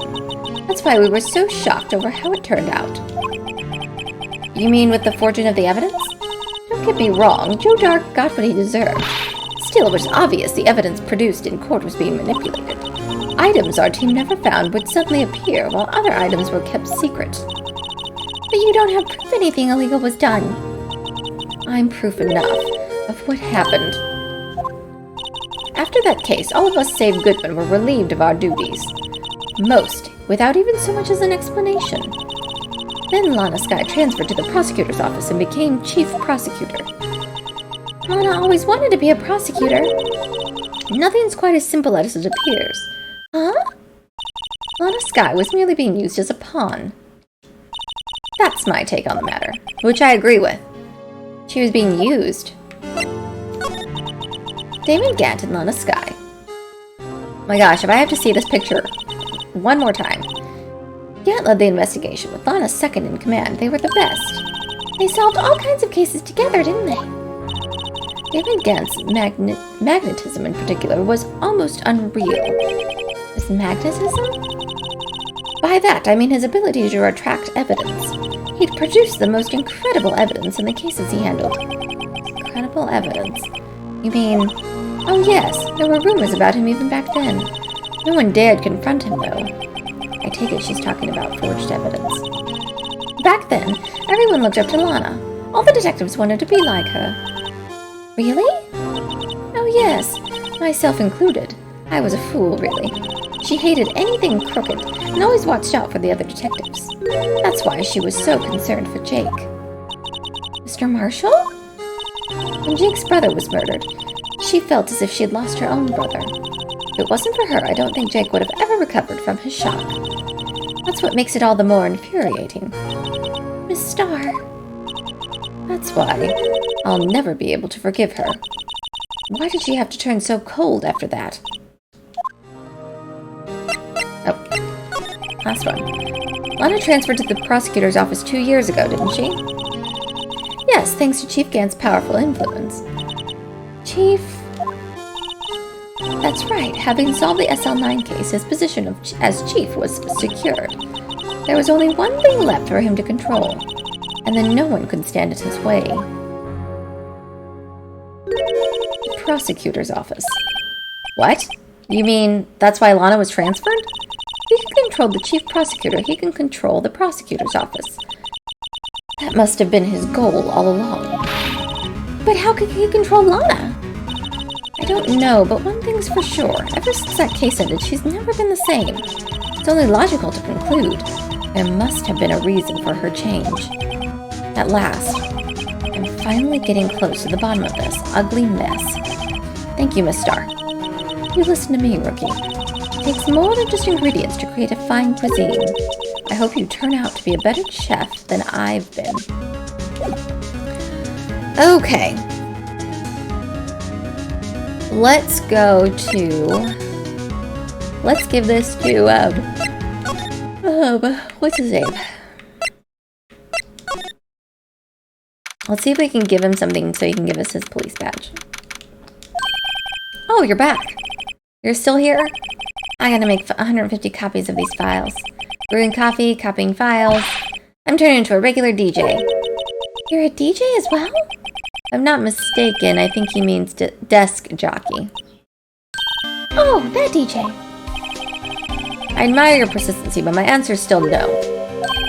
Not letting you in the chief's office, period. It'd be my neck on the line.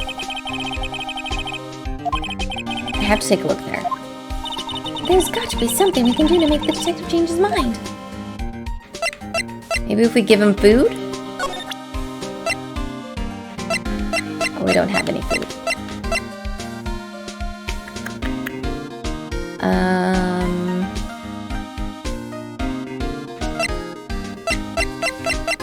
Oh, maybe if we tell him that Edgeworth's gonna resign. What's this crumpled up piece of paper? No way! Mr. Edgeworth can't be serious. Is he ever not serious? I can't believe they pushed him this far. Mr. Edgeworth really feels responsible. When I first met him, I thought he was cold as ice too. But I know different now. He trusted us detectives to provide him with sound evidence. But we betrayed him. Detective? That's it. I've made up my mind. But here, take my ID card. You can't do that if someone found out. They wouldn't let you off the hook with another lost item report. Look at me. It's no secret I'm already out of the loop. After all, I'm friends with Mr. Edgeworth. Depending on how this case turns out, I may already be as good as terminated. What? So at least let me do this. For Mr. Edgeworth's sake. All right, Detective. Thank you. Yay, now we can get to the room. All right. All right, we'll save here once we get in here. Here goes, Mr. Wright. Yes.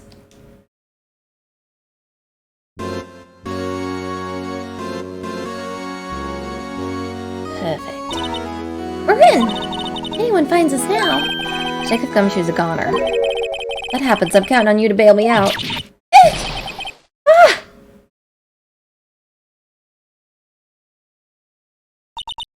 Sorry, I thought you were a ghost. I didn't even know you could stop a ghost. Detective Gumshoe, what are you doing sneaking up on us like that? I wasn't sneaking. I was just worried something might go wrong, so I came too. If you're here, then what's the point of giving us your ID card? Hey, don't do that to my card. I hardly ever get a chance to come in here, so I figured I'd have a look around myself. Besides, we're all in this together now. You really do want to get fired, don't you? Not if we're lucky. Now come on, let's see what we can find out. Got a bad feeling about this. Let me know. Alright, let's talk to him. That desk on the other side of the room. Was that your sister's? Yes, that's where I was waiting for Lana. On the day 2 years ago. Is anyone using it now? No, sir. This is entirely Chief Gant's office now.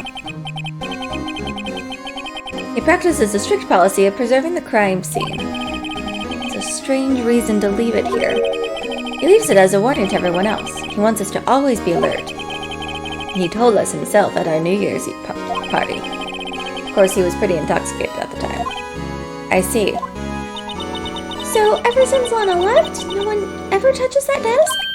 No one except Chief Gant and the cleaning lady who's in here each morning.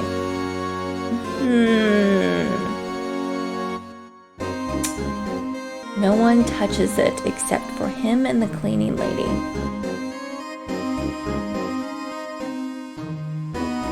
That's cause for suspicion. Still, 2 years have passed since that incident. There can't possibly be any clues remaining. This organ song is... Traffic's online. Can I ask you something? Sure. You only came here to look around, right? Because it's one of the SL9 crime scenes? I mean, that's your only reason for coming in here, isn't it? Why do you ask? You don't think... Nah, you wouldn't be... No. No, there's no way. Never mind. Don't worry about it. Okay, now then, let's look around a bit more. Hey, hold on. Not so fast, buddy. Huh? What is it? When someone tells you don't worry about it, it's supposed to start bothering you, pal. Ah, yes, that age-old classic. When girls are like, it's nothing, don't worry about it, to their boyfriends, and then they get mad and their boyfriend's like, okay, and moves on. No, I want you to worry about it. Don't you know that don't worry about it is code for worry about it and ask me about my feelings? Sorry. Yes, that's exactly how relationships are. Women play mind games. And there are always mind traps everywhere. You don't just let it go at that.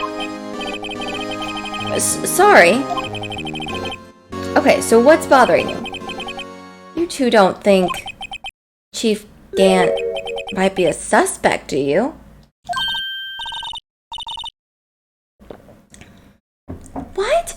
He's right, Mr. Wright. What do we think of him? Chief Gant. So it's finally come to this. Or, I'm not hungry and I don't want any of your fries, but can I have like 2 fries after you order it? How many have been in that situation? I hate sharing food. I don't like sharing my food with anyone else. And so I'm very good about trying to order. If someone asks me what I want, I tell them what I want. I don't assume that they're going to share any of their food.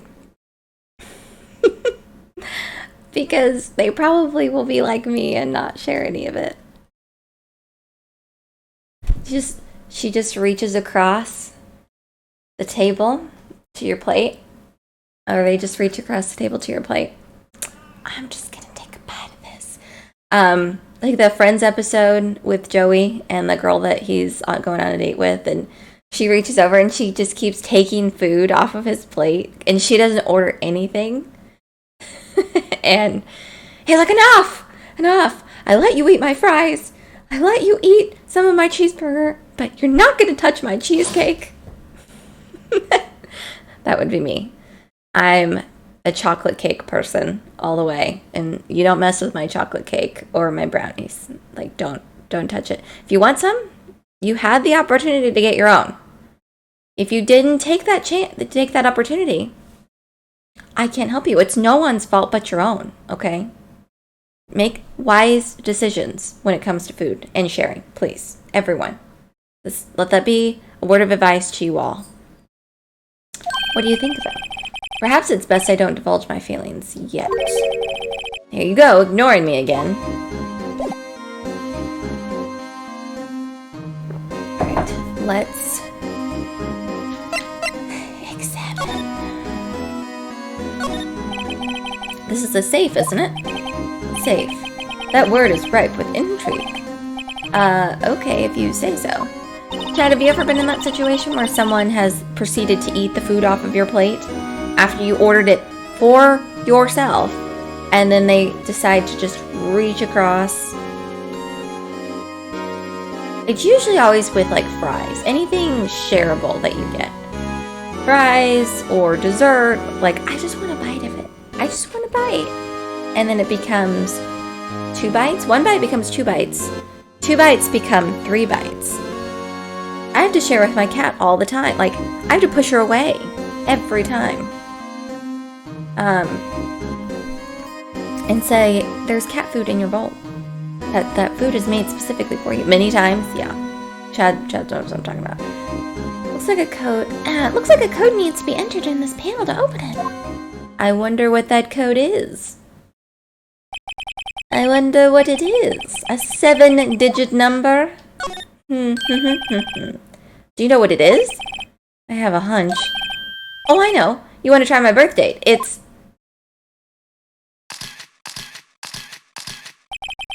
I have a better idea. Here goes nothing.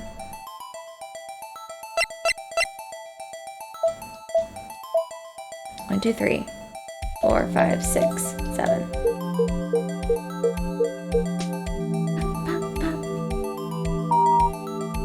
Nice. Because that's probably his code. That's his ID code. What number did you enter? Whose birthday was it, pal? 777777. The final ID number on that record. What? The number of the mysterious executive officer who entered the room that day? You mean... Yes, that ID number?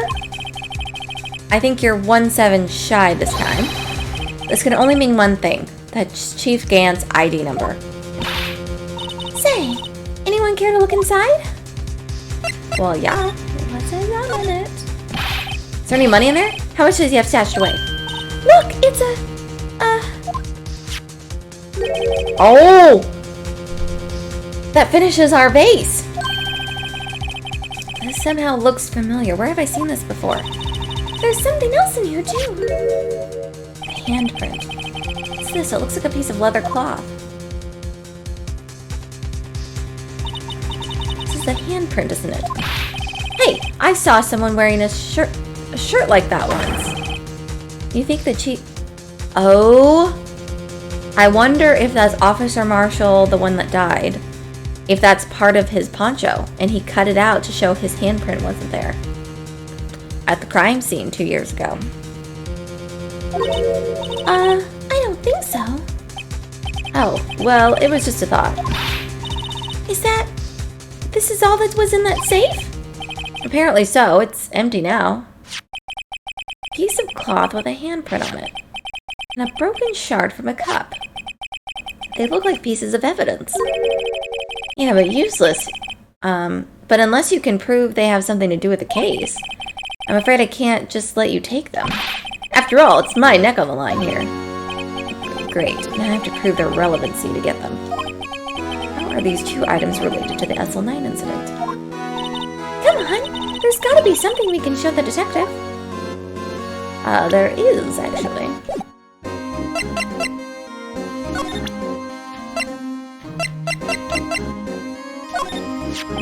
Detective Gumshoe, could you have another look at this jar? I remember when the 3 of us put that back together. Ah, those were the days. It's kind of early to be nostalgic. Wasn't this jar a piece of evidence from that case? That's right. One of the shards had the SL9 incident sticker on it. Doesn't this ring any bells? You know, that fragment we just found? You mean this one? That was in the safe? Yes, that one. That was in the safe. Now that you mention it, it's ringing a lot of bells. Let's see if it fits. Here, let me see that shard. I'll take a crack at this. Go ahead, pal. Show us what a rookie can do. Mr. Wright, here's some glue. I can piece this together again. It'll prove Chief Gant was knowingly hiding evidence. Here goes. Alright, chat. Let's use our wits. Put this piece back together. Rotate it. I think it has to go.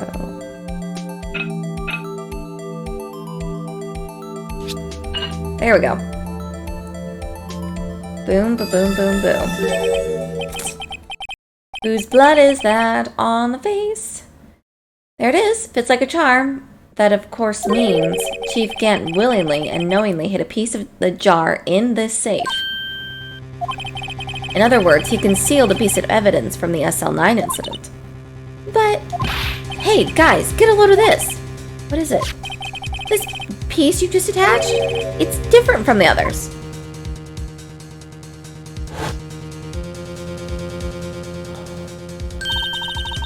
reddish line on it. A reddish line. That's blood. I don't get it. Why would Chief Gant hide this in a safe? Alright, well, someone's blood, as they are. Now we need to find out how to keep the cloth thing.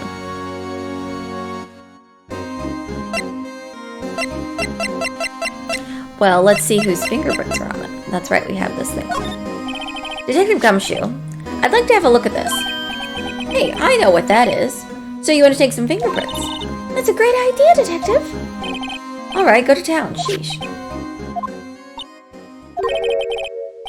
What are you doing? Why are you sticking your hand out like that? Go ahead, take my fingerprints. It's not your fingerprints we want to take. Huh? Come on, this isn't time for jokes. We're talking about that cloth we found in the safe. Oh, I knew that. The one with the handprint on it, right? Sheesh. Where's your sense of humor? This is a murder case, sir? There's no time for humor. Okay, Mr. Wright, let's check for prints. Sprinkle the powder on the cloth. Then once they've been absorbed into the prints, blow the rest away. Are you my mom? I don't have to be told a million times. Alright, let's get this over with. I love how he's just ready to be over with it, too. Dust? No. What the heck just happened?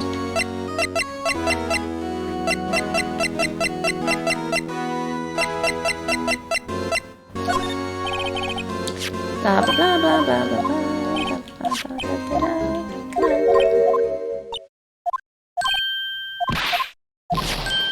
Come on. Come on.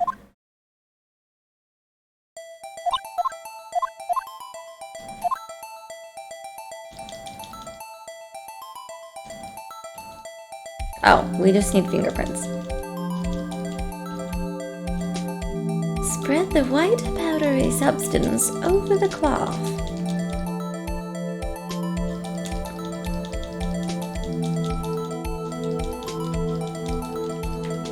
Should we do more? Do you think that's good? Do you think we got it?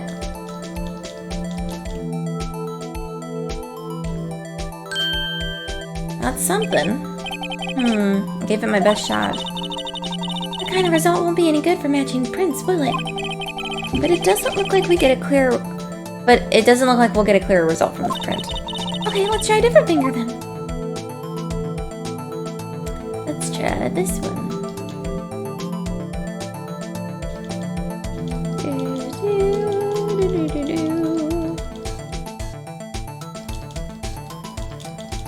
Now, when people were playing this on, was it the Game Boy Advance? Which one, wasn't there one that did have, like, you had to into it and it would blow away? Oh, there we freaking go. Let's go. Right there.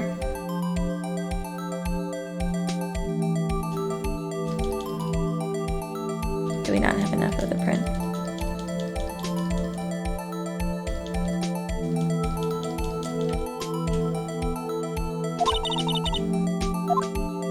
No, we have a print right here.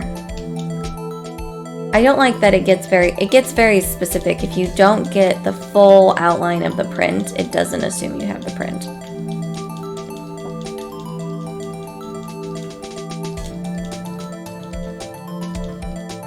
It can be tricky sometimes. It can be very picky if you don't get the full thing.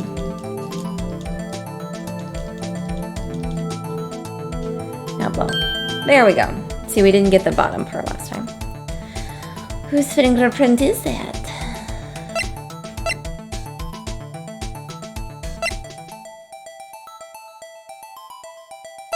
I want to say maybe it's his.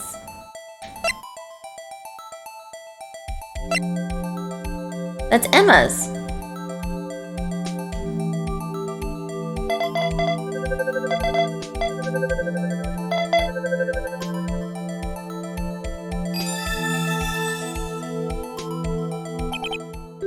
No, how can this be?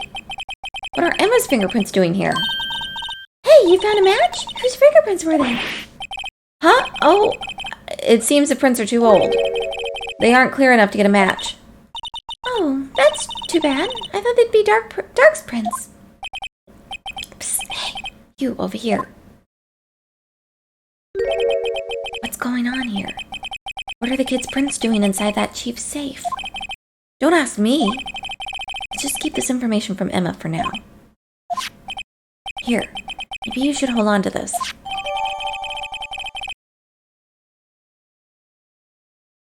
Interesting. Alright. Let's examine his desk. This is his desk, right? Wow, look at the size of Chief Gant's desk. Speaking of that, when we were here earlier... Oh, it's you two. Chief Gant. He put that paper he was reading in his desk. I wonder what he was reading. This looks like a list of evidence. A list of evidence? In most cases, the list runs twice as long as this, though. Hey, look at this case name. Huh? SL9 incident. I wonder what this is doing here. Hold on, detective. What did you just say? I said, I wonder what... No, about the evidence list. Normally they're twice as long? That's right. I guess there wasn't a lot of evidence. A half-sized list of evidence. The list of evidence, it seems too short. Most lists run twice as long. Interesting. What would the other half of the list be doing here? I knew it! The chief must be hiding something about that case! It would appear so. Evidence list was added to the court record. Well, was I any help? Of course. Thanks to your ID card, we were able to get some hard evidence. Now that's not very kind, is it? In other words, if it wasn't for his ID card, he would have been useless. Isn't that right, you and the coach? Eek! Chief Gant! We didn't think you'd be back so soon. Fortunately, I'm a man who believes in signs. I was walking to my meeting. I happened to look out a window and saw a stray dog run into a pole. Just then I thought of a certain detective. Do you mean me, sir? Now then, I'm afraid I'm going to have to ask you all to leave. Yes, sir. Sorry. Oh, you and the coat. Me, sir? Drop off your ID on the way out. You won't be needing it anymore. But, sir... Now get out. Yes, sir. Uh-oh. We'll be on our way too, then. Wait. You, the one without spiky hair. Don't go yet. Me, sir? I'd like a word with you. Uh-oh. But, sir, I'm not a licensed scientific investigator yet. You with the spiky hair, you're free to go. Mr. Wright! Uh-oh. Look, pal. If I told you once, I told you 1,000 times. Chief's office is off limits. But no, you just had to go sneaking in there like that, didn't you? I thought you said you didn't care anymore if we were fired. Yeah, but if I knew I'd be like this, I never would have said it. Now that I've seen the evidence Chief Gant was hiding in his office, I think I'm finally starting to get the picture. But why has she kept eerily silent about it all this time? Anyway, you listen to me? I'm gonna try to smooth things over with the Chief again. Later, pal. Alright, let's go talk to... After that, I heard from Emma. She said the police wanted to ask her some questions. So she'll be busy for the rest of the day. Let's go talk to Lana. Because I have a feeling she's hiding something from us. I see. So the chief asked Emma to come in for questioning. It's no use thinking about it. Tomorrow's the final day in court. I'm committed to doing everything I can to defend you, which is why I'm here. But I've already told you all I can. What you've told me over these past couple of days is absolutely nothing. Not a single useful thing. Really? I believe I did mention something quite important. Something I told you right at the beginning. I said that I was the one who stabbed Detective Goodwin. You know, I think I finally figured it out. I know who it is that's lurking behind your words. You did a good job entering you. I'm rather jealous. It seems Edgeworth was right. Edgeworth? Once you're convinced you know something, no one can persuade you otherwise. Thick-headed is the term he used, I believe. Now's my chance to get her to tell me the rest of the story. I have to admit, I was more than a little perplexed at first. You insisted you did it, yet there was no incriminating evidence. That's when it hit me. It's not that you're unwilling to tell the truth. It's that you're incapable of doing so because of a certain individual. What an intriguing notion. A certain individual, you say. So you think I'm protecting this person? Protecting? No, I think afraid of is more like it. If I'm not mistaken, the person in question may have persuaded you to silence. For argument's sake, Mr. Wright, who may I ask is this person you're speaking of? The one I'm supposedly so frightened of. What's the name of this person? Take that! Mr. Gant. Well, Miss Skye? Mr. Wright, you are addressing the chief prosecutor. Do not forget your place. I take it she's still not ready to spill the beans. My apologies. Could you please tell me a bit more about what you think you know? We were partners until 2 years ago. I respected him as a detective. Assuming he's respectable, then tell me something. Why would he try to hide his crimes? His crimes? Both you and Edgeworth will be brought before a board of inquiry for what you did. Specifically, hiding and forging evidence. Of course, these are serious offenses. Why is it, though, that Chief Gant's name was never mentioned? Chief Gant? Edgeworth didn't know the truth behind the forgery. The only party who could have possibly tampered with the evidence was... Me? I had access because I was second in command of that investigation. Yes, you, but also one other, Damon Gant. If you intend to accuse Chief Gant, you'll need more than just words. Show me proof that Chief Gant falsified evidence in that case.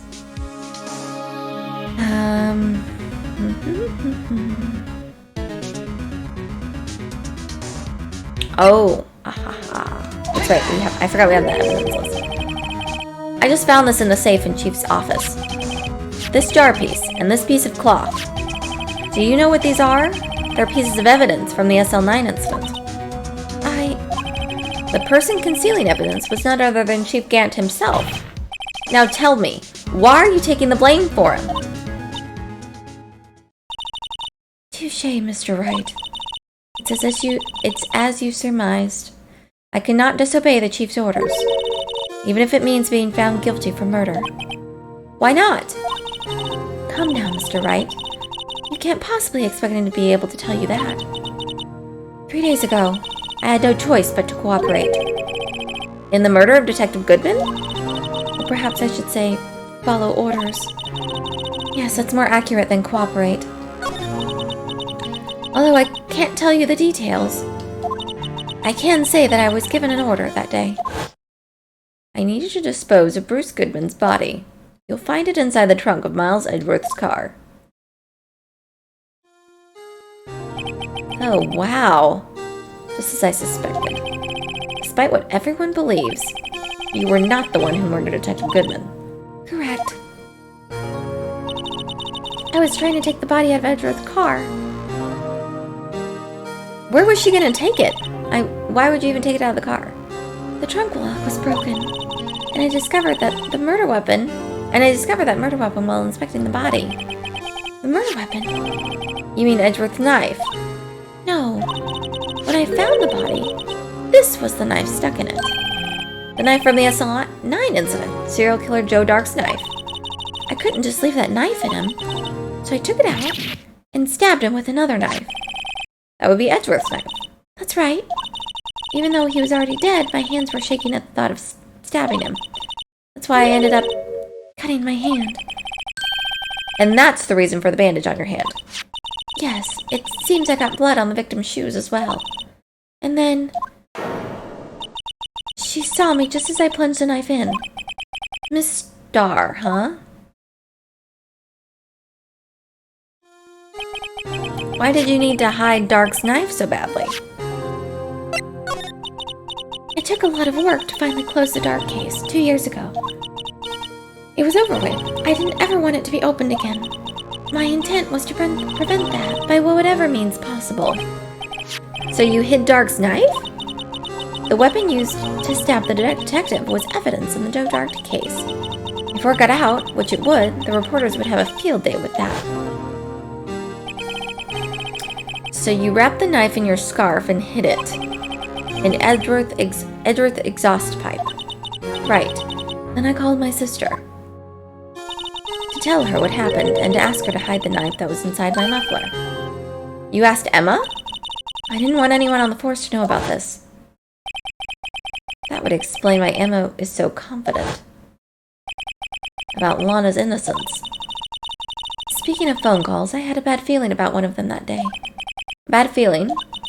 The truth is, after I received those orders from Chief Gant, the first thing I did was make a phone call. A phone call to Patrolman Jake Marshall. To Marshall? Why on earth would you call him? The lead investigator for the SL9 incident had been murdered. I wanted that fact to be kept hidden, and I needed help. He was the only other person I could trust. Or at least, I thought I could trust him at the time. However, it seems that after I spoke to him, he went off on an escapade of his own.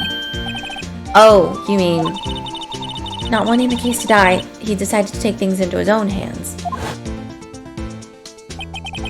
He disguised himself as Detective Goodman and tried to steal the evidence. He had already stolen the ID card, but it seems he still hadn't made up his mind to break into the evidence room. After my phone call, any remaining doubts he had must have disappeared. So your phone call caused the incident in the evidence room. Interesting. I'm afraid that's all I can tell you. But Lana, you've earned my respect, Mr. Wright, both as a defense attorney and an investigator. Now please, don't pursue this any further in court tomorrow. Tomorrow's trial. There's only one way to drive off Lana's demons. I've got to get to the bottom of everything.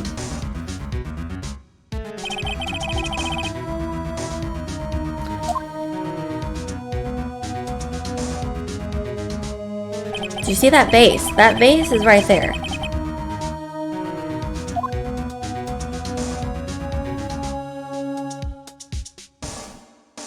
Gotta get to the bottom of it, guys. Alright. Save my progress. Okay.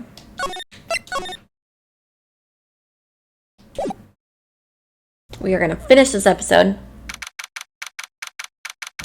It's supposedly the final day in court, so we'll see what happens. This is a defendant lobby, alright, but there's no defendant. Been trying to reach Lana all morning. Where could she be? And where's Emma, for that matter? It almost seems as if something's been happening behind the scenes. Edgeworth! Knowing you, you've already figured it out. Who the owner of the 7777777 ID number is. That is. Well, I have a pretty strong hunch. Looks like I'm not the only one who's figured it out. You know, the only reason this trial didn't reach a verdict yesterday is because there was still room for doubt regarding this ID record. If that number does belong to whom you suspect, then no doubt will remain. After all, he hasn't been officially charged with anything. True, not yet. In any evidence, once all doubt has been removed from that list, I can call for a ruling. 5 minutes, Wright, and Chief Prosecutor Skye will be found guilty. But she didn't do it. I figured you'd say as much. That's why I came here, to hear what you have to say. This is the first time he's ever done something like this. Lana's hiding something, and the only way we'll ever know the truth is to draw it out of her. The truth. Everything goes back to the SL9 incident. Don't be stupid. Today's the last day of the trial. We don't have time to reminisce about the past. That depends on you. If she's found guilty, you'll lose your only chance to find out what really happened. Think about it. See you in court, Wright? Ooh-hoo-hoo-hoo. It's getting good. This is it. If I'm ever going to find out what Chief Gant has on her, it's now. Alright, you guys ready? I'm gonna fix my chair here. Okay, chair is fixed.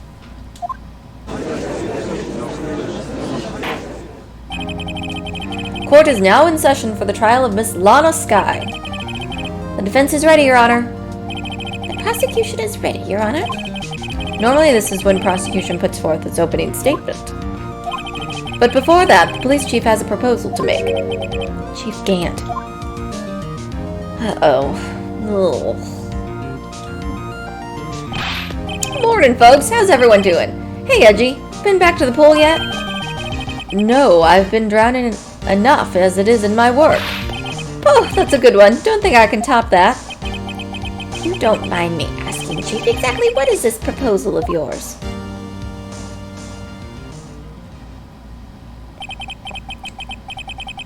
Lana, that is to say, the defendant, has asked me if she could speak directly to the court.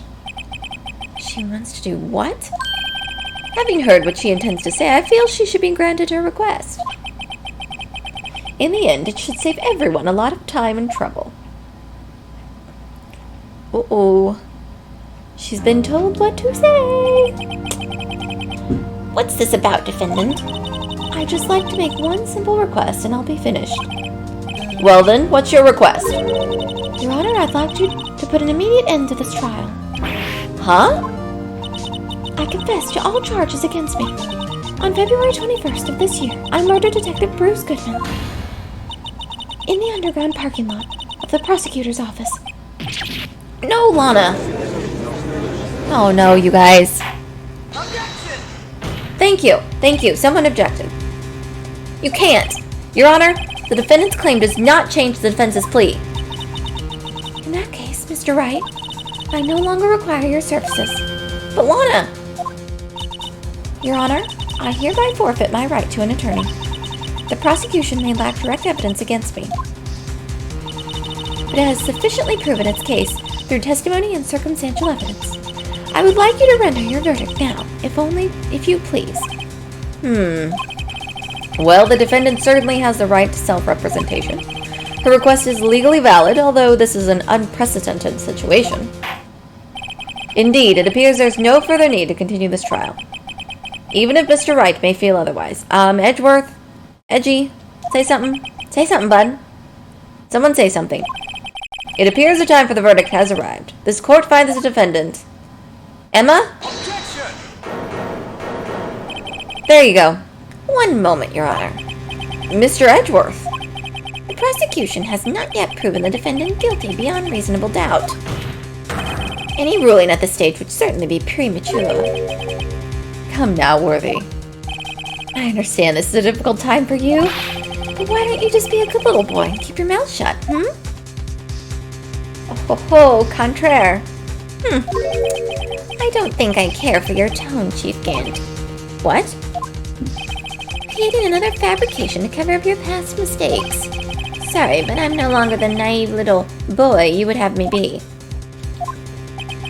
With this sudden confession from the defendant, it's obvious to me some kind of deal was struck behind the scenes. Some kind of deal, Not everyone operates as you do, Worthy. I thought so. Your Honor, the prosecution would like to change its first witness. Oh, to whom? As its first witness, the prosecution would like to call Miss Emma Skye. I request the court hears her testimony. Mr. Edgeworth, I am exercising my right to self-representation. I don't think we need to... I don't care what you think, Miss Skye. The exposure of truth sometimes results in tragedy. However, no matter how tragic the truth may be, it would be an even greater tragedy to avert one's eyes from it. Well said. Well said. Very well, the court shall grant the prosecution's request. That's okay with you, right, Chief Gant? Worthy. You'll live... Hi, Yuki, thank you. You'll live to regret this, mark my words. Miss Emma Skye, please take the stand. I need to go get a snack soon. Alright, we are on the final day of trial.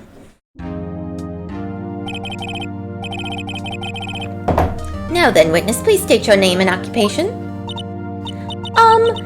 My name is Emma Skye. My occupation? I'm Lana's little sister, and I want to be a scientific investigator. 2 years ago, You encountered the serial killer Joe Dark of the Joe Dark killings. Is this correct? Yes. I'm trying my hardest to forget about that. I'm sorry, but I'm afraid I'm going to have to ask you to recall those events one more time. Mr. Edgeworth, please remember this trial concerns the murder of Detective Goodman. It's an incident that was resolved 2 years ago. Really all that relevant? Yes, most certainly is. Alright, here we go. Well, okay then. Sure gave in fast. Now, please testify about what happened to you 2 years ago. The trip to yesteryear has finally begun. It's bound to lead to the truth behind this trial. Oh, we going there.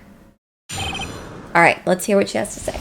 Hold on. Before that happens, I'm going to go get a snack. I will be right back. Everyone stay where you are. Stay where you are. Unless you need a snack too. Then go get a snack. And then I'll be back.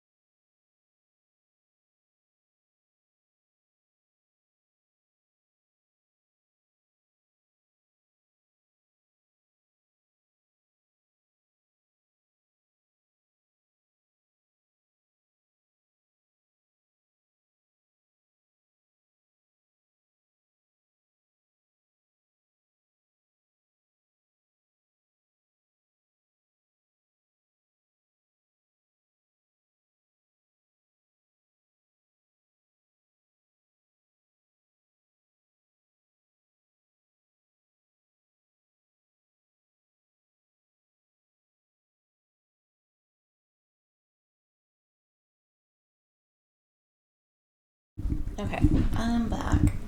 Oh, jeez. I'm gonna get my blanket. Oh! Hello, green screen. You need to stay where you were before. Don't be acting up. Alright, did everyone get a snack? Did everyone have time to get a snack? Okay, I grabbed some peanut, well, there you go. Peanut butter. I can only eat crunchy peanut butter. Do you have a favorite peanut butter? Do you prefer creamy or crunchy? I have to have a little bit of crunch when I'm eating the peanut butter. It makes it all the more worth it. It feels like a meal more if it's crunchy. Do you know what I mean? Creamy is okay, but creamy peanut butter, I feel like I have to put on something else to kind of like zhuzh it up. Crunchy peanut butter, chef's kiss. Okay. Let's see what she has to say. I was waiting in my sister's office that day. A man came running and took me hostage. Neil Marshall rescued me, but I'll never forget what I saw in that instant. The man raised up his knife and stabbed Mr. Marshall in the chest. It's a good thing you weren't harmed. I passed out. I don't remember much. That's understandable. However, please tell Mr. Edgeworth, what does this testimony have to do with Detective Goodman's murder? How was your guys' weekend? Is anyone doing anything fun this weekend? That will soon become apparent, Your Honor. You've got to admire him for his courage, considering he has no evidence. Very well, the defense may begin its cross-examination. Ooh boy. Alright, hold on.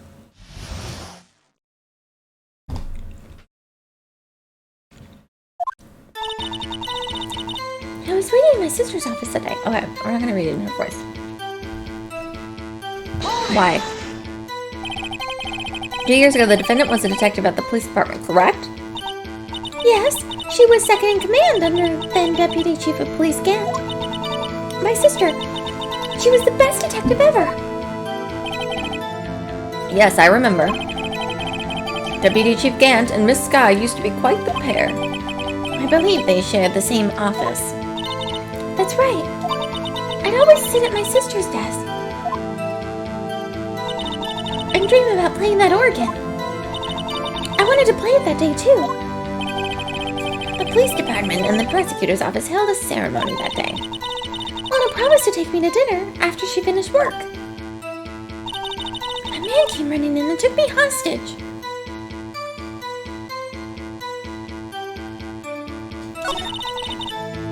You, Marshall, rescued me.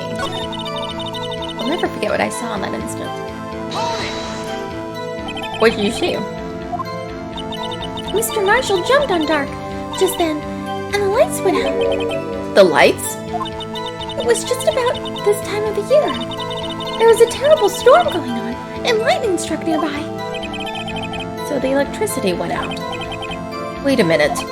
If it was pitch dark in that room, you shouldn't have been able to see anything, right? Right, but just then, lightning flashed again outside. That sudden flash left an unforgettable image of the scene in my mind. I see. I told the detective about what I saw then. The detective? Yes, Detective Goodman. He was in charge of the case. Detective Bruce Goodman, the victim. Hear more. You spoke with Detective Goodman about this 2 years ago? Yes, that's what's so scary about this trial. And you told Detective Goodman about what you saw? Yes, but at the time, the words just wouldn't come out. That's why I drew a picture. A picture? Yes, I think she mentioned that before. Well, Mr. Wright, have you heard enough? Ask about the picture. This picture the witness drew. I believe it has a very important meaning. But the list of evidence was given 2 years ago didn't contain a picture. Because we don't have the full list of evidence! Objection!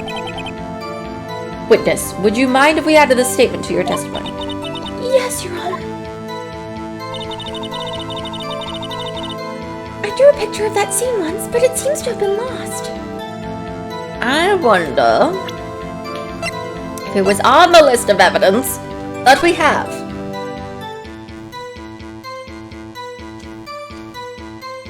Can we not read this?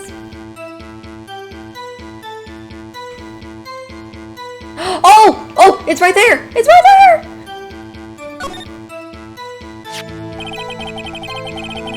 Picture's on the back of the evidence list in magic marker. Got a very bad feeling about this. Oh, we found the picture! Objection. Mr. Edgeworth. This little girl put all of her heart into drawing that picture. And yet you would insist on denying its existence. Oh, sorry. Just smacked everything across my desk here. Okay. Huh? Hey, I'm not the bad guy. All I'm saying is that as the prosecutor for that case, I wasn't handed such a picture. That may well be. But that doesn't mean it doesn't exist. Behold. This is the evidence list for the SL9 incident. Please turn it over, Your Honor. Turn it over. Turn it... Ah, what is this? Well, you're holding it sideways. You need to turn it... You need to rotate it just a little bit more. Hey, that's it. That's the picture I drew. We found it. Indeed. 2 men appear to be wrestling here. What's the meaning of this? What are you doing with that list? Me? Only the prosecutor in charge should have access to that list. Huh? These lists, they're different from each other. What? It would appear, Mr. Edgeworth, that the evidence list you were handed 2 years ago was incomplete. These 2 lists fit together to form one. You can see the marks here where they were torn apart from each other. So you see, Mr. Edgeworth, it's quite obvious what happened. 2 years ago, only half of the evidence in that case ever reached you. What? What? So surprised. Order? But Miss Sky, why did you draw your picture on the back of such an important list?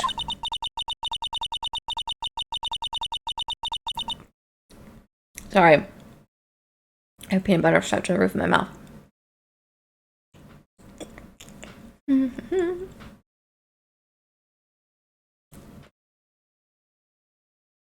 Because that's what Detective Quitman handed me in questioning room, Your Honor. On purpose? On purpose. Or did he do it on accident? Wait a minute. If this list was torn in half, that means... Your Honor? Are you all right, Mr. Wright? Your eyes are bulging from your head. If the evidence list was torn in half, then there might be more of the drawing on the back of Mr. Edgeworth's list. You didn't think to check that, dude? Come on! This is a freaking murder investigation. Yes, it's quite conceivable, Mr. Edgeworth. It's possible. Let's see. Is something wrong? Do you even have to ask? Sorry, Your Honor. There is indeed something drawn on the back of my list. It's that thing.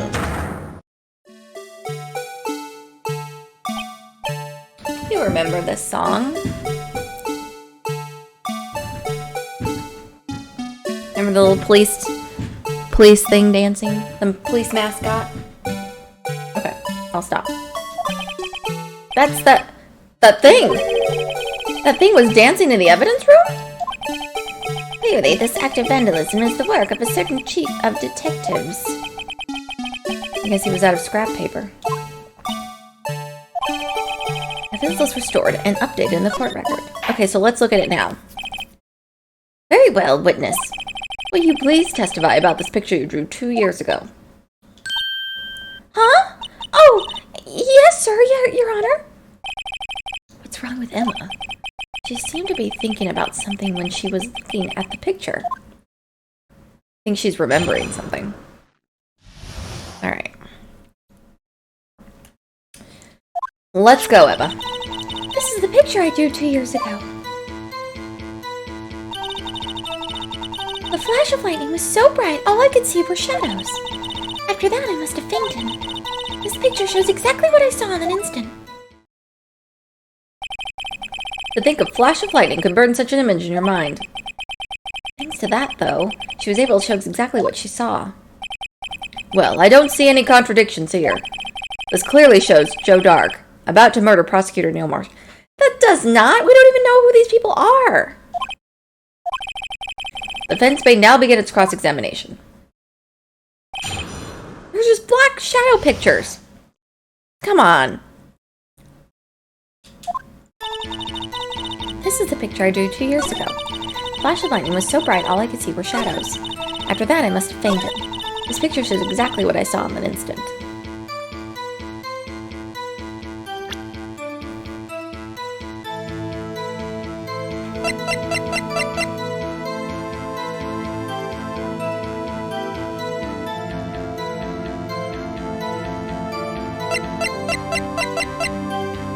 Where is his... Objection! He was stabbed in the back. I hate to be the bearer of bad news, but this picture the witness drew contains a blatant contradiction. What? But I still remember it, just like it was yesterday. Mr. Wright, perhaps it would be faster if you simply pointed out this contradiction for us. What part of this picture contradicts the autopsy? That he was facing forward.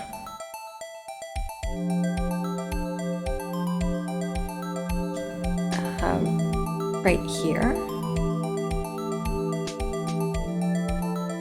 Chat? Dude. Oh, okay, I got it. I wasn't sure what I clicked. Basically, I'm trying to prove that he was facing forward, even though, but in the autopsy report it says he got stabbed in the back. Contradiction, of course, lies here. Take a look at the knife the man is holding. If you look closely, you can see its tip is broken. Even I don't have... Oh, I didn't even notice that. But Mr. Wright, look at the evidence. See the murder weapon? Its tip is broken too. If I recall, the tip of the knife was found broken off in the victim's... But why was it broken before he stabbed him? It was the conclusive piece of evidence that Joe Dark was the murderer. No! I'm afraid it's not so simple, Emma. Objection! And where, pray tell, could you possibly see a problem? It's obvious, really. The victim suffered a single stab wound to the back. If the victim was only stabbed once, then the murder weapon should not yet be broken. What is the meaning of this? Perhaps the knife was broken beforehand. Oh, here we go. We're about to battle it out. Sorry, but I'm afraid that's not possible. The tip of the knife was found inside the victim's body. If it was broken beforehand, it couldn't possibly wind up there. That's right. But what does this mean? Evidence was planted! It means evidence was planted on the body. The tip of the knife was undeniably discovered within the victim's body. The only possible explanation is the witness's memory is mistaken.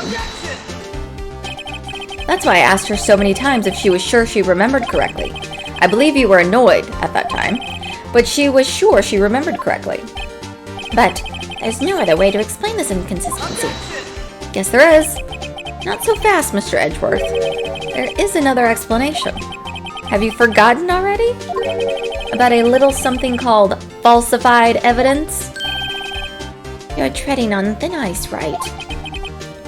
All I'm saying is that this broken knife tip might be the piece of evidence that was forged. You can't deny the possibility. No.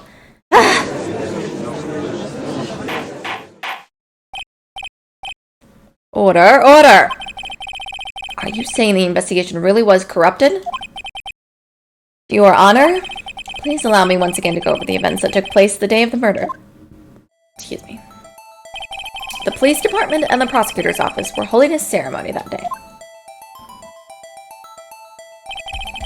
Oh, look. Look, the thing that Detective Marshall's holding doesn't have a tip on it. And it's a sword. After receiving the King of Prosecutors Award at the ceremony, Neil Marshall questioned Joe Dark along with Damon Gant. During his questioning, Joe Dark fled the room. Prosecutor Marshall chased after him and was killed by Dark. It is my belief that somewhere in this story there is a lie. I'm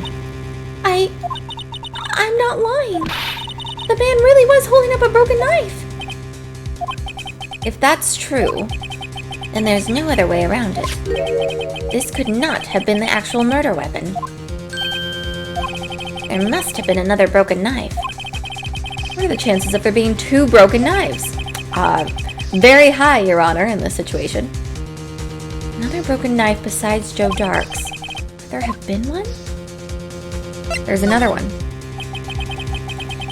If the witness is this adamant about the accuracy of what she saw, it can't just be explained away by simple observation error. Mr. Wright? In that instant, Emma really did see a broken knife. I assume, then, that you have some information about this other broken knife? If so, please feel free to enlighten us. The murder weapon was already broken prior to the murder. There's only one way. Take a look at this. Here's the real murder weapon.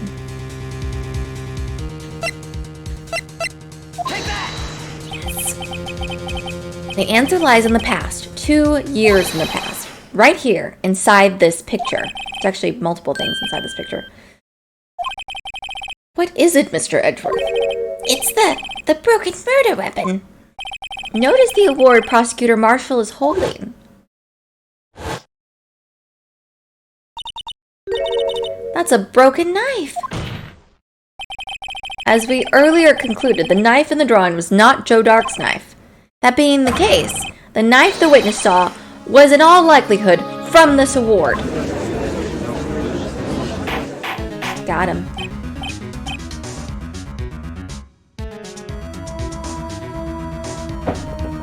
Order, order. Neil Marshall was awarded the King of Prosecutors that day. As an award, he was given this broken shield and knife. When he chased after Joe Dark, he pulled out this knife. Being a prosecutor, he did not carry a pistol. This broken knife was the only weapon he had in this dangerous situation. But That can't be. Oh, and why not, Mr. Edgeworth?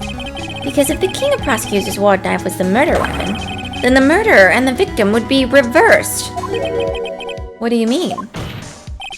I mean, it's Marshall holding the knife, and it's Joe Dark being killed. This man raising a knife would have been Prosecutor Neil Marshall. Oh. Oh! But the prosecutor was the one who actually died. That's true. What's going on here? It seems Mr. Wright has been a bit too eager to jump to conclusions. Wait! I remember now! I remember everything! Witness? Mr. Edgeworth! What is it? Could you show me your evidence list again, please? This list? The one with that picture scribbled on the back.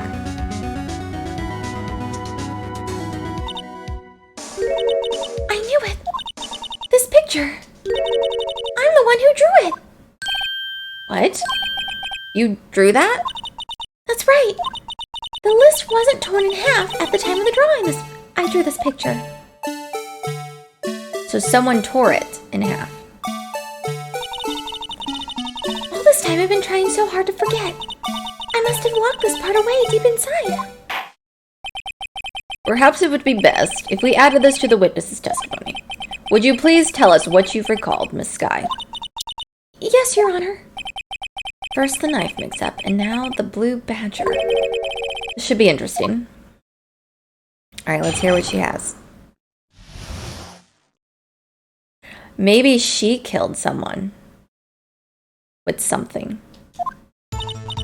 When I saw that man raise his knife, I panicked and rushed towards both of them. I think I knocked away the man with the knife. Just then there was another flash of lightning, and that's when I saw the blue badger. He wasn't in the room, but I'm sure I saw his shadow. Interesting. Well, certainly is the most unusual. Try impossible. The chief of detectives hadn't even designed him until this year. That would mean he didn't even exist 2 years ago. Yes, well, the defense may now begin its cross-examination. But it was the chief that designed... Stop! Please don't pursue this any further! Lana, what's the meaning of this? Please remain seated in the defendant's chair. But you can't do this. I've already confessed to the crime. Why can't you just leave it at that? Chief Prosecutor Skye,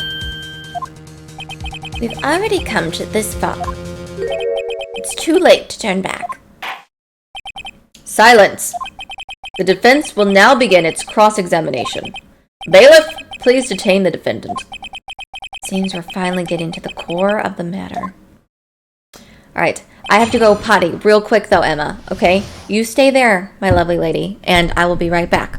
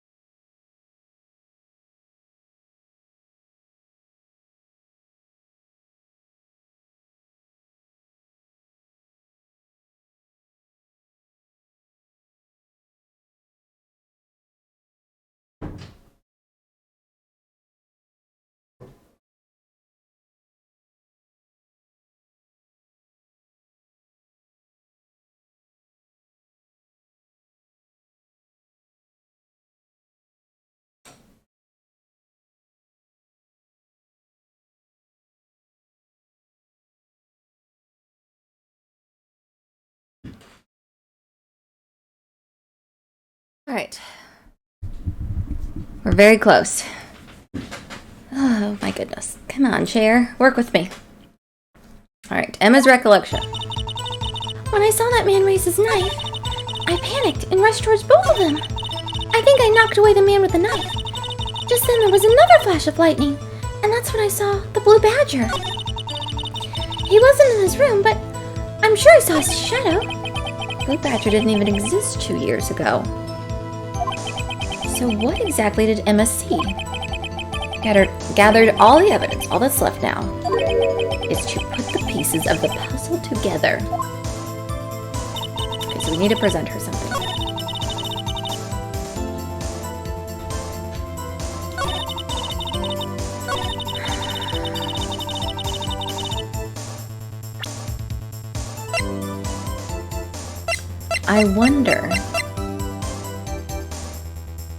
I wonder if it's this. It's the only thing we haven't presented yet. Got it. The mysterious blue badger was in fact this. But that's... what exactly is that? I believe it's some sort of jar. But Mr. Wright, that doesn't look anything like the blue badger. Au contraire. Indeed it doesn't. As it stands now, it's just a plain jar. However, what if we were to change our viewpoint? Our viewpoint? Try to show them the correct angle to look at this from.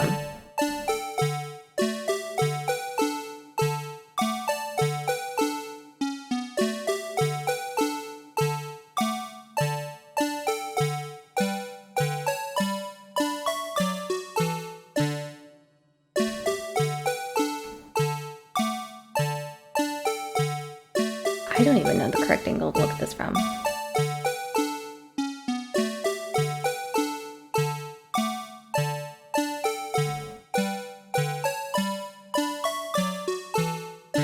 Almost. I think we've got it. Hold on.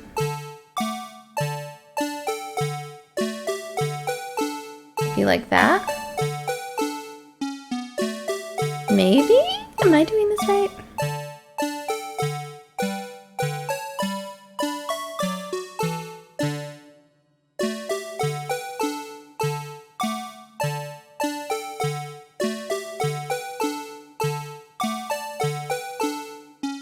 Well, it would have to rotate so the blood matches where it hits someone.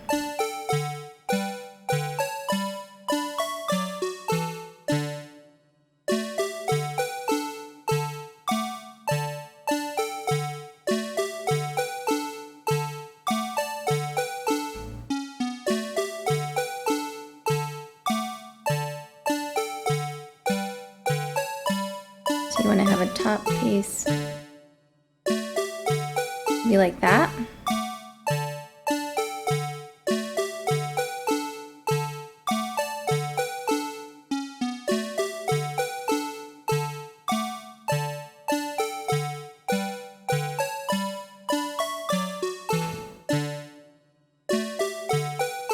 Does anyone know? Is anyone else seeing it? And maybe I'm just not seeing it.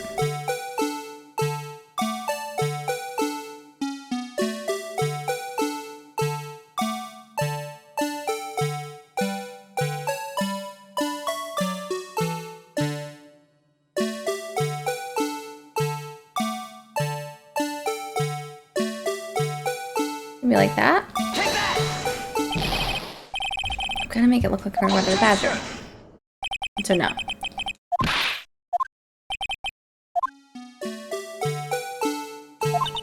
Come on, Mr. Wright, you can do it. Okay. Okay. I can do it, yes.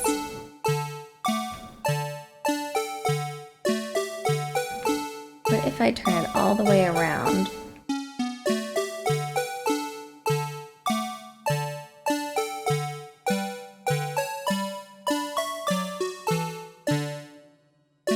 If I turn it like that...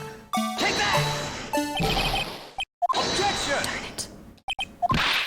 Alright, we will get it. We will just get it. Hold on.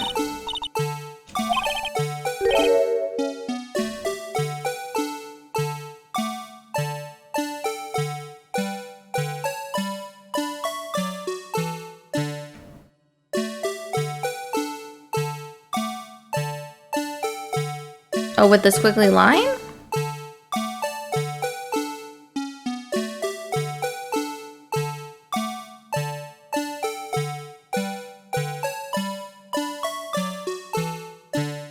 Do you think the broken side is to match the picture of the blue badger?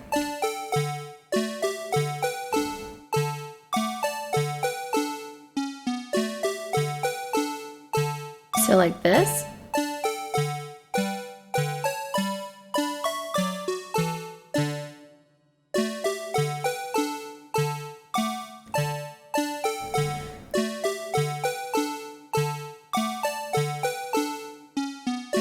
Three arms sticking out of the jar.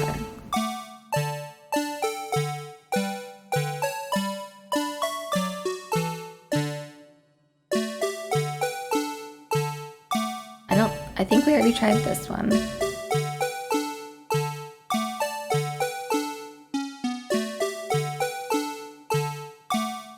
See, that looks right to me, but I don't think it is.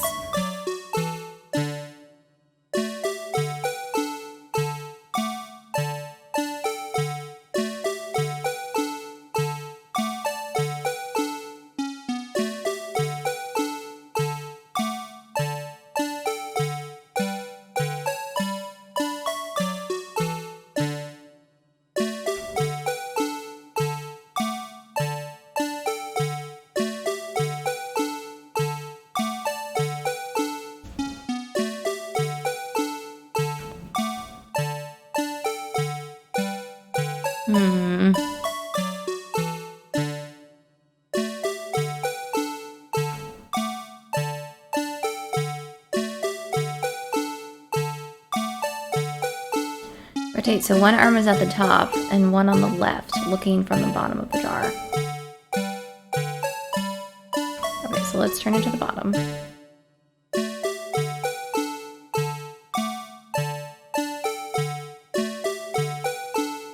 Like this.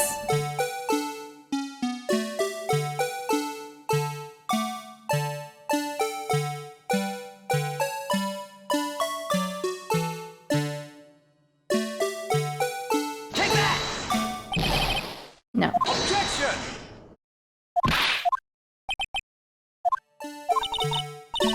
Alright, we're gonna figure it out. If it's the other way.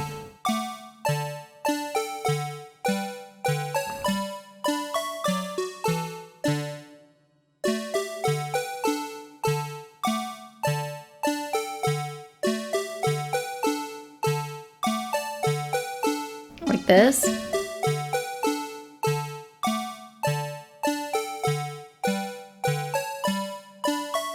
Take that! No? Objection!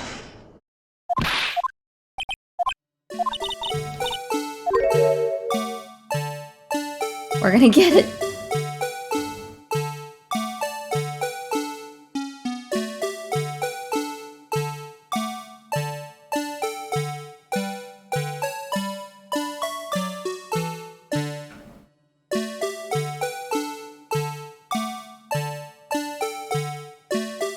Let's match the left ear. Okay. So it should be like this.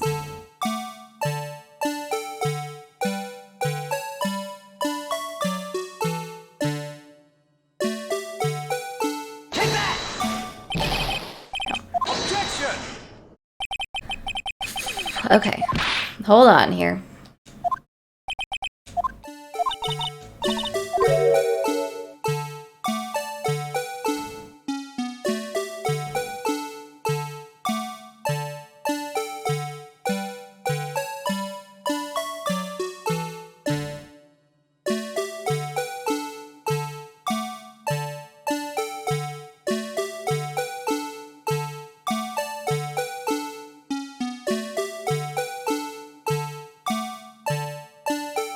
Like this.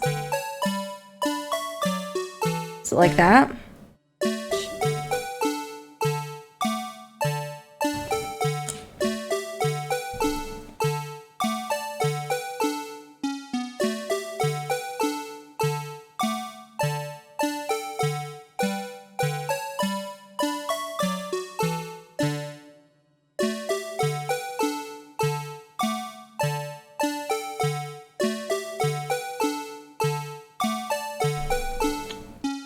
on.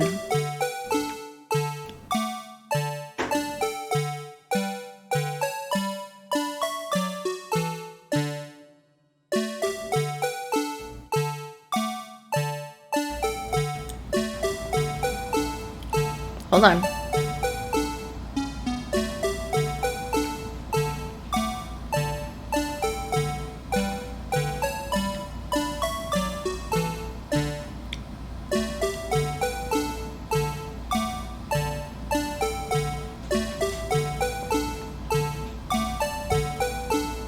I think this is it.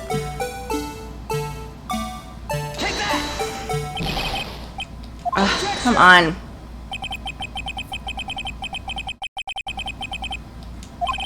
It's gotta be that. I don't think the broken arm has anything to do with it. Because they want to show where the blood splatter was.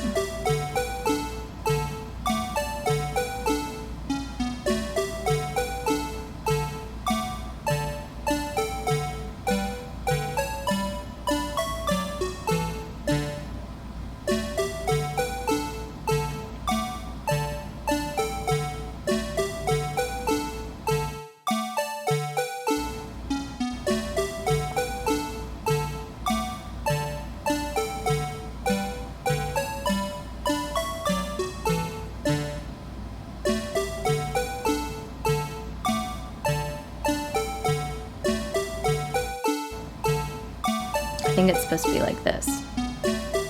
Take that! Objection!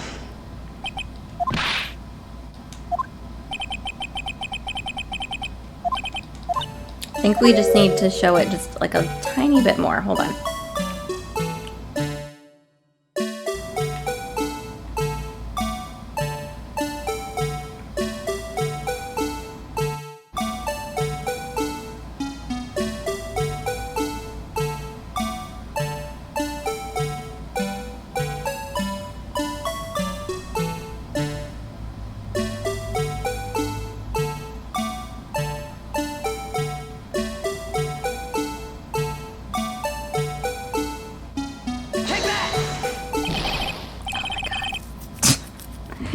It really wants you to get super picky with it.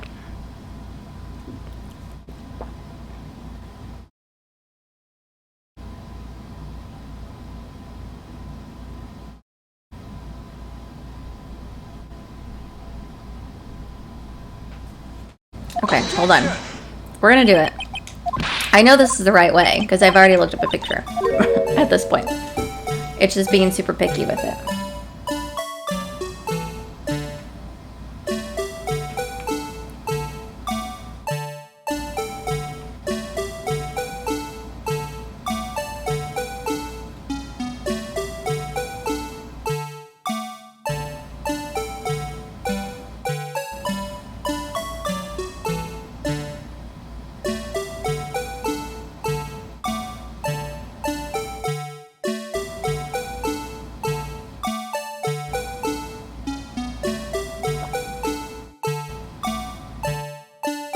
Let's try to that. Oh my god.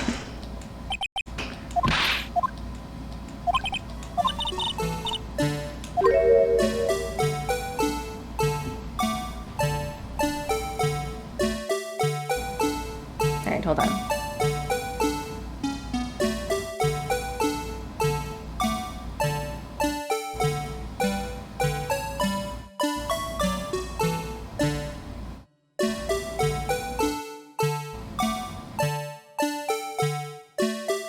Okay.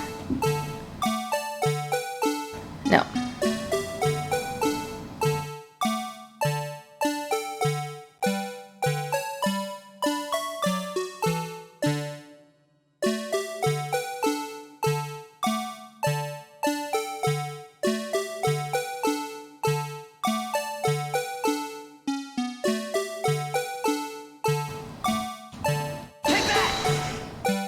Oh my Lord, thank you.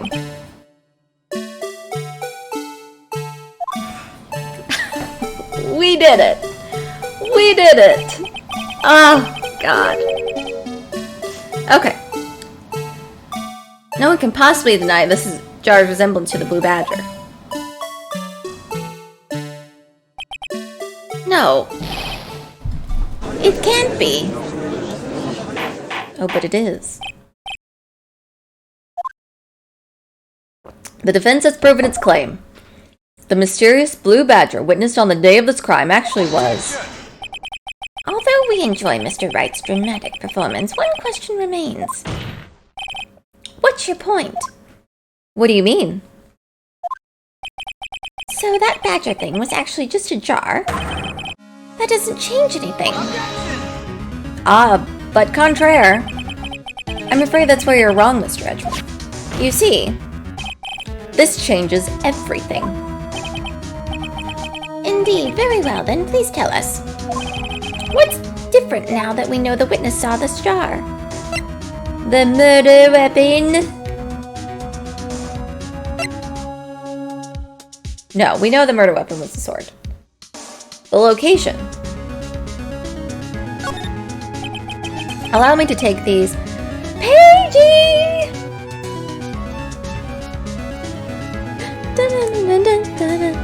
Hi, Paigey!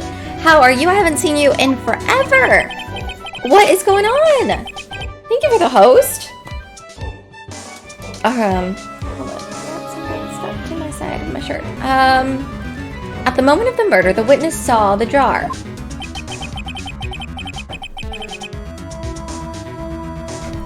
At a very specific angle, I might add, Mr. Wright. Yes, well, knowing this, where could she have seen this jar? You're doing good? Have you been busy this weekend? Do you have some fun things planned for the weekend? Where? The location of the jar is shown in a picture taken on the day of the crime. It's on a shelf in the office of Damon Gant. But the body was found lying near Lana Sky's desk. Well, of course it was. Yes, and it is these two facts that reveal what actually transpired. You see, the struggle between Dark and Marshall did not take place in Lana Sky's office. It happened on the other side of the room in Chief Gant's office. Gaming the weekend, what games are you playing? Pray tell me. Watching Twitch? That's always my favorite, to like have games on one side and then have Twitch on the other side and just like chilling with everything. I've been practicing Resident Evil HD. So I've been trying to practice speedrunning that. It's been a nightmare, but I love it. RE5, the DLC? What? I don't even think I remember RE5 DLC. Maybe I did. I had to have. I played the heck out of that game when it first came out. I will have to go check it out again. Maybe I'll add that to some of my October month schedule, is to visit RE5 DLC. That's awesome though. RE5 was such a good game. I love RE4 more for the everything else. But RE5 did do some things that were well executed. It was a faster pace, obviously less puzzles, except if you think about like some of those light puzzles at the bottom. But it's a good co-op game. I agree. You've been playing it co-op, just online or with friends? I think it's probably the best co-op game, in my opinion. I really hope that they might be able to kind of get that going again. I would love for Outbreak to be redone and re-released. I think that would be great, but I don't think that's going to happen, unfortunately. Which is very sad because a lot of people love Outbreak. Both, yeah. It's really fun to play with co-op. RE6 I think that's the only way to play RE6. If you've played RE6 alone, I mean, praise to you for getting through it by yourself, but the only way to play that game is co-op with someone else. I think it just makes it a better experience to have that going. So, are you implying the murderer moved the victim's body from Damon Gant's office to Lana Sky's office? I mean, it's not that far, dude. Yes. Why would he do that? There's no reason. Exactly. If there wasn't a reason, he wouldn't have gone through the trouble. The only logical conclusion is that there was a reason. Do you know what that reason was? Okay, I'm gonna take a guess. I don't know anything. Like, I've never played this game before, and I've not read any spoilers up to this point. I just only looked to see how the picture was shifted. My thought is Emma killed someone accidentally. Emma, the sister, the young sister, killed someone accidentally on that day. And Chief Gant had to hide all that information and then held that over Lana's head the whole time, like, hey, if you don't do what I say, I'm going to come out and tell everyone that your sister murdered somebody, and then she's going to get in trouble. I guarantee you that's what it is. I finally figured it out. So this is why Lana tried to stop the trial. It's too late to quit now, though. Please recall the witness's testimony. She said she knocked away the man who was holding up the knife. In the next instant, the jar was hit and flew through the air. Now tell me, what could have sent that jar flying? Well, what would have to have been the impact the man made when he was knocked into the wall? Ladies and gentlemen, if I may draw your attention to this picture once more. Oh, do you see that sword? Well, you can't see it right now. Do you see the knife where Lana's standing? And that's how he would have been hit in the back. That's how he was stabbed in the back. Oh my god. What would he have hit? The suit of armor, holding a very sharp, dangerous-looking sword. Yes. And since the man who was knocked into the armor was carrying a broken knife, he would have had to have been Neil Marshall, wielding the Chief King of Prosecutors trophy. No, Mr. Wright, you can't be thinking... Yes. There's another possibility of what actually transpired in that room. Another possibility... Of course, the perpetrator would have no idea, but nevertheless... I don't know if I can go through with this. Mr. Wright, what's the matter? Because remember, it was Emma's handprint that we found on the leather sample that was in the case. So he was concealing that evidence because he didn't want Emma to be prosecuted. That she technically killed Detective Marshall. If events took place as the defense theorizes, then the outcome is obvious. In that moment, assuming the man Emma Skye knocked away was actually prosecuted... So she thought that Neil Marshall was actually Joe Dark, but it wasn't. It was Detective Marshall.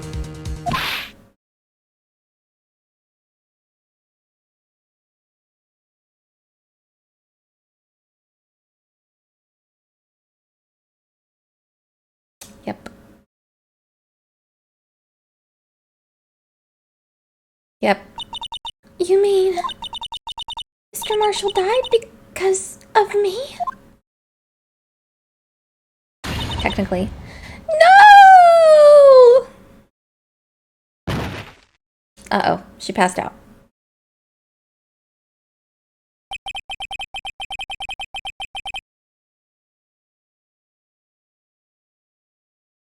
I never imagined her testimony would lead to this.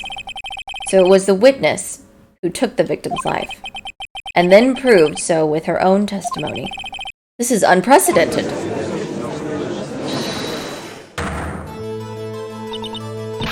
What are you saying? I'm sorry, Miss Skye, but given the circumstances... Joe Dark murdered Prosecutor Marshall. How can you think it was Emma? How dare you try to pin the crime on her? Imagine that coming from you. If you recall, it was you who admitted to forging evidence 2 years ago. The reason you moved Prosecutor Marshall's body was to keep anyone else from finding out about what Emma did, wasn't it? I assure you, Mr. Edgeworth, I have no idea what you're talking about. If you hope to have anyone believe your insane allegations, I'm afraid you're going to have proof.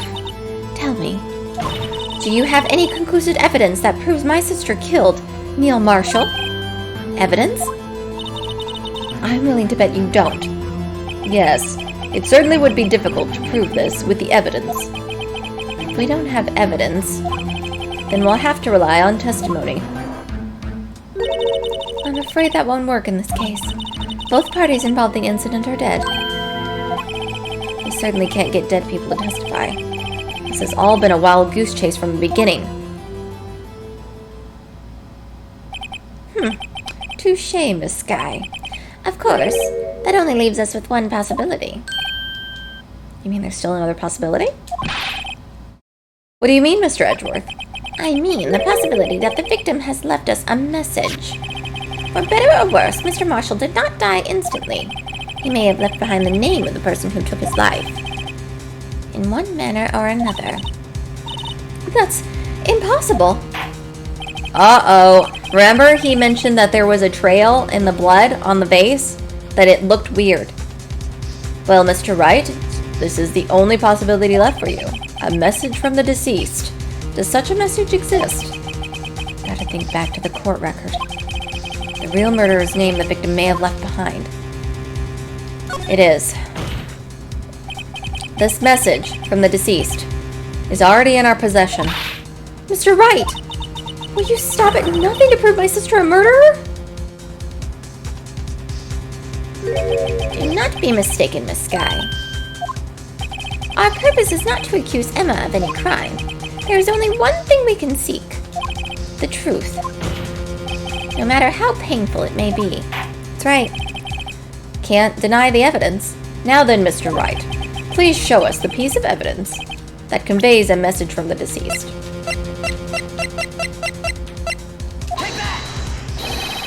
This is the message left by the deceased. It's that blue badger from before, right? Oh, is he just going to speak the killer's name? If that thing could, I'm sure it would. Looks like everyone's forgotten this is just a jar. A message was left here, on the surface of this jar. What do you mean? If you look closely, you can see a faint trail of blood on this jar. Looks like someone wiped the blood away. Yes, but notice, for some reason, the blood on some of the fragments was not wiped away. Yes, there's a line here, drawn in blood. So what you're saying is these dots were once lines? Prosecutor Marshall did not die instantly. He used the few precious moments left to him to leave behind a message. One that someone apparently wiped away. But blood must have seeped into the jar where the lines changed directions. Precisely so. All we need to do is connect these points, and the victim's message will become apparent. No. Mr. Wright, what kind of message does the victim leave for us? Your Honor, I believe those bloodstains will reveal us the answer. Got to connect these dots to make letters. There's only one thing the victim would have written given the circumstances. His murderer's name. Alright, so connect. So we know it's Emma, so we know that's what we're gonna write. E. Whoop.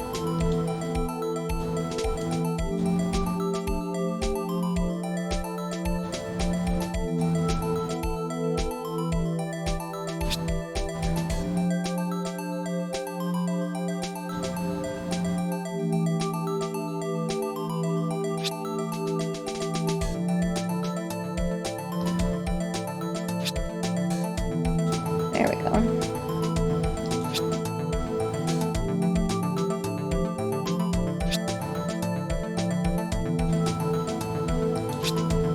Present. Oh, that was way easier than the blue badger thing. It's a defense attorney's duty to prove their client's innocence.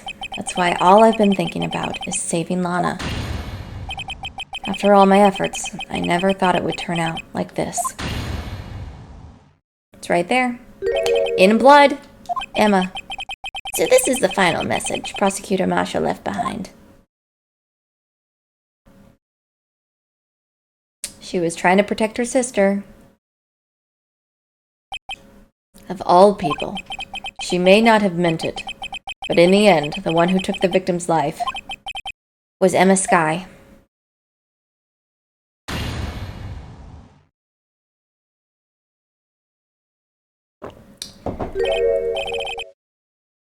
he worthy? Can't say I didn't warn you. Oh, but he's in on it somehow. Chief Gant, do you understand the implications of what you've done? What? What are you talking about? 2 years ago, Joe Dark was sentenced to death. He was convicted because of his final murder. I believe you were the prosecutor in the case, were you not? Yes, worthy. Because of you, an innocent man was sentenced to death. I have to fix my chair. Not only that, but you used forged evidence to ensure his conviction. Oh, he's mad now. Objection!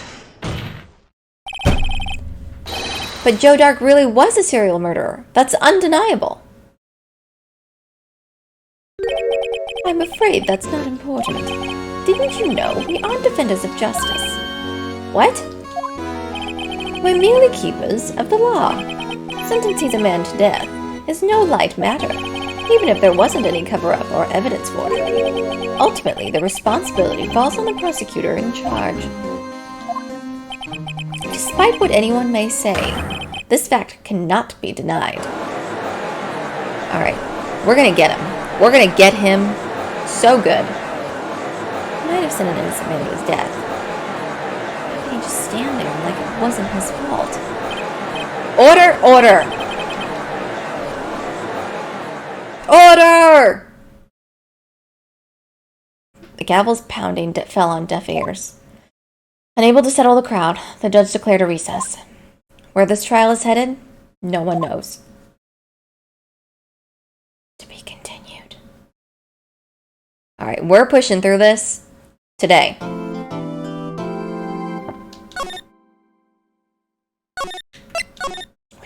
We're just at the very last part of this.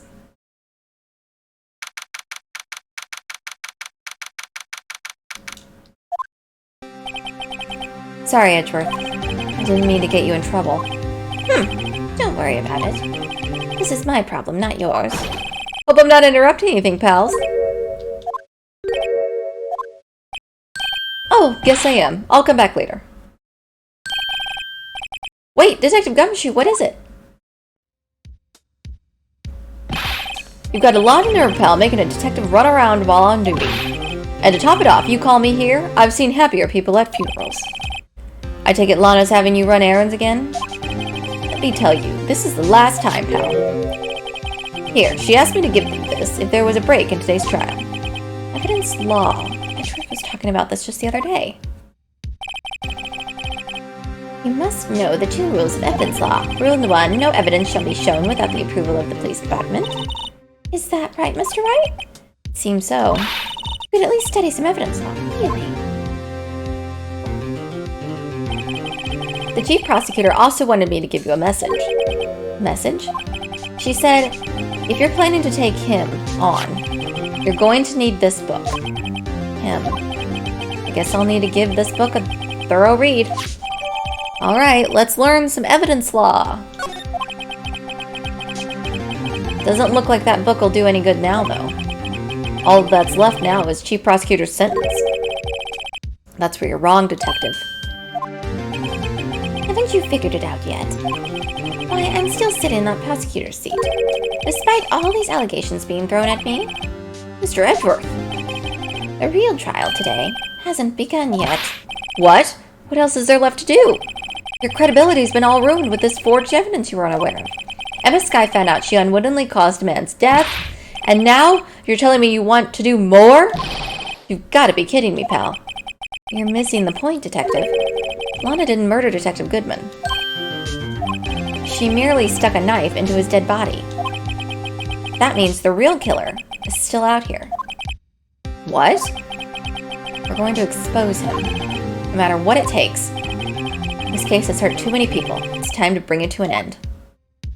Let's do it.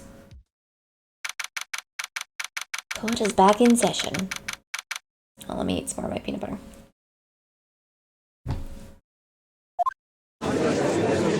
How are you guys liking the case so far?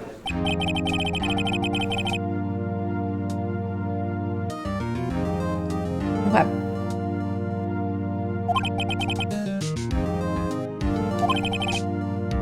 Yes, Your Honor. The Inquiry Committee is planning to impose harsh penalties for your actions. Dev! Hello! How are you? How's your weekend? Thank you for the news, Your Honor.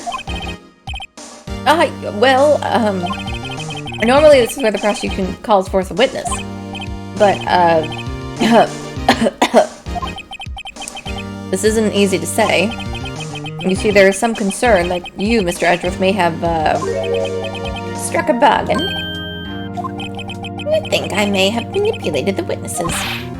I didn't say that. It's just, you see, everyone has been talking and... Very well, Your Honor. I have a solution. I am doing awesome. Weekend has just started for me, so we'll see how relaxing it goes. I have a D&D meeting in about 4-ish hours. 4 hours for me. First day 1 of Cyberpunk D&D. We talked through our characters last weekend. I'm kind of really excited. I still haven't read the rule book, but I know I'm just gonna be fine, okay? Who needs rules? Who needs rules in D&D? Not this person. I will figure it out on my own. I did forget to buy 10-sided dice, so I'm gonna have to use probably a phone app. But the one I found, I don't really like, so we'll see. We'll see. No rules! Let's go! I think there's 6 of us playing, and it's all basically themed on Cyberpunk. The rulebook is like 400 pages long. I mean, no offense to someone who has time to read all of that. I think you're amazing if you can go through all of that and understand everything. I just assumed you roll, you make a move and an action. I'm gonna assume it's like that, maybe. So one of two things are gonna happen. I'm gonna get pretty far in the scheme of things, and I'm gonna do really well, or I'm gonna die in maybe a couple games. So we'll see. I mean, it's anyone's guess. Paigey, thank you for the snack break. I do need a peanut butter break. Well, the only snack I can eat right now is peanut butter. I'm staying diet. So I'm looking forward to the day I can eat meat again. That day will be soon upon us. And then I will eat it all. But that's my weekend so far. We'll see how long that plays out. I'm playing with a couple people in chat. They're the ones that actually invited me. So thankfully there's a couple people I know. And hopefully it'll be fun.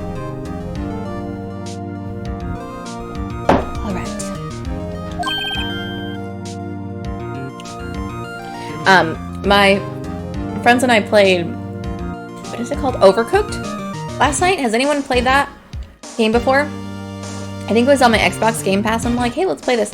Friendships were possibly ruined last night.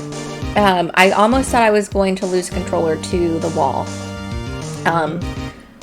That's, if you want something worse than Mario Party to kill a friendship, play Overcooked and see what happens. It's a co-op game. Essentially, you're little chefs in a kitchen trying to get orders out, and most of the maps are designed where one person can only do one thing, and you can't go around and do everything at once. It's an awesome game. Well worth it if you download it. I highly, highly recommend if you have some friends to play with. I think it's only 2 people at a time. No, I think you can have 4 people. I think you can have up to 4 people in the kitchen. I just have only 2 controllers, so only 2 people could play at a time. It was crazy. Things got pretty crazy in my house. Things got pretty heated real quick. People brought some heat to the kitchen last night. So we started out really well. We were just playing Jackbox, and then it escalated. I feel like that's what happens a lot of the time in my house with game nights. It just escalates quickly. Especially between Me, I am very competitive, so anyone I play against, I have to win always, or you have to be a team player. If you're not here to bring it, then you need to get off my team. I'm a very ruthless person when it comes to co-op games. Even though I seem to be sweet on the outside, on the inside, truly, I'm a pro gamer at heart, and you can't get in the way of that. So it was, but yeah, I highly recommend if you have some friends or if you're looking for a new co-op game. You think at first it's very easy and mindless, because I think the first few maps show you kind of the basics, like a tutorial, or the first two. And it gets really hard from there. Yeah. But, highly recommend. That being the case, the prosecution will allow the defense to call forth all further witnesses. What? But there's no precedent for what you're proposing. But a very effective one. It would prove that I haven't struck any deals with the witnesses. Well, Mr. Wright, what do you say? Let's do it.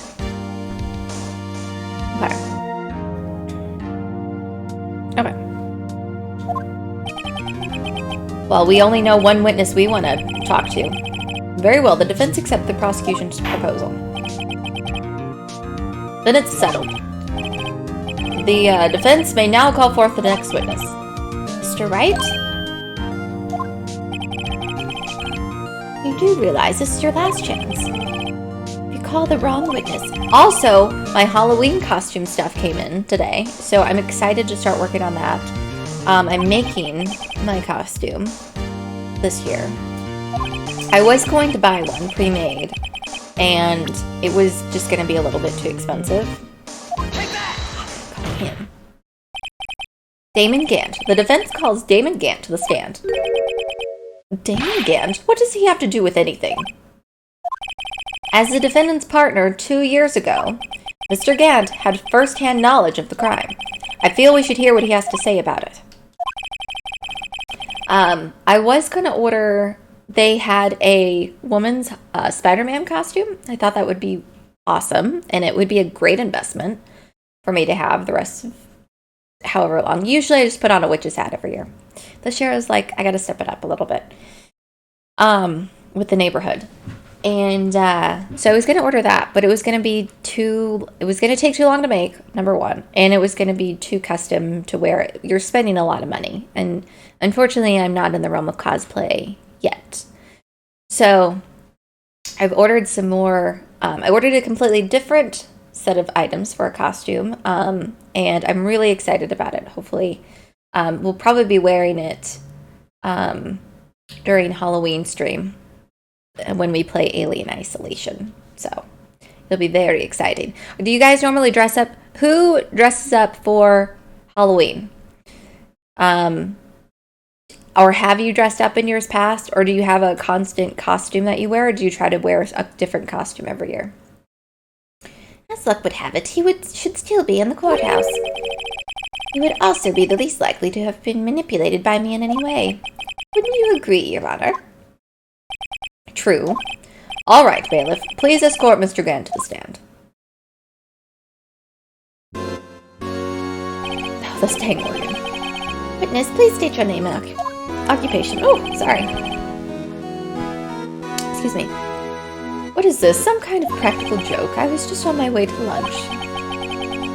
Your name and occupation, sir. Worthy, are you sure you want to do this? Your name and occupation.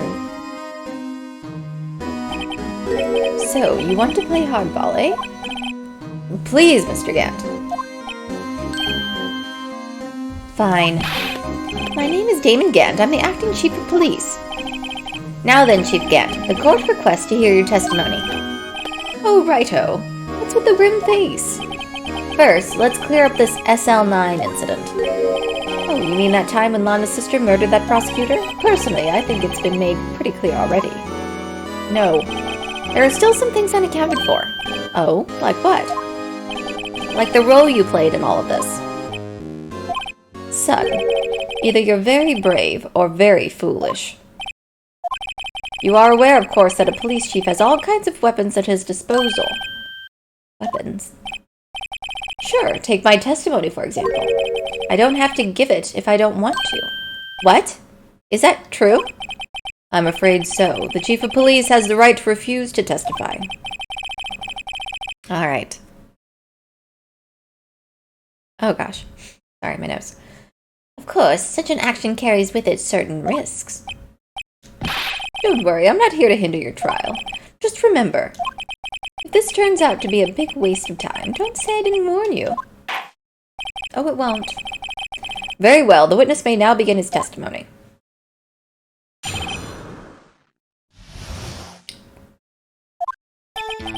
As I recall, Neil and I were questioning him that day. To make a long story short, we slipped up. That power outage didn't help either. When I went to my office, I found Lana there. Apparently she had already arranged the crime scene. As you can see, I had nothing to do with the forgery. Is that when Dark was arrested? He was lying on the floor, unconscious.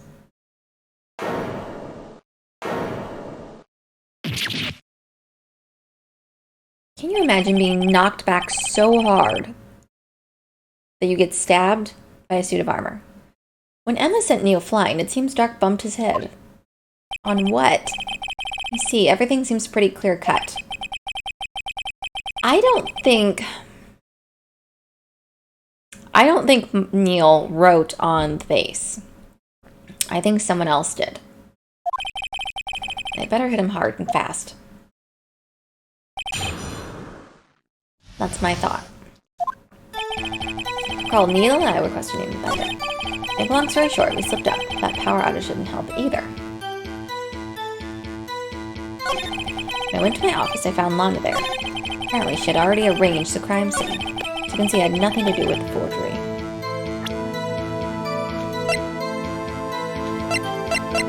I think you did. Objection! You claim you had nothing to do with the forgery. But I'm afraid that's a claim you cannot back up because we found 2 pieces of evidence in your safe, sir. Explain yourself. Several pieces of evidence were found in your office. Take this jar, for example. That blue badger you showed us earlier. A piece of this jar was discovered in your safe. Not only that, but the evidence list I presented earlier was actually found inside your desk. It was found where? You see, Chief Gant, these articles of evidence uncovered in your office are both concrete proof that you also played a part in the alleged illegal investigation. Chief Gant, what is the meaning of this?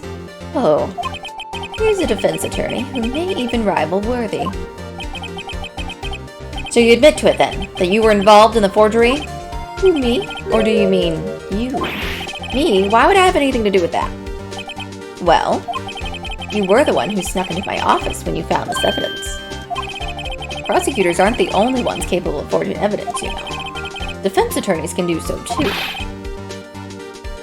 Isn't that right, Righto? However, Detective Gumshoe was present during the investigation. Worthy, my boy. Not even detectives are exempt from the law. Rest assured, Dick will receive his due punishment. What? Okay. So I gotta hit him where it hurts. Please give us your testimony regarding these pieces of evidence found in your office, and their relation to the forgery that took place in the crime scene. My. Kids these days no longer know how to put 2 and 2 together. Alright, here we go. Let's see, what was it now? A jar fragment and a list. For all I know, you could have planted them in my office. Anyway, you can't prove when those pieces of evidence were discovered. They were found after Dark was convicted, then they're worthless. There's no reason I participate in a forgery. Rearranging the crime scene wouldn't help me out in any way. Oh, but it would. You have a lot to gain from this, Mr. Gant. Yes, Your Honor. When investigating the crime scene, you should have been more careful to observe protocol. You do understand that I am the chief of police, right? There will be consequences. Indeed, I believe I will press charges, so you won't make the same mistake again. My apologies, Chief, but would you mind waiting until tomorrow for that? Today is, well, you know. All right, Edgy. In return, though. I know. That place, right? Huh? What are these guys, telepathic? Alright, here we go. Evidence and forgery. Oh, I know, you could have planted them in my office. Anyway, you can't prove when those pieces of evidence were discovered. They were found after Dark was convicted, then they're worthless. There's no reason I'd participate in forgery. Hold it! Really, Chief Gant. At the very least, there is one very large benefit you've reaped from all this. Oh, I wasn't aware. What is this benefit? That would, of course, be the position you have, Chief of Police. Oh. The resolution of the SL9 incident secured your promotion to Chief. That in itself is sufficient motive. Oh. Well, that's a good one. Huh? Do you really think I'm that incompetent? What do you mean? Even without that case, I was already in line to become the next chief. The resolution of SL9 merely sped up the inevitable a little. Is that true, Edgeworth? Yes. He was going to be made chief anyway. Ugh. Be careful when pointing that finger, or you might wind up being the one pointed at. So that means there's only one possible motivation for you to commit forgery. If you didn't do it for yourself, then you did it for someone else. Don't be silly, Worthy. You know me better than that. There are only 3 people I look out for. Me, myself, and I. Yeah, which makes you an easier target now. There's out in the open. There, it is out in the open now. Come on, green screen. Aji, would you mind if I change my testimony a little? By all means, please do. Wouldn't be anyone's accomplice if there was nothing in it for me. Exactly! Nothing in it for you. Sorry, but the only person I truly care about is yours truly. That girl. Lana's little sister, was it? If you think I felt sorry for her, you'd better think again. You're right. You don't feel sorry for anyone. Be tough on crime and tough on people. That's how I was raised. You seem to be lax enough on yourself, though. Oh. Well, that's a good one, Worthy. There had been something in it for him. Even his selfish... The only thing I could think of that was in it is that he could hold that over Lana, basically, and make her do anything he needed her to. True, you might not help out anyone for their sake, but if it would benefit you, you might decide to assist someone. Mr. Wright, it appears you're positively determined to portray the chief as a nice man who likes to lend people a hand. It's not what I meant. Very well, then. Who is this person you believe Chief Gant may have helped forge evidence? Lana. Chief Prosecutor Lana Skye. The defendant? I believe it's quite obvious in light of the circumstances. Emma Skye fell victim to an unfortunate series of events. Who would want to help her more than her own sister, Lana? As for Chief Gant, he would also have a reason to help Lana if she asked him to. That reason, of course, is self-profit. Self-profit? What do you mean? After the SL9 incident was resolved, Lana Skye was appointed chief prosecutor at the prosecutor's office. The person who arranged this job change was you, Chief Gant. But how would he profit from all of this? He would be able to use Chief Prosecutor as his puppet. Essentially, he would acquire unchecked authority over all investigations. Do you mean to tell me that despite the chief's formidable appearance, he plays with puppets? Oh my god. This judge... Oh wait, you must mean puppet as in someone forced to do his bidding. Never mind. Admit it, Chief. You assisted Lana Skye in forging evidence. Your motive to appoint her as chief prosecutor so you can control her. Righto, my boy, you have quite an imagination. Let me ask you something.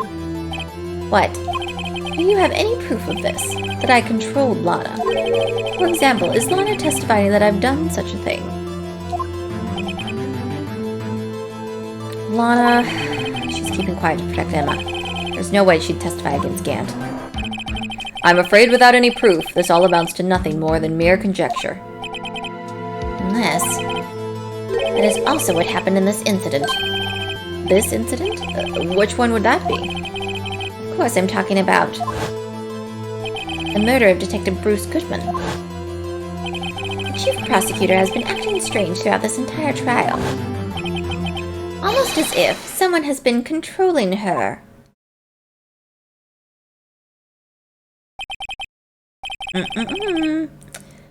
Whether you better watch your tongue. I wouldn't want you to get hurt. Just what do you mean? What he means, Your Honor, is that Chief Gant is involved in the murder of Detective Goodman. Not only that, but the chief is now making Lana take the rap to cover up his involvement. What? I tried to tell you this the whole time.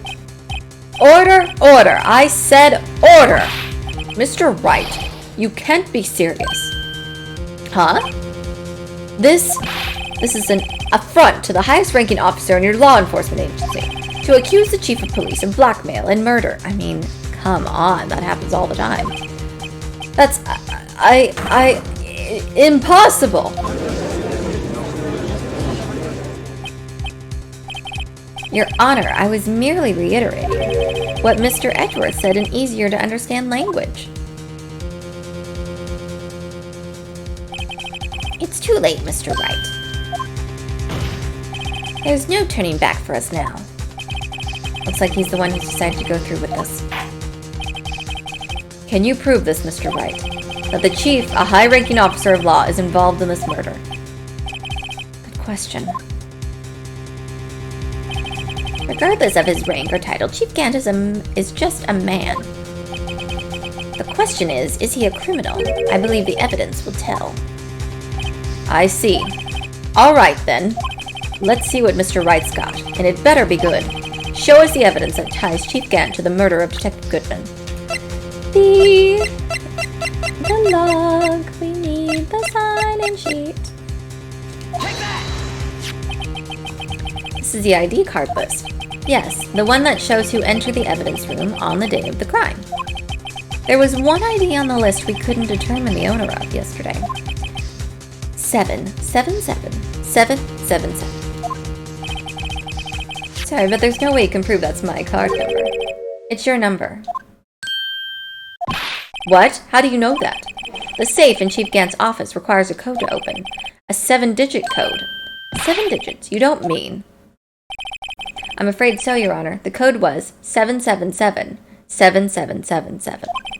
The same as the remaining ID card number on that list. Chief Gant, you enter the evidence room on the day of the crime. Oh! Now he's sweating. Bowels are getting ready to be released. Order! Order! Chief Gant, what do you have to say? Nothing. The defense's search of my office was in violation of my regulations. And I will demand Mr. Wright be punished to the maximum extent of the law. But right now, this court demands an explanation from you about the use of this ID card. Chief Gant, so you admit it. You entered the evidence room on the day of the crime. What about it? I'm chief of police. Whether it's the evidence room or the bathroom. What's the difference? I can go anywhere I want. Tell me, when you entered the room, were you alone? I always go to the bathroom alone, as I do with the evidence room. Detective Goodman wouldn't have happened to be with you that day, would he? Of course not. Why would he be? I hadn't seen him in days. You hadn't seen him in days, Chief Gant? I'm afraid you've just undone yourself. On that day, you had to have met with Detective Goodman. What do you mean? The trial's purpose is to determine Lana Sky's guilt. No, it isn't, Your Honor. This trial's purpose is to determine the truth. If Chief Gant met the victim on the day of the crime, then we need to determine one thing. What transpired during that meeting? In that case, Mr. Wright, I'm going to have to ask you for evidence. Show us proof that the victim went to meet Chief Gant on the day of the crime. I think it's his note? Let's see what else we have.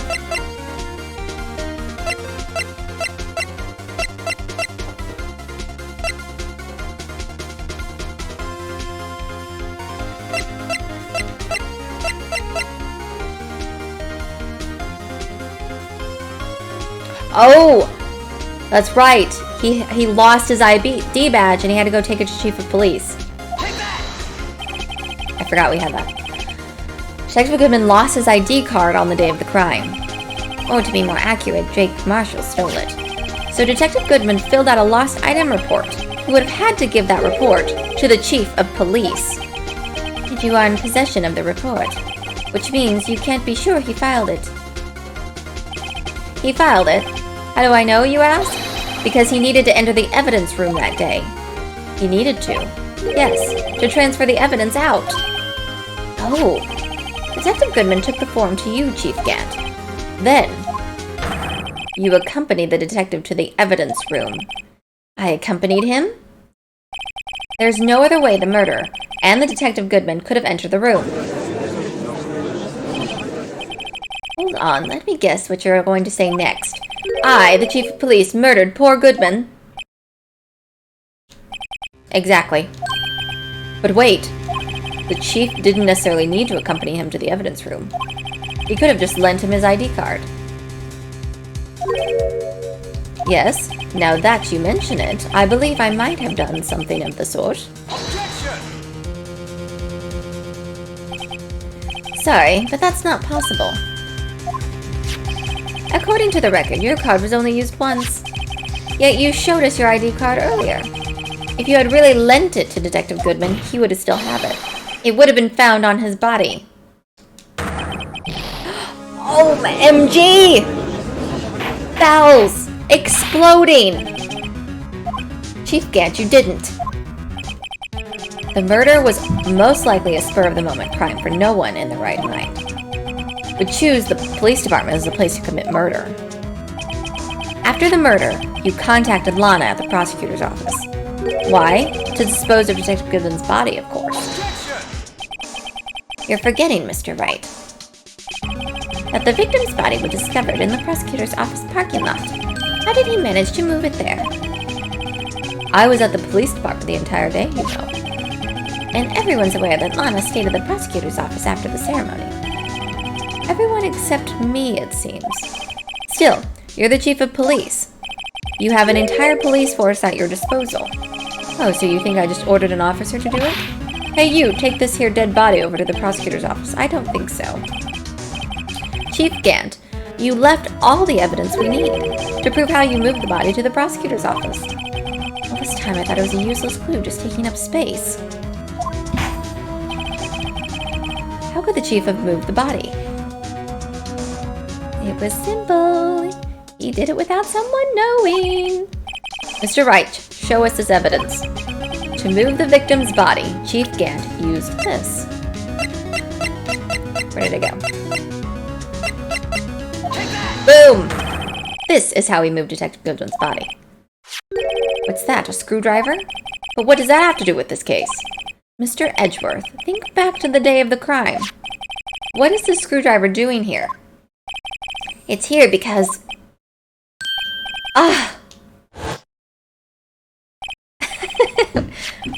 When he flicks his paper like, I was asked to go by Chief Gant, no less. He told me he wanted me to keep it here in the prosecutor's office. In any case, on the day of the stabbings, I brought this back here. So, Chief Gant basically asked him to drive to the police department, get this piece of evidence, and then drive back to the prosecutor's office with it. After the ceremony ended that day, I didn't plan to return to the prosecutor's office. But you did, because Chief Gant asked you to. You mean, The body was found in the trunk of Mr. Edgeworth's car. I think it's obvious what happened. The body was moved by that car. The animations are great. I love every bit of all of these animations. I'm looking forward to playing the newer one that came out on the Switch. I think, what is it, Chronicles or something? I can't remember. Detective Goodman's body was carried in the trunk of Mr. Edgeworth's car. Yes, unless of course you have another explanation, Chief. Why else would you have asked Mr. Edgeworth to transport evidence from a closed case? There's only one plausible explanation. To transport the body to your accomplice, Miss Lana Skye. Order! Order! What's going on here? Is there no room for rebuttal to a defense's outrageous accusations? Think back to the photograph Miss Starr took at the prosecutor's office. This was not a photo of the body being stuffed in the trunk to be taken away. It was exactly the opposite. It's a photo of the body being taken from the trunk. Chief Gant, please say something. I believe... Your time's up. My time's up? Sorry, Righto, but I'm having lunch with the District Attorney General after this. We have to get going if we're to make it in time for the early bird special. Uh-oh. But the cross-examination isn't finished yet. Remember what I told you earlier? The police chief has all kinds of weapons at his disposal. Weapons? Like the right to refuse to testify. I'm invoking that right now. What? That's not a right to be casually invoked. There are certain risks to be considered. So you're going to just run away after all this? Run away? Don't make me laugh, Worthy. I stabbed old Goodman. That's what you're saying, right? But if you had any conclusive evidence, you would have presented it by now. Well, You think I had Lana dispose of the body? If so, then show your proof and get it over with. I'll say it again, Mr. Wright. Damon Gant is the current chief of police. This court will not tolerate any accusations against him without concrete proof. Well, Mr. Wright? Your Honor, do you have any concrete proof? Proof that Chief Gant murdered Detective Goodman and made Miss Skye dispose of his body. Do you have any concrete proof? No. It's no use showing evidence. I'm not even sure of myself. No, Your Honor. At present, I have no conclusive evidence. See, Edgy? In that case, this court is forced to penalize you for your allegations against Chief. What? Here's your tip. Never gamble what you can't afford to lose, Righto. It seems that Lady Luck was on my side again today. Okay, Edgy. I leave the rest to you. Yeah, we didn't have anything left to charge him with. I warned you earlier, Mr. Wright. This is an AF warrant to a senior officer at our nation's law enforcement agency.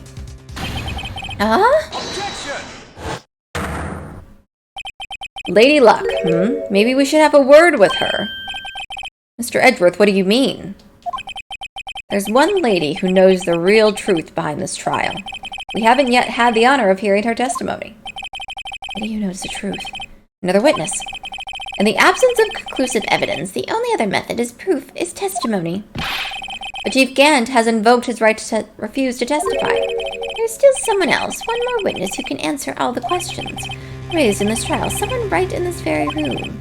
Mr. Edgeworth, who is this person? Why are you asking me, Your Honor? Have you forgotten? The defense is the one calling witnesses today. Mr. Wright, does such a witness exist? She may not be willing to tell the truth. We can't just stop now. Yes, Your Honor. The defense calls forth. Sandy! Hi. How are you? How's it going? What up, sir? Are you looking forward to our game later? The defendant, Miss Lana Skye. She was in the underground parking lot at 5:15 p.m. on February 21st. Her task? To dispose of the victim's body. In accordance with a certain someone's orders. Mr. Edgeworth? The prosecution has no objections, Your Honor. I'm doing well. I'm looking forward to finishing this episode today. The court will now take its final recess for the day. Yes, my character's ready. I have emailed my story. And I've sent in my picture. It's exciting. I'll send you a copy. I forgot. Of my story. Hold on. Chief Gant, I thought you were going to eat. Listen good, Lana. He's talking to Lana. I don't think you need me to tell you this, but if you accept Mr. Wright's claims, there will be terrible consequences. That's That's right. I think we're on the last break of this case, or on the last recess, if you will. And then the next part will be the end. Your sister will be found guilty for Neil Marshall's murder. This isn't good. Of course, you'd never support such outrageous claims anyway. Just something to think about. All right, then. I've got a lunch date to meet. Okay. If there are any further objections, this court is now in recess. All right, I'm going to go take a potty break, and I'll be right back. I'm going to go refill my... Oh, gosh. Come on, blanket. Come on, blanket. I'm going to go refill my tea, and I'll be right back. Everyone, stay cozy.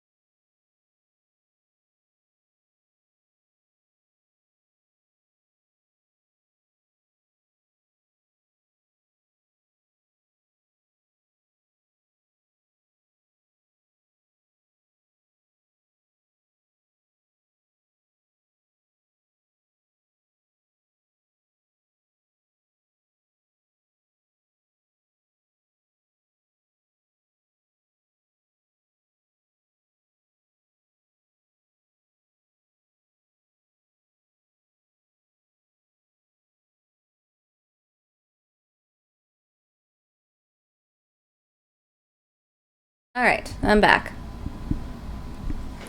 Do you have fart? No, I don't. Sadly, someone hasn't bought a fart blanket for myself. I have this. It's my Zelda blanket. Try to keep my legs warm because it's cold in here, even though my arms are exposed. Thank you. I got it. A long time ago for Christmas. Someone got it for me. It's my favorite. But yes, I do need a fart blanket. So if someone would send that to me, that would be great. Sandy, I'm looking at you. Buddy, you got me? Thanks. All right. Looks like we managed to stay in the game. Yeah, thanks to your help, Edgeworth. My team.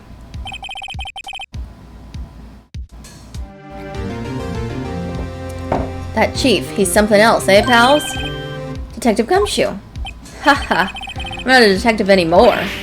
Oh, yeah, sorry about that. Used or new? Can you even find them used? That would be awesome if you could. That would, people would buy streamers' fart blankets, just like streamer bathwater. I could see that being a real lucrative business. Like a blanket that a streamer has farted in. People would buy it. I didn't fart. My butt blew you a kiss.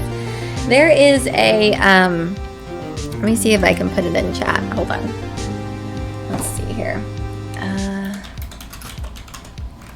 I actually got a streamer this, for his birthday. Let's see. I think they have their own website. Hold on. It's called a Dutch oven kit. I'll put it in chat. And it's pretty funny. It's a real blanket, but it's kind of a cool gag gift. The previous, I wouldn't mind that, Sandy. I feel like we're close enough. We can share everything. Don't worry, I've already decided where to work now. At your office. My office? Sure. I'll take the place of that top knotted girl you used to work with. Could he mean Maya? Still, looks like we're all out of moves now. Chief Gann's done it again. How is it he always gets the upper hand? It's not fair. He has the right to refuse to testify. Settle down, Wright. Remember what the judge said. That is not a right to be casually invoked. There are certain risks to be considered. So if you ever need to get someone a cute but funny gag gift, I have the link ready to go only because I remember the name of it, okay? It wasn't in my favorites, okay? It wasn't in my favorites tab, if you know what I'm saying, okay? I didn't have this ready to go. Never. Apparently it does. I've never asked Chris if it does actually absorb his farts. I don't know if he's farted into it. But it was in my history tab.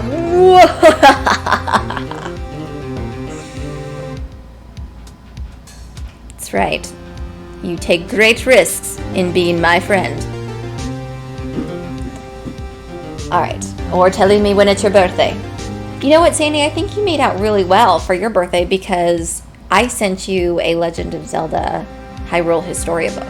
So, I mean, you could have got a fart blanket, but I sent you a book instead. So, count yourself lucky, my friend, okay? I am someone who likes to give gag gifts for my friends' birthdays or Christmas or anything. I love... Have you ever heard of a white elephant gift before? Has anyone ever played that during Christmas? It's called White Elephant. I love that game. And I love when you actually take it seriously. There are white elephants where you can actually get really nice things. But originally, a white elephant is where you all bring a gag gift, but it's wrapped. So no one can see what's in the gift. And you each pick a gift from the pile, not knowing what it is. And that's what you leave with. And you open it once everyone's decided, okay, you're going to have that gift. It's a very cheeky twist on Secret Santa. Yes. Because Secret Santa, at least ones I've been a part of, have been about giving that person something that they want. But white elephants are, you just get something that you think people would, like, that you get a laugh out of. And I could totally see myself ordering... What's to say I don't have a few more Dutch ovens in my closet ready for Christmas?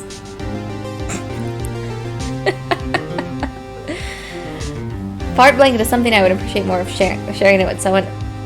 Maybe. All right, fine. I mean, there is a couple, I think on one of the booklets, there is a way, it shows how to, share your fart blanket with other people. It's a blanket meant to bring you closer together to others, okay? So I was sharing the joy of wrapping yourself in a fart blanket to share your farts with others. Find, gentlemen and ladies, find someone in your life that likes to take a deep inhale. That's the best advice. And they don't steal your food. Find someone who doesn't steal your french fries and just likes to take a deep whiff. Okay? That's true love. And don't forget that. Okay? We're giving out great advice here. There was an Office episode on fart blankets? Or just like everyone farting? I unfortunately haven't watched enough of The Office. Either one of them, the American or the English one. Love is hard to find, but impossible to resist. Oh, there was a white elephant episode. I'll have to watch that. I'm sure, but I bet it got pretty crazy. Let's see. What are some white elephant gifts I've done? I've done some good, like, nice ones. Like, I've done a cheese and sausage subscription. Like a summer sausage. I've got that for a present. What else? The worst thing I've ever done to someone, though, and some of you might already know who this is I think it was when the PlayStation 2 came out. This person really wanted it. Okay, one of my friends really wanted a PlayStation 2. And I got a box. I went to GameStop. Went to like 5 different GameStops. Finally convinced one of the guys to give me an empty box. You know, because they have them all over the store. I'm like, I know you guys just have an empty box. Just give me the empty box. Like, I'll pay for it. He gave me the empty box. I stuffed it with rocks and paper to give a weight of a console being in there, and gave it to that person on their birthday. Does that make me a mean person, you guys? They laughed about it. I got them a real present later. I got them, what did I get them? I got them Gears of War, I think the first one. I can't remember. I got them a Gears of War game for real on their birthday. But I don't think that makes me a bad person. That's just the type of friend I am. That's just what you have to expect out of me. Dev's heart is crushed. It's like, I thought she was a sweet person, and she's the devil. If the chief refuses, Sandy doesn't see anything wrong with it. Sandy probably does the same thing to his friends. The opposite holds true. You mean he forfeits his right to say anything too? Oh, look who it is! Emma, are you okay? Yeah. When I came to, I was in the medical office. I've been listening to the trial from the gallery. So she heard everything that's been going on. Emma, I'm sorry for what I said before. No, don't be. It was the truth. You know, it's funny. I almost feel somehow relieved. Relieved? Yeah, now I finally know what really happened. To think that all this time, my sister was being blackmailed by that terrible man. Excuse me, sorry. And she did it all just to protect me. Ever since her appointment as chief prosecutor, everyone who knew her said she changed. Perhaps it was easier that way for her. You won't admit it. I know you won't. It's okay. It's a secret between friends. What do you mean? What do you think I mean? To follow Chief Gant's orders, she must have shut herself up deep inside. To force herself to do anything and everything the Chief told her to. The great thing, though, about the Dutch oven kit that I sent, it comes included with an adult diaper. Which I feel is important when you're a streamer. I think sometimes, we've figured out the way to stream forever, you guys. Just put on an adult diaper and go. And so I thought that was a great gift to that streamer. I thought he loved it. That must be why she became so cold. It was all my fault. It's all because I murdered Mr. Marshall. Hey, don't go blaming yourself now. If you want to blame anyone, blame society, pal. Chief Gant may be able to fool everyone else with this forgery, but he can't fool my memory. I remember now. I knocked Mr. Marshall into that armor. I see. Well, we'd better get back. It's time for the final act. Yes, it is. Emma, why don't you wait here? No, I'm going with you. I want to be there. When Lana tells the truth. Let's go, Wright. It's time to end this. Has anyone ever died in the first game of a D&D before? I've been thinking that this whole week. Has anyone's character just not made it through one game? I just have a feeling that's what's going to happen.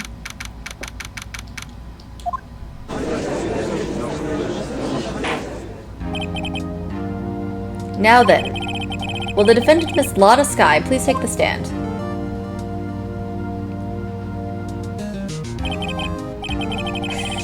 Got knocked out sneaking through a bush in your first and only game. I'm thinking that's the way that I should end it as well for my character. Miss Lotta Sky, you are the chief prosecutor. I'm sure you're aware of what is required of you. But Mr. Edgeworth, you already know everything. You know all I've done these past 2 years. Please provide the court with your testimony, Miss Sky. And remember, you are under oath. We want to hear the truth. Of course. The truth? Lana, no matter what happens, I'll always be your sister. Now then, your testimony if you will. First tell us about your relationship with Chief Gant. Everything hinges on your testimony. You're the only chance we have to get Gant. Alright, here we go.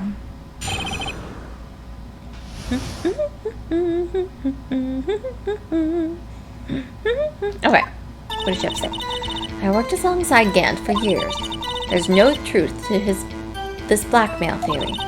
I fabricated the evidence 2 years ago, all by myself. When I found Prosecutor Marshall's body, I rearranged the crime scene. My only motivation was to get Dark convicted. It had nothing to do with Emma. You're sure about this testimony? Your Honor, I'm confessing to capital offense. Of course, I'm sure. But Lana... If this is true, then that means Chief Gant has nothing to do with this. That's what I've been telling you from the beginning. Please, Mr. Wright, you've got to help her. She's sacrificing herself because of me. But what if she's telling the truth? She's not. I know my own sister. Whenever she speaks stiffly like that, she's hiding something. Deep down, she's really screaming in agony. Yeah, this is no time to start second-guessing myself. The defense may now begin its cross-examination. Alright, here we go. Okay. No treated as I fabricated evidence 2 years ago, all by myself. Found Prosecutor Marshall's body. I rearranged crime scene. You say you did this all by yourself? Yes. Would you mind telling us what you found when you arrived at the crime scene? It seems I was the first person to discover the scene. The broken prosecutor award knife was stuck in the victim's body. What?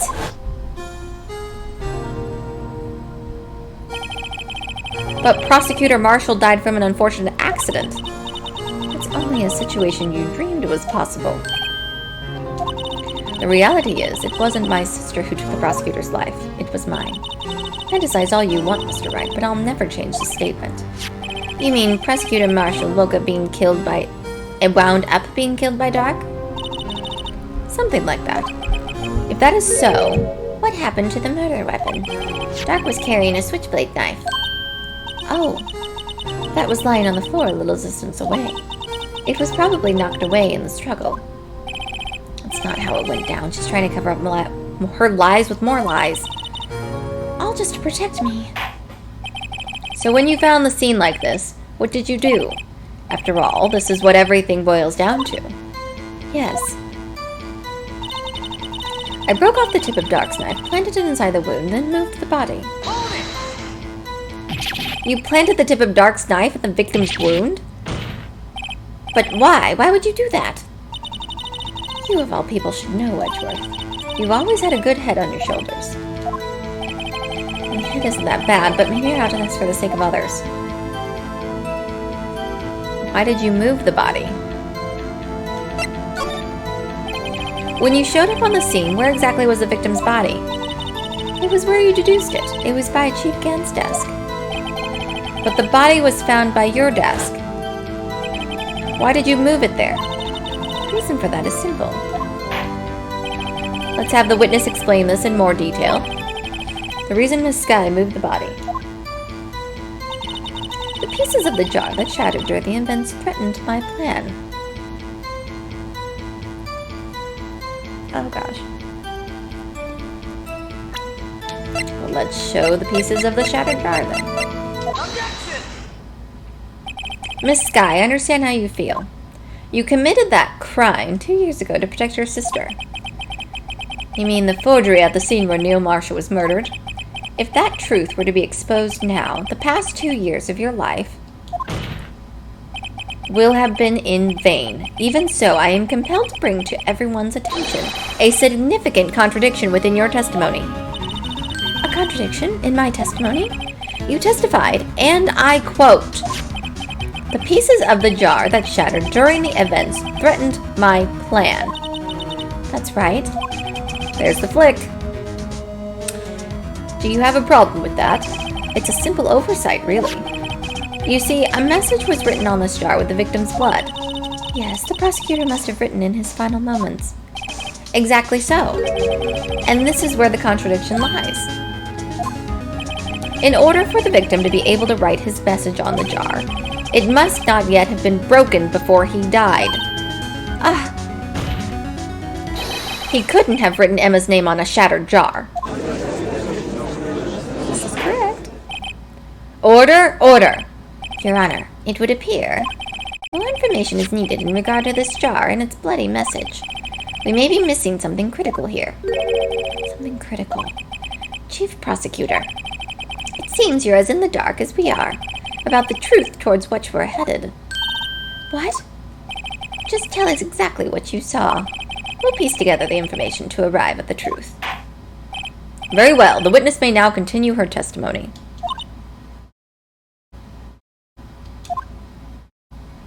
Let's go.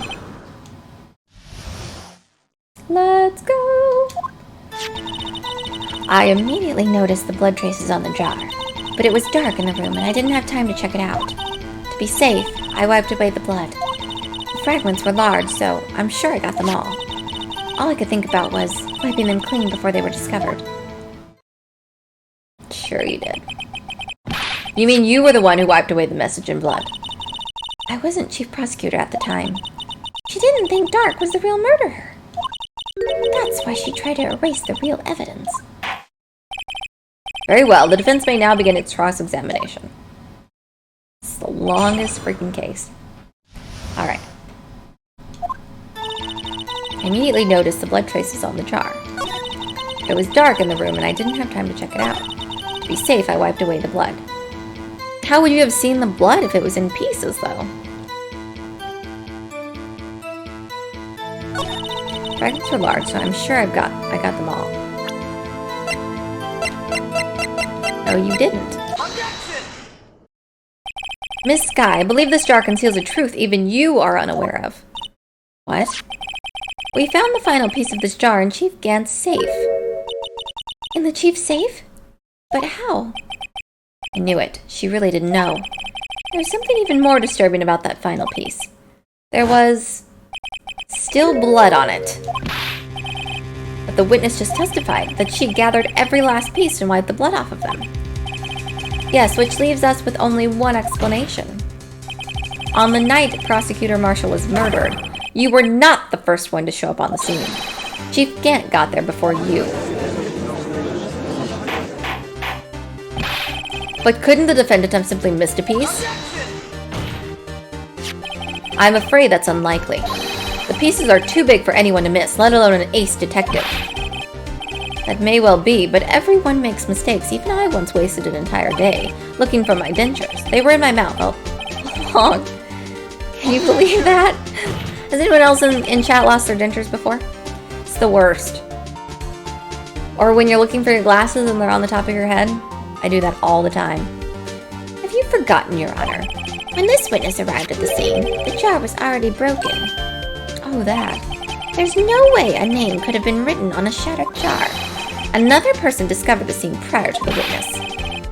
If you're not implying this person was Chief Gant at the time, he was looking for Dark downstairs. Besides, even if he was there first, why would he break the jar? The Question is, if he did arrive there first, why did he hide that fact for 2 years? Well, Your Honor, can you answer us that?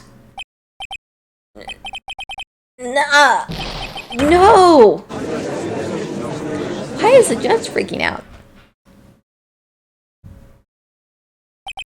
Wait, I'm not the one on trial here. Damon Gant arrived at the crime scene prior to the witness. He proceeded to break the jar and purposely hid one of the broken pieces. The judge is having a real bad off day.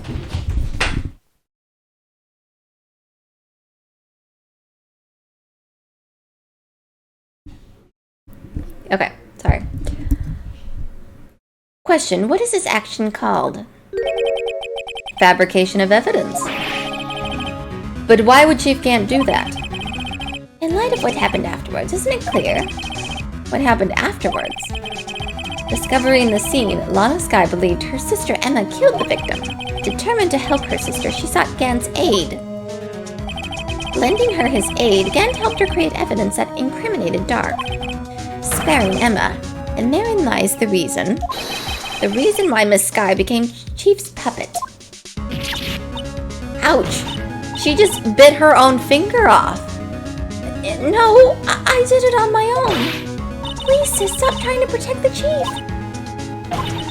I can't watch you suffer anymore for my sake. No, you didn't. It wasn't you, Emma. You didn't kill anyone. Don't believe anything Mr. Wright says. Defense attorneys make up their foul lies to defend their clients. Foul lies? I guess you do seem the type who likes to twist the truth. Really? Really, Judge? We're gonna go there? Let's think for a second. What if we're still smack dab in the middle of Gant's trap? What if he wrote Emma on that vase, broke the vase, then Lana got there, okay? Stay with me. Lana got there, and he's like, OMG, look what Emma did. We're gonna have to cover this up, Lana. May be right after all. What do you mean, right? So you do tell foul lies, Mr. Wright? Miss Skye, please testify once more. But if evidence was fabricated behind your back, then Emma's accidental killing of Prosecutor Marshall might also be a lie. But I do remember knocking over Mr. Marshall. Miss Skye, if you will. I can't. There's nothing to be afraid of anymore. This cross-examination may not change a thing. However, there is a possibility that it will if you tell the truth. Very well. I'll testify about what I really saw. All right, the witness may testify once more for the final time. Okay, here we go. When I arrived, I found Mr. Marshall's body impaled on the suit of the armor's sword. Emma and Dark were lying unconscious on the floor nearby. When I saw what had happened, I thought she did it. That's why I erased all the evidence that linked her to the murder. I had Chief Gant help me remove the body from the sword and carry it. But if it all really was a fabrication, Emma might be innocent. Okay. Unbelievable. The body was impaled on the armor's sword? You were the only one who saw that. If only you had proof. Actually, I do have proof. I gave it to Mr. Wright just this morning. To me, it's a picture I took of the crime scene as I encountered it. I thought it might be needed. But I don't remember receiving a picture like that. Lana must have known. See, Mr. Wright, she really does have faith in you. Very well, Mr. Wright. Please present this picture. Well, the only thing she gave us this morning was this book. Lana said she gave it to you this morning, right? I seem to remember getting something from her then. Let's check that evidence again. There must be a picture in there somewhere. Oh, shoot. No, go back.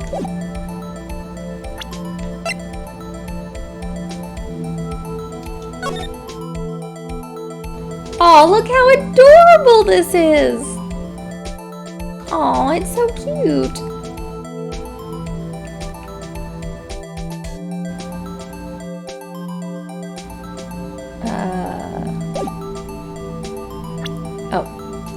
Darn it.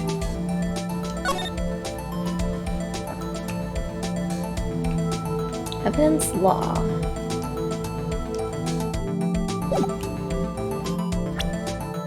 Okay, can I open it? Oh, there we go. Oh! Hey, there's a picture in here.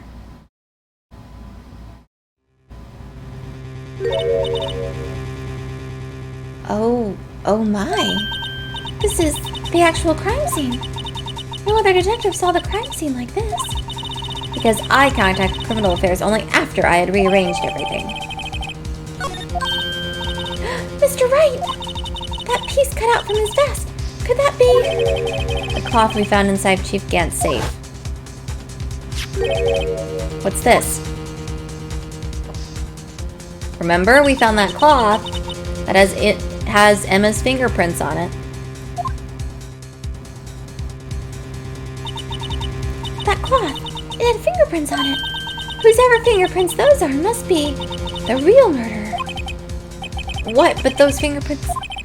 They're yours, Emma. Why are your lips turning all purple, Mr. Wright? Anyway, let's get on with the cross-examination. So long as you tell the truth, we should be able to flesh out the real murderer. Very well. The defense may now begin its cross-examination.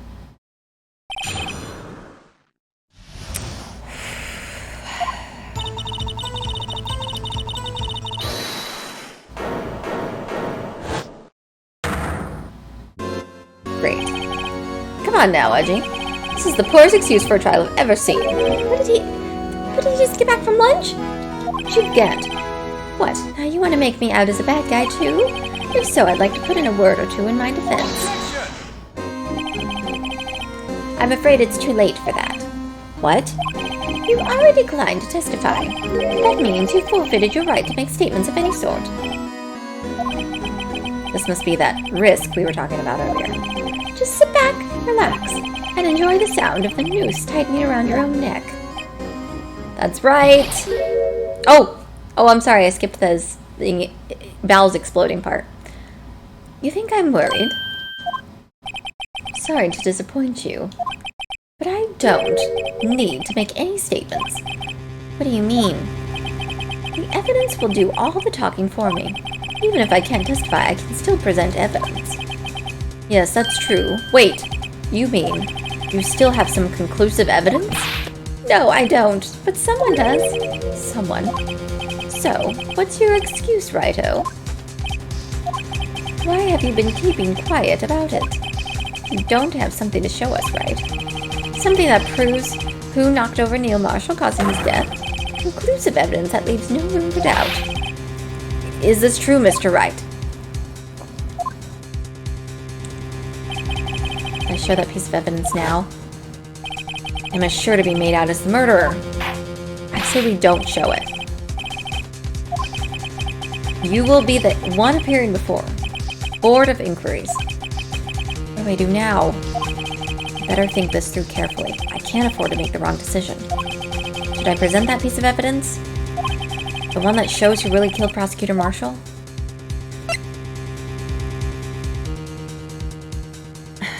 Should we just show it? I feel like we're gonna have to show it.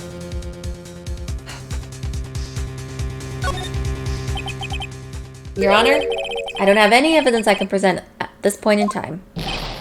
What? You lie. Chief Gant?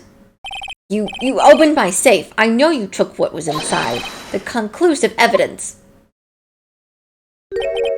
I don't know what you're talking about. Mr. Wright, why don't you show them? We found it together. Oh, I see. It's because you know the truth, don't you? You know whose fingerprints are on it. That's why you won't present it. What are you talking about, Chief Gant? Can't you figure it out? Take a good look at this picture. See the victim's vest. Notice anything odd about the chest area? It looks like part of it's been cut out for some reason. You mean you had this in your safe?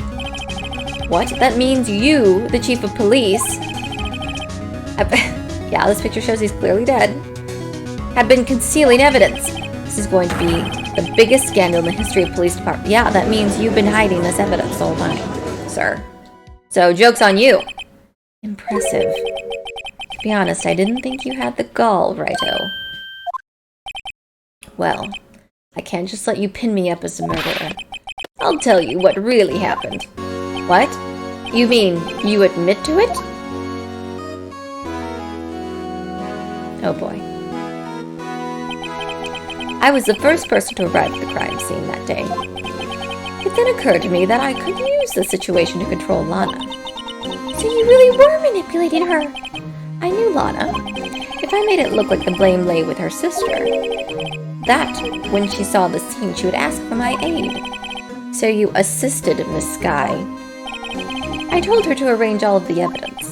I had her plant the knife tip in the victim's body and move the body across the room. And I ended up using that evidence to get Joe Dark convicted. When I tampered with the crime scene, I hid 2 pieces of evidence. This was before Lana arrived at the scene, mind you. 2 pieces of evidence. You mean those items in your safe? But why? For instance, of course. Oh, for insurance, not instance, sorry. Insurance. I was sure my plan would work, but it was always best to be prepared for the worst. I wasn't about to let anyone blame me for a murder that girl committed.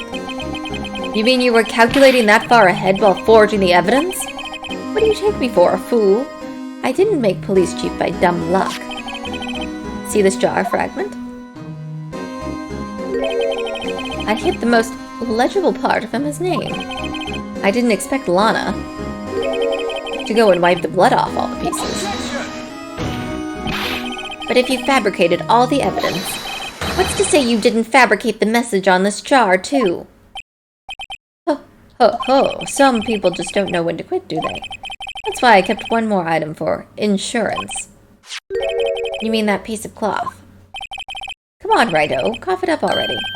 I know you have it. What are you waiting for, Mr. Wright? So you admit to it then, Chief Gant, that you were hiding the cloth you cut off the victim's vest in your safe. Yes, I admit it. I didn't want to have to do that, being chief at all. But it's a lot better than being portrayed as a murderer. Well, Mr. Wright, what do you have to say for yourself? Just a moment ago, you said you didn't have any evidence that you could present. Foolish move, Righto. You should have shown it to it then before it was too late. It's been a long battle. Yeah, it has. The moment of truth has finally arrived. As long as I don't mess up here, victory is mine. Let's show it. Your Honor, I do have evidence to present now. Alright, then let's see this conclusive evidence. The evidence that shows who actually murdered Prosecutor Marshall.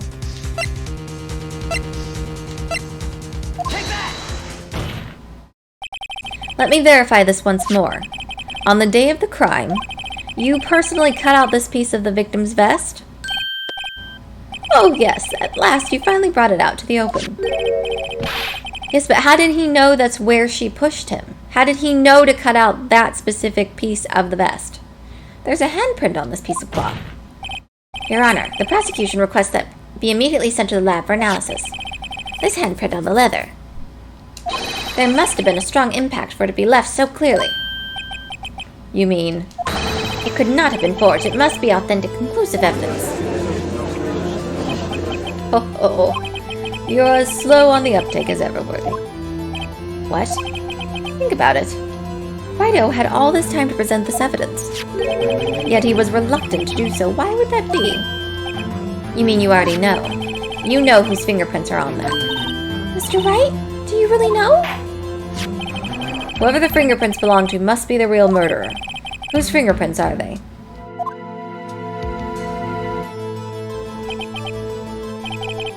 Very well, I'll tell you. Should be okay now. Everything's proceeding as predicted. The person whom these fingerprints belong to is...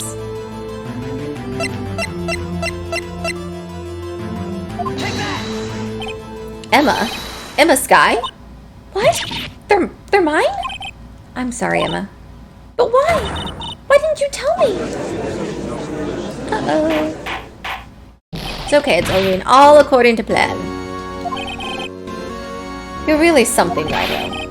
You knew this girl did it all along, and you still tried to pin the murder on me. So it's true, tragic but true.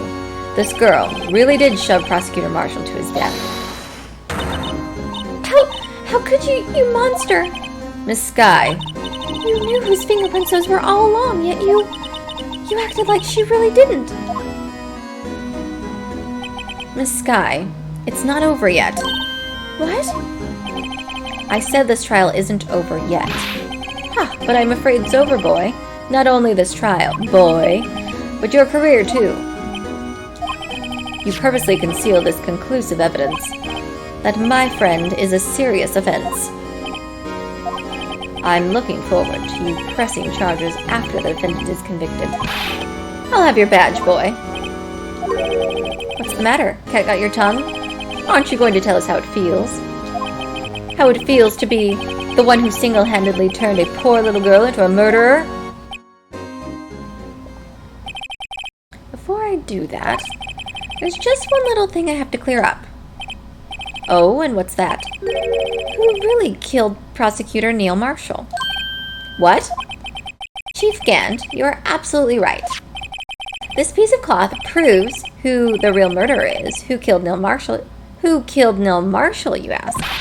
It was Emma Skye, wasn't it? I'm afraid that's not possible. You see, this piece of cloth contains a critical contradiction. What? A contradiction? What is this fool babbling about? I'm talking about a contradiction, one that proves who the real killer is. Mr. Wright, this piece of cloth? What could it possibly contradict? Chief Gant, your tyrannical reign ends here. Behold, the piece of evidence that contradicts this cloth is Lana's picture.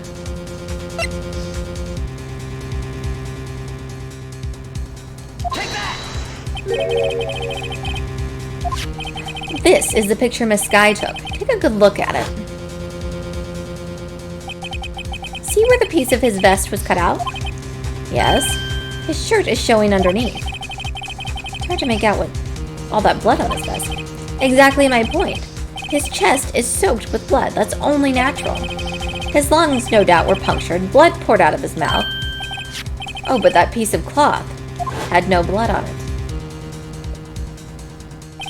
Wait, there's no blood on it. Ugh. Since Emma Skye's fingerprints are on the cloth, there's no doubt that she shoved the prosecutor aside. However, Mr. Marshall was not impaled on the sword at that time. No, this is nonsense. Now then, Chief Gant, let me ask you something. Prosecutor Marshall was not impaled when he was shoved aside. He most likely hit his head on the ground and was knocked out. If so, then tell me, who could it have been? Who could have arrived at the scene before Miss Lana Skye? Picked up the unconscious prosecutor and impaled him on the armor's sword. We got him. Then, to make it look like Emma was responsible for the prosecutor's death, said person proceeded to write her name on the jar with the victim's blood, a jar that then broke on purpose to leave behind a clue, and make Lana believe her sister did it. You guys, we are so close to his bowels exploding with explosive diarrhea. Remember when you admitted only moments ago that you personally cut out this bloodless piece of the victim's vest? Ironic, isn't it? Through the very act of creating insurance, you proved that you were the actual murderer. Oh! There they are! There's the bells! Releasing! You can smell them from here. It's finally over.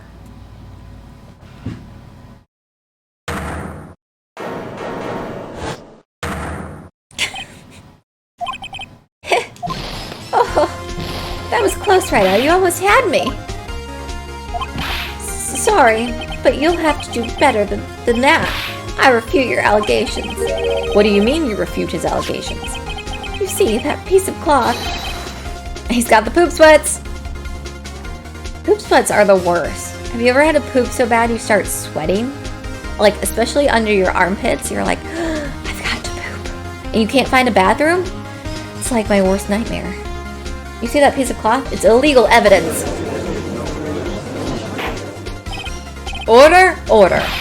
What nonsense is this? Illegal evidence cannot be used to convict a suspect.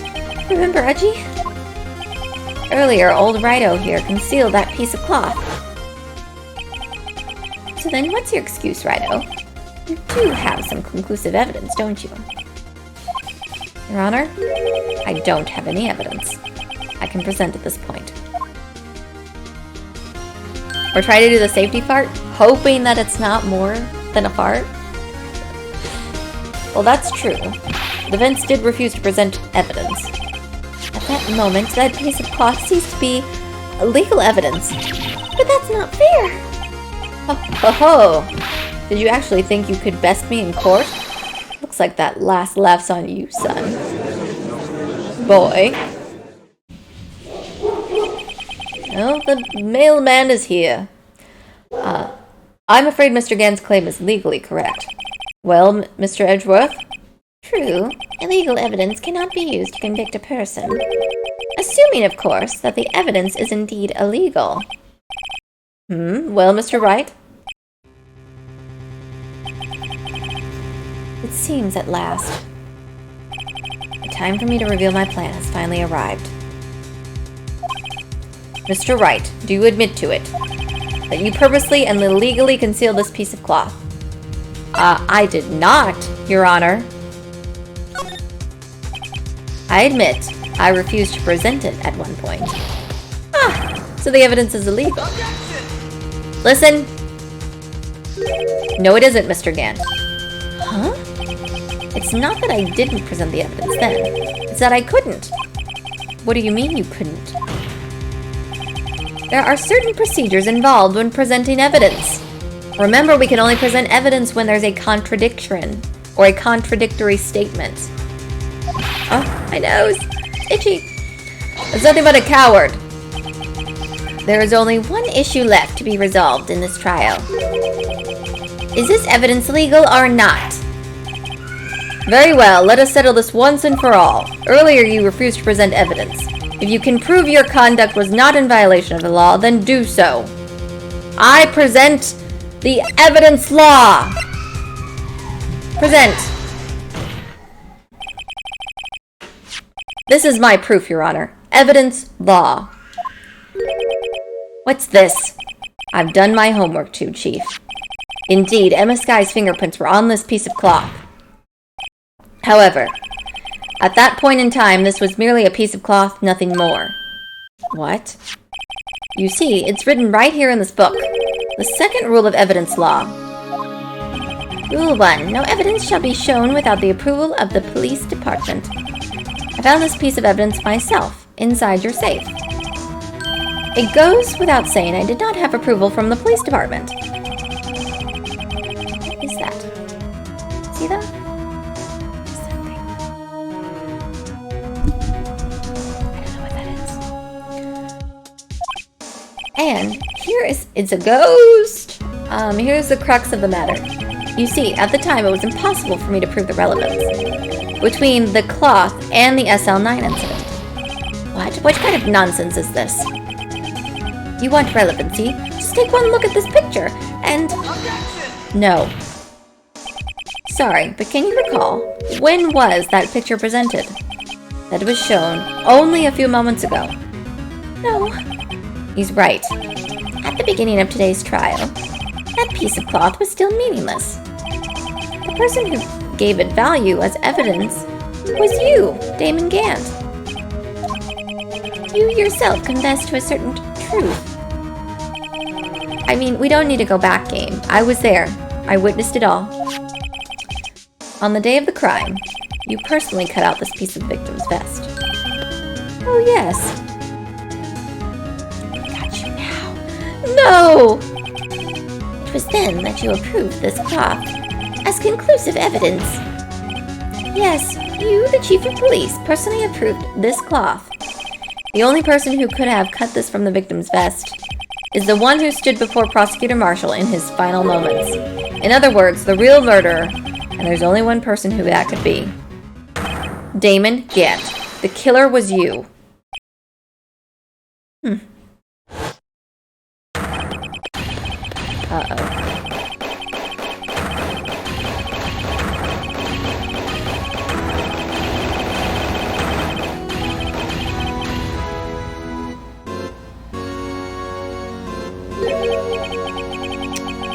I knew I should have gotten rid of him. That good-for-nothing scum. 2 years he'd been snooping around the department, trying to get something on me. Crimes are being committed every day, yet he insisted on hounding me. Well, your crime wasn't exactly petty. He wanted to reinvestigate the case. He recruited Angel Star, then convinced Bruce Goodman. Detective Goodman? Yeah, that's right. Evidence is transferred. I'll lose my only chance to find out the truth. Please, you've got to help me. Goodman turned him down, as he ought to. Still, Jake Marshall didn't know when to quit. He stole Goodman's ID card and tried to take the evidence. Goodman came to me that day. He wanted to file a lost item report. I went with him to the evidence room. Then all of a sudden, he decided to speak out. What are you talking about, Goodman? Can you please reopen the investigation, Chief? We can't transfer the evidence out. There are too many questions left unanswered.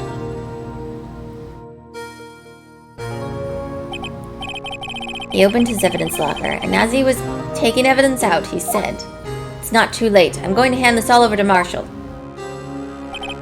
Well, to be honest, I was a bit taken aback by his words. I had a bad feeling when he came to see me, but I never thought he'd bring up SL9.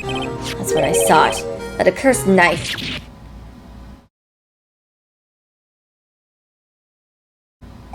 I couldn't just pull it out. Doing so would have only led to more blood, making it near impossible to hide your crime. Even so, the blood was just pouring out. I didn't know who might stumble in, so I hurried to wipe it up. I was worrying so much about the floor, I didn't realize my fatal mistake. The bloody handprint on Detective Gumshoe's locker. I used to be known as the crime computer, but everyone has to start somewhere, I guess. I was too nervous. I had no business doing any of it. Then you put the body in my car. I'm sorry. I couldn't think of any other way to move the body. Broke your trunk, but what's the big deal? You make a lot more than us detectives ever will. Ugh. Leaving the prosecution's car aside, how? How could you get Miss Sky involved in all of this? Well, she had as much to lose as I did if the truth came out. So you took the evidence from Detective Goodman's locker. I felt bad for having to do it. I also didn't have time to pick and choose what to take. So, you left the jar fragments and the glove. Oh, my voice. Uh-oh. Voice is going out. Yeah, it looks like I was better off being an investigator of crimes than a committer.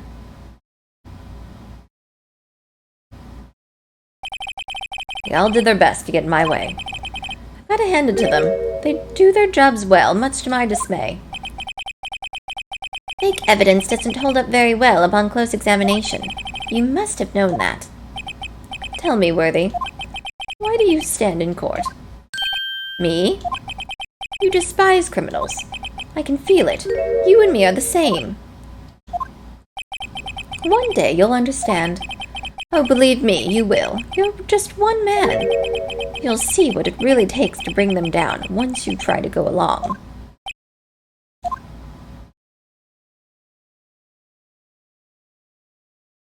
Okay. Are we done now? Well, looks like it's time to say goodbye. Oh, Aji. What? Looks like we'll have to cancel that lunch date. Sorry, old friend. I'm sorry too, Damon Gant. I knew you as you used to be, long ago. You were once a fine investigator, an example to others on the force. I'm sorry to learn that you are no longer that person. Those days are gone now, Edgy. Thanks for all the memories, though. Don't worry, you'll be fine. Now you have Righto here. And Worthy. With these two around, you can't go wrong. In fact, I can hear them already. The melodious sounds of a new beginning. This man is super excited to go to jail. There are two things I want you to understand. Yes? First, your sister never hurt anyone. Second, Damon Gant betrayed you from the beginning. You see, Miss Sky, you no longer have any reason to keep silent. You're right. When the trial is over, I'll tell everything. All that I've done these past 2 years. So, it seems all the questions raised in this trial have been answered. I'm sorry, Miss Sky. I couldn't get you out of your trouble. My, what high standards you have for a rookie. I can see why Mia thought so highly of you. Who knows?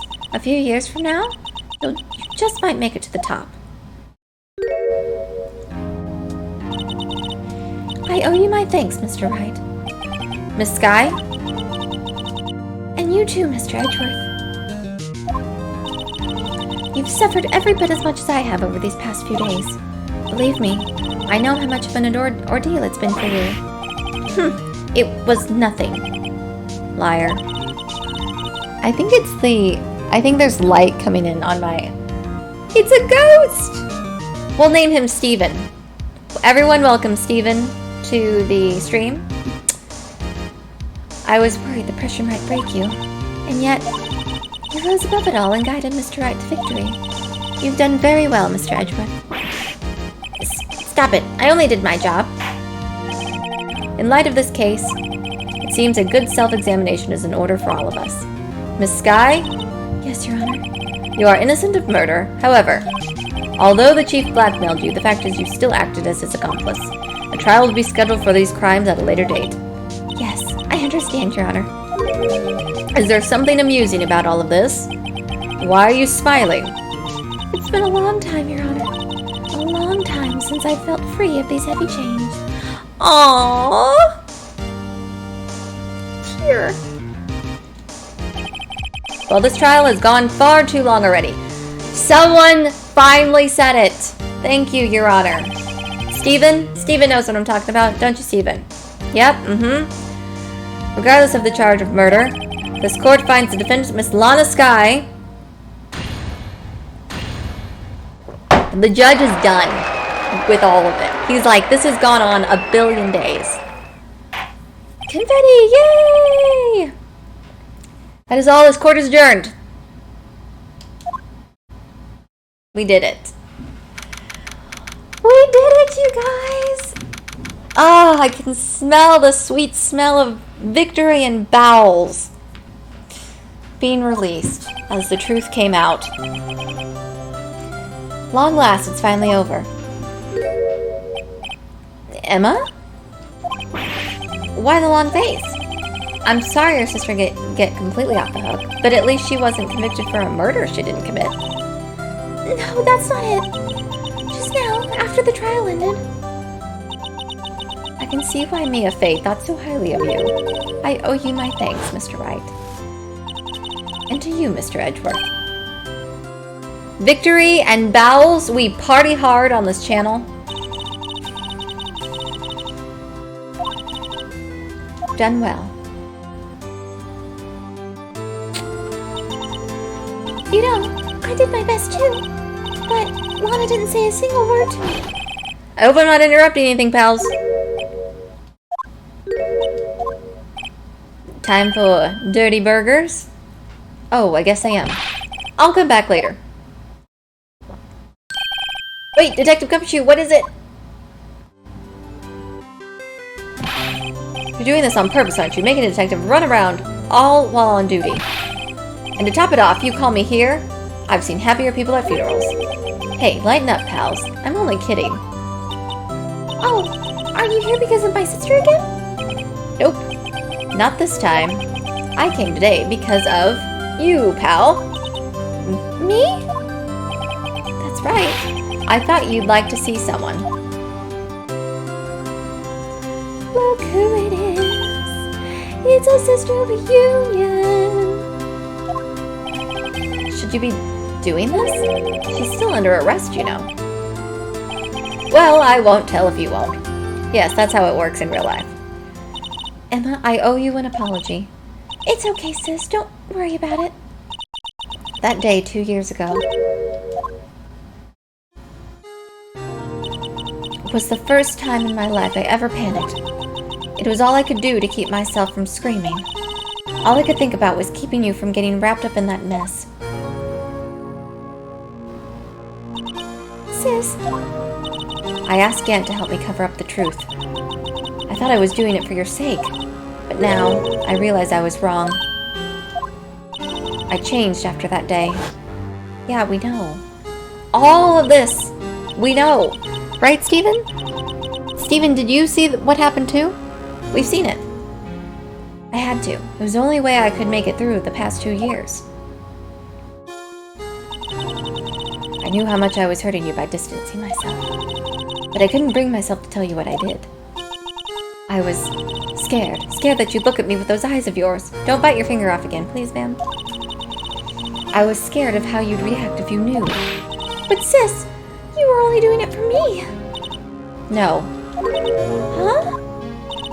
I turned my back on you that day, in hiding what I believed to be the truth. I was deceiving you.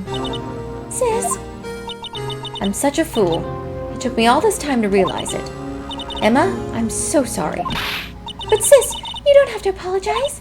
I'm happy now. You're happy? Of course. You know, sis, I always knew that one day you'd come back, and now you have. Oh, Emma. Aww. No one can change the past. The only thing we can do is strive to make up for our mistakes. Why must we make up for our mistakes, you ask? Because in doing so, we can find the way back to our rightful path. Isn't that right, Stephen? I know. And it's from there that we can move on towards a brighter future. At least that's what I felt watching the two sisters make up. Mr. Wright, Mr. Gumshoe, me? Thank you both for all that you've done. I'm sure we'll meet again someday. Isn't that right, Edgeworth? Edgeworth? Stop hiding and come over here. He was hiding behind that plant the whole time. Where was he hiding? I just came to say, congratulations. Thank you. Thank you, Mr. Edgeworth. Right. Well, I'll be going now. Mr. Edgeworth, I hope you don't blame yourself for what happened. We were the ones who acted corruptly, not you. It's too late for me. No matter what anyone may say, I realize today that I can't correct my mistakes. Mr. Edgeworth. Oh gosh. Not only that, but I don't even trust myself anymore. Chief Gant was right. You despise criminals, I can feel it. You and me, we're the same. One day you'll understand. Oh, and believe me, you will. You're just one man. You'll see what it really takes to bring them down once you try to get along. My goodness.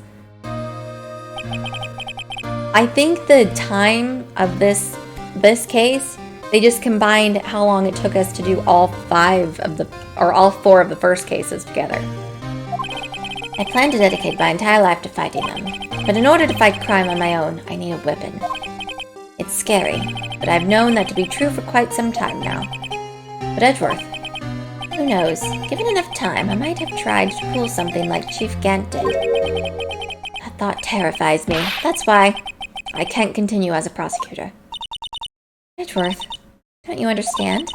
Damon Gant and your mentor, Manfred von Karma, were both the best of the best when it came to fighting crime. But they both made the same mistake. You said in order to fight crime on my own, I'd need a weapon. That may be true, but think back to today's trial. You weren't alone. You were working together with Mr. Wright, and because of that partnership, you were able to present evidence that otherwise would have gone undiscovered. I know it's meant to be the grand finale to set up the next game. You know what, Chad? You don't always have to defend the game. You know, sometimes it is the game's fault, okay? Sometimes the game can go on too long. Oh, yeah. What's this, a pop quiz? Come on, Mr. Wright, show him what Lana's talking about. Evidence, huh? Something that neither Edgeworth nor I would have been able to find on our own. That I'm a defense attorney? That might mean something to you, but I don't see how that had anything to do with our partnership. Huh? Mr. Wright, it seems you still have a lot to learn as well. Guess that wasn't the right piece of evidence. It's time for me to go. Mr. Edgeworth, if you'll excuse me, there are still some loose ends that need wrapping up. Take care, Chief Prosecutor. Edgeworth, what will you do now? Well, whatever you do, just remember, you can let what happened kill the prosecutor in you, or you can let it help you grow. In the end, it's up to you. I know, it seems I owe you my thanks too, Wright. But what I face now is my problem. Edgeworth, I'll be waiting for you in court. Farewell. I better be going too. Okay, but I'll be by to visit soon. It seems we both have a lot to learn and catching up to do. Here, this is a little something for you. Scientific investigation? It's the first book I ever bought. Study it well. Thanks, sis. I will. Please be over now. Please. And so, another case came to a close. As for the sisters, I have faith. Hugs. Faith that their lives have only just begun. As for me, I think it's time I started on a new journey of my own. A journey to rediscover myself.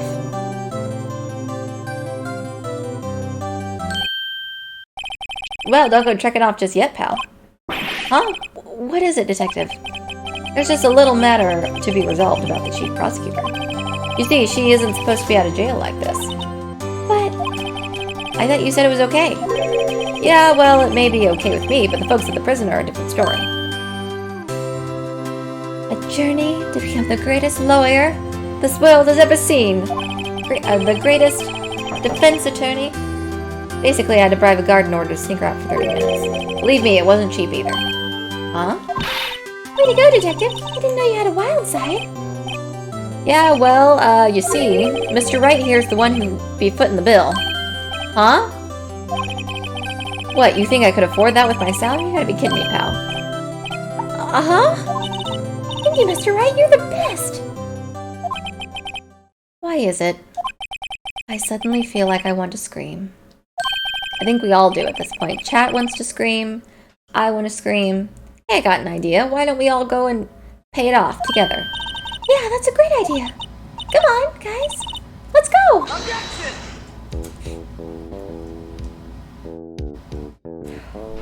Woo! We did it! Turn that music up.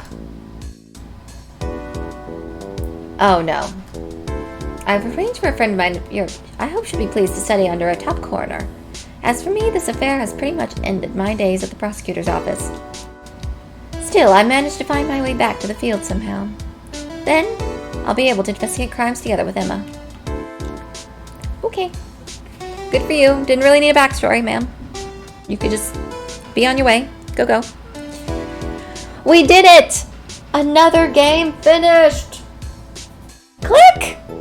You're here! You snuck in! You cheeky devil! How are you? I have had an excellent weekend. Sir, how's your weekend been?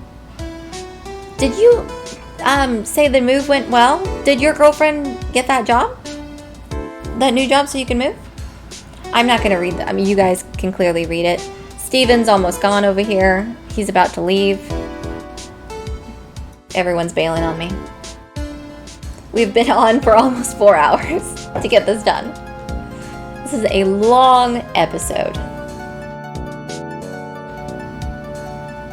We'll watch to the end credits just to see if there's anything special. Officer Meekins! Take care of Billy. I've been demoted to a security guard. cute.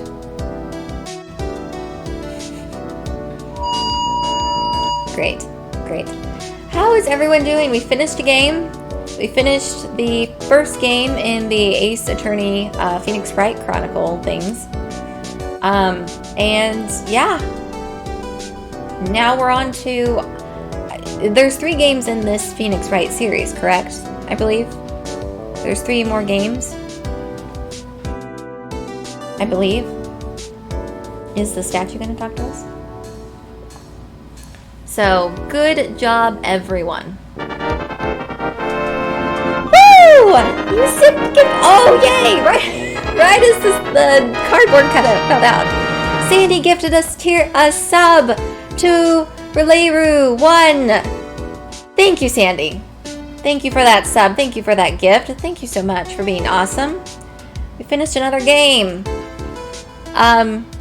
Honestly, I'm looking forward to October. October can't get here soon enough. Relayru, please enjoy your emotes for the channel. There's only a few that we have. We're still growing, but I hope you appreciate the ones that you have. Thank you so much, Sandy. Thank you for being awesome. Sandy just knows I need to be in a good mood for D&D later. when we meet. That's what he's trying to... Sandy's trying to butter me up so I'm in a good mood for D&D so I won't die. The next game, I think there's 3... I downloaded all of the Phoenix Wright series, and I think there's 3 total in this series. So, we'll probably be playing that. There's only 2 weeks left in September? Let me look at my calendar.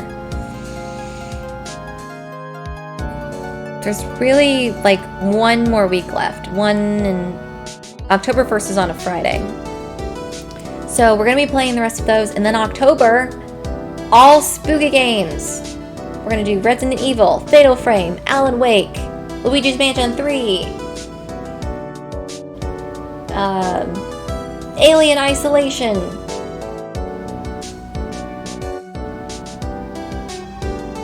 Resident Evil Village. Ooh, Dead Space would be a good one. I feel like the first Dead Space is pretty long though, isn't it? Doesn't it take a while to finish? I'm trying to, obviously if I'm only playing 2 hours a day, I'm trying to get through games that aren't going to take super long. Just use the cheats and skips, if you know what I'm saying. I like how you think, Click. Oh look, it's Maya! Yeah, I should use cheats and skips. I've been practicing speedrunning for Resident Evil HD on the GameCube, and I have routing done in Mansion 1. I have that all good to go, but I've had to use some mods to get it that way, just so I can practice routing. I'm not interested in trying to get speed down so much as just knowing where to go. My plan is to try to play that just casually and see how far we can get with that on October 1st, but I don't know if I'll be able to have time. I haven't been practicing it very much. But there is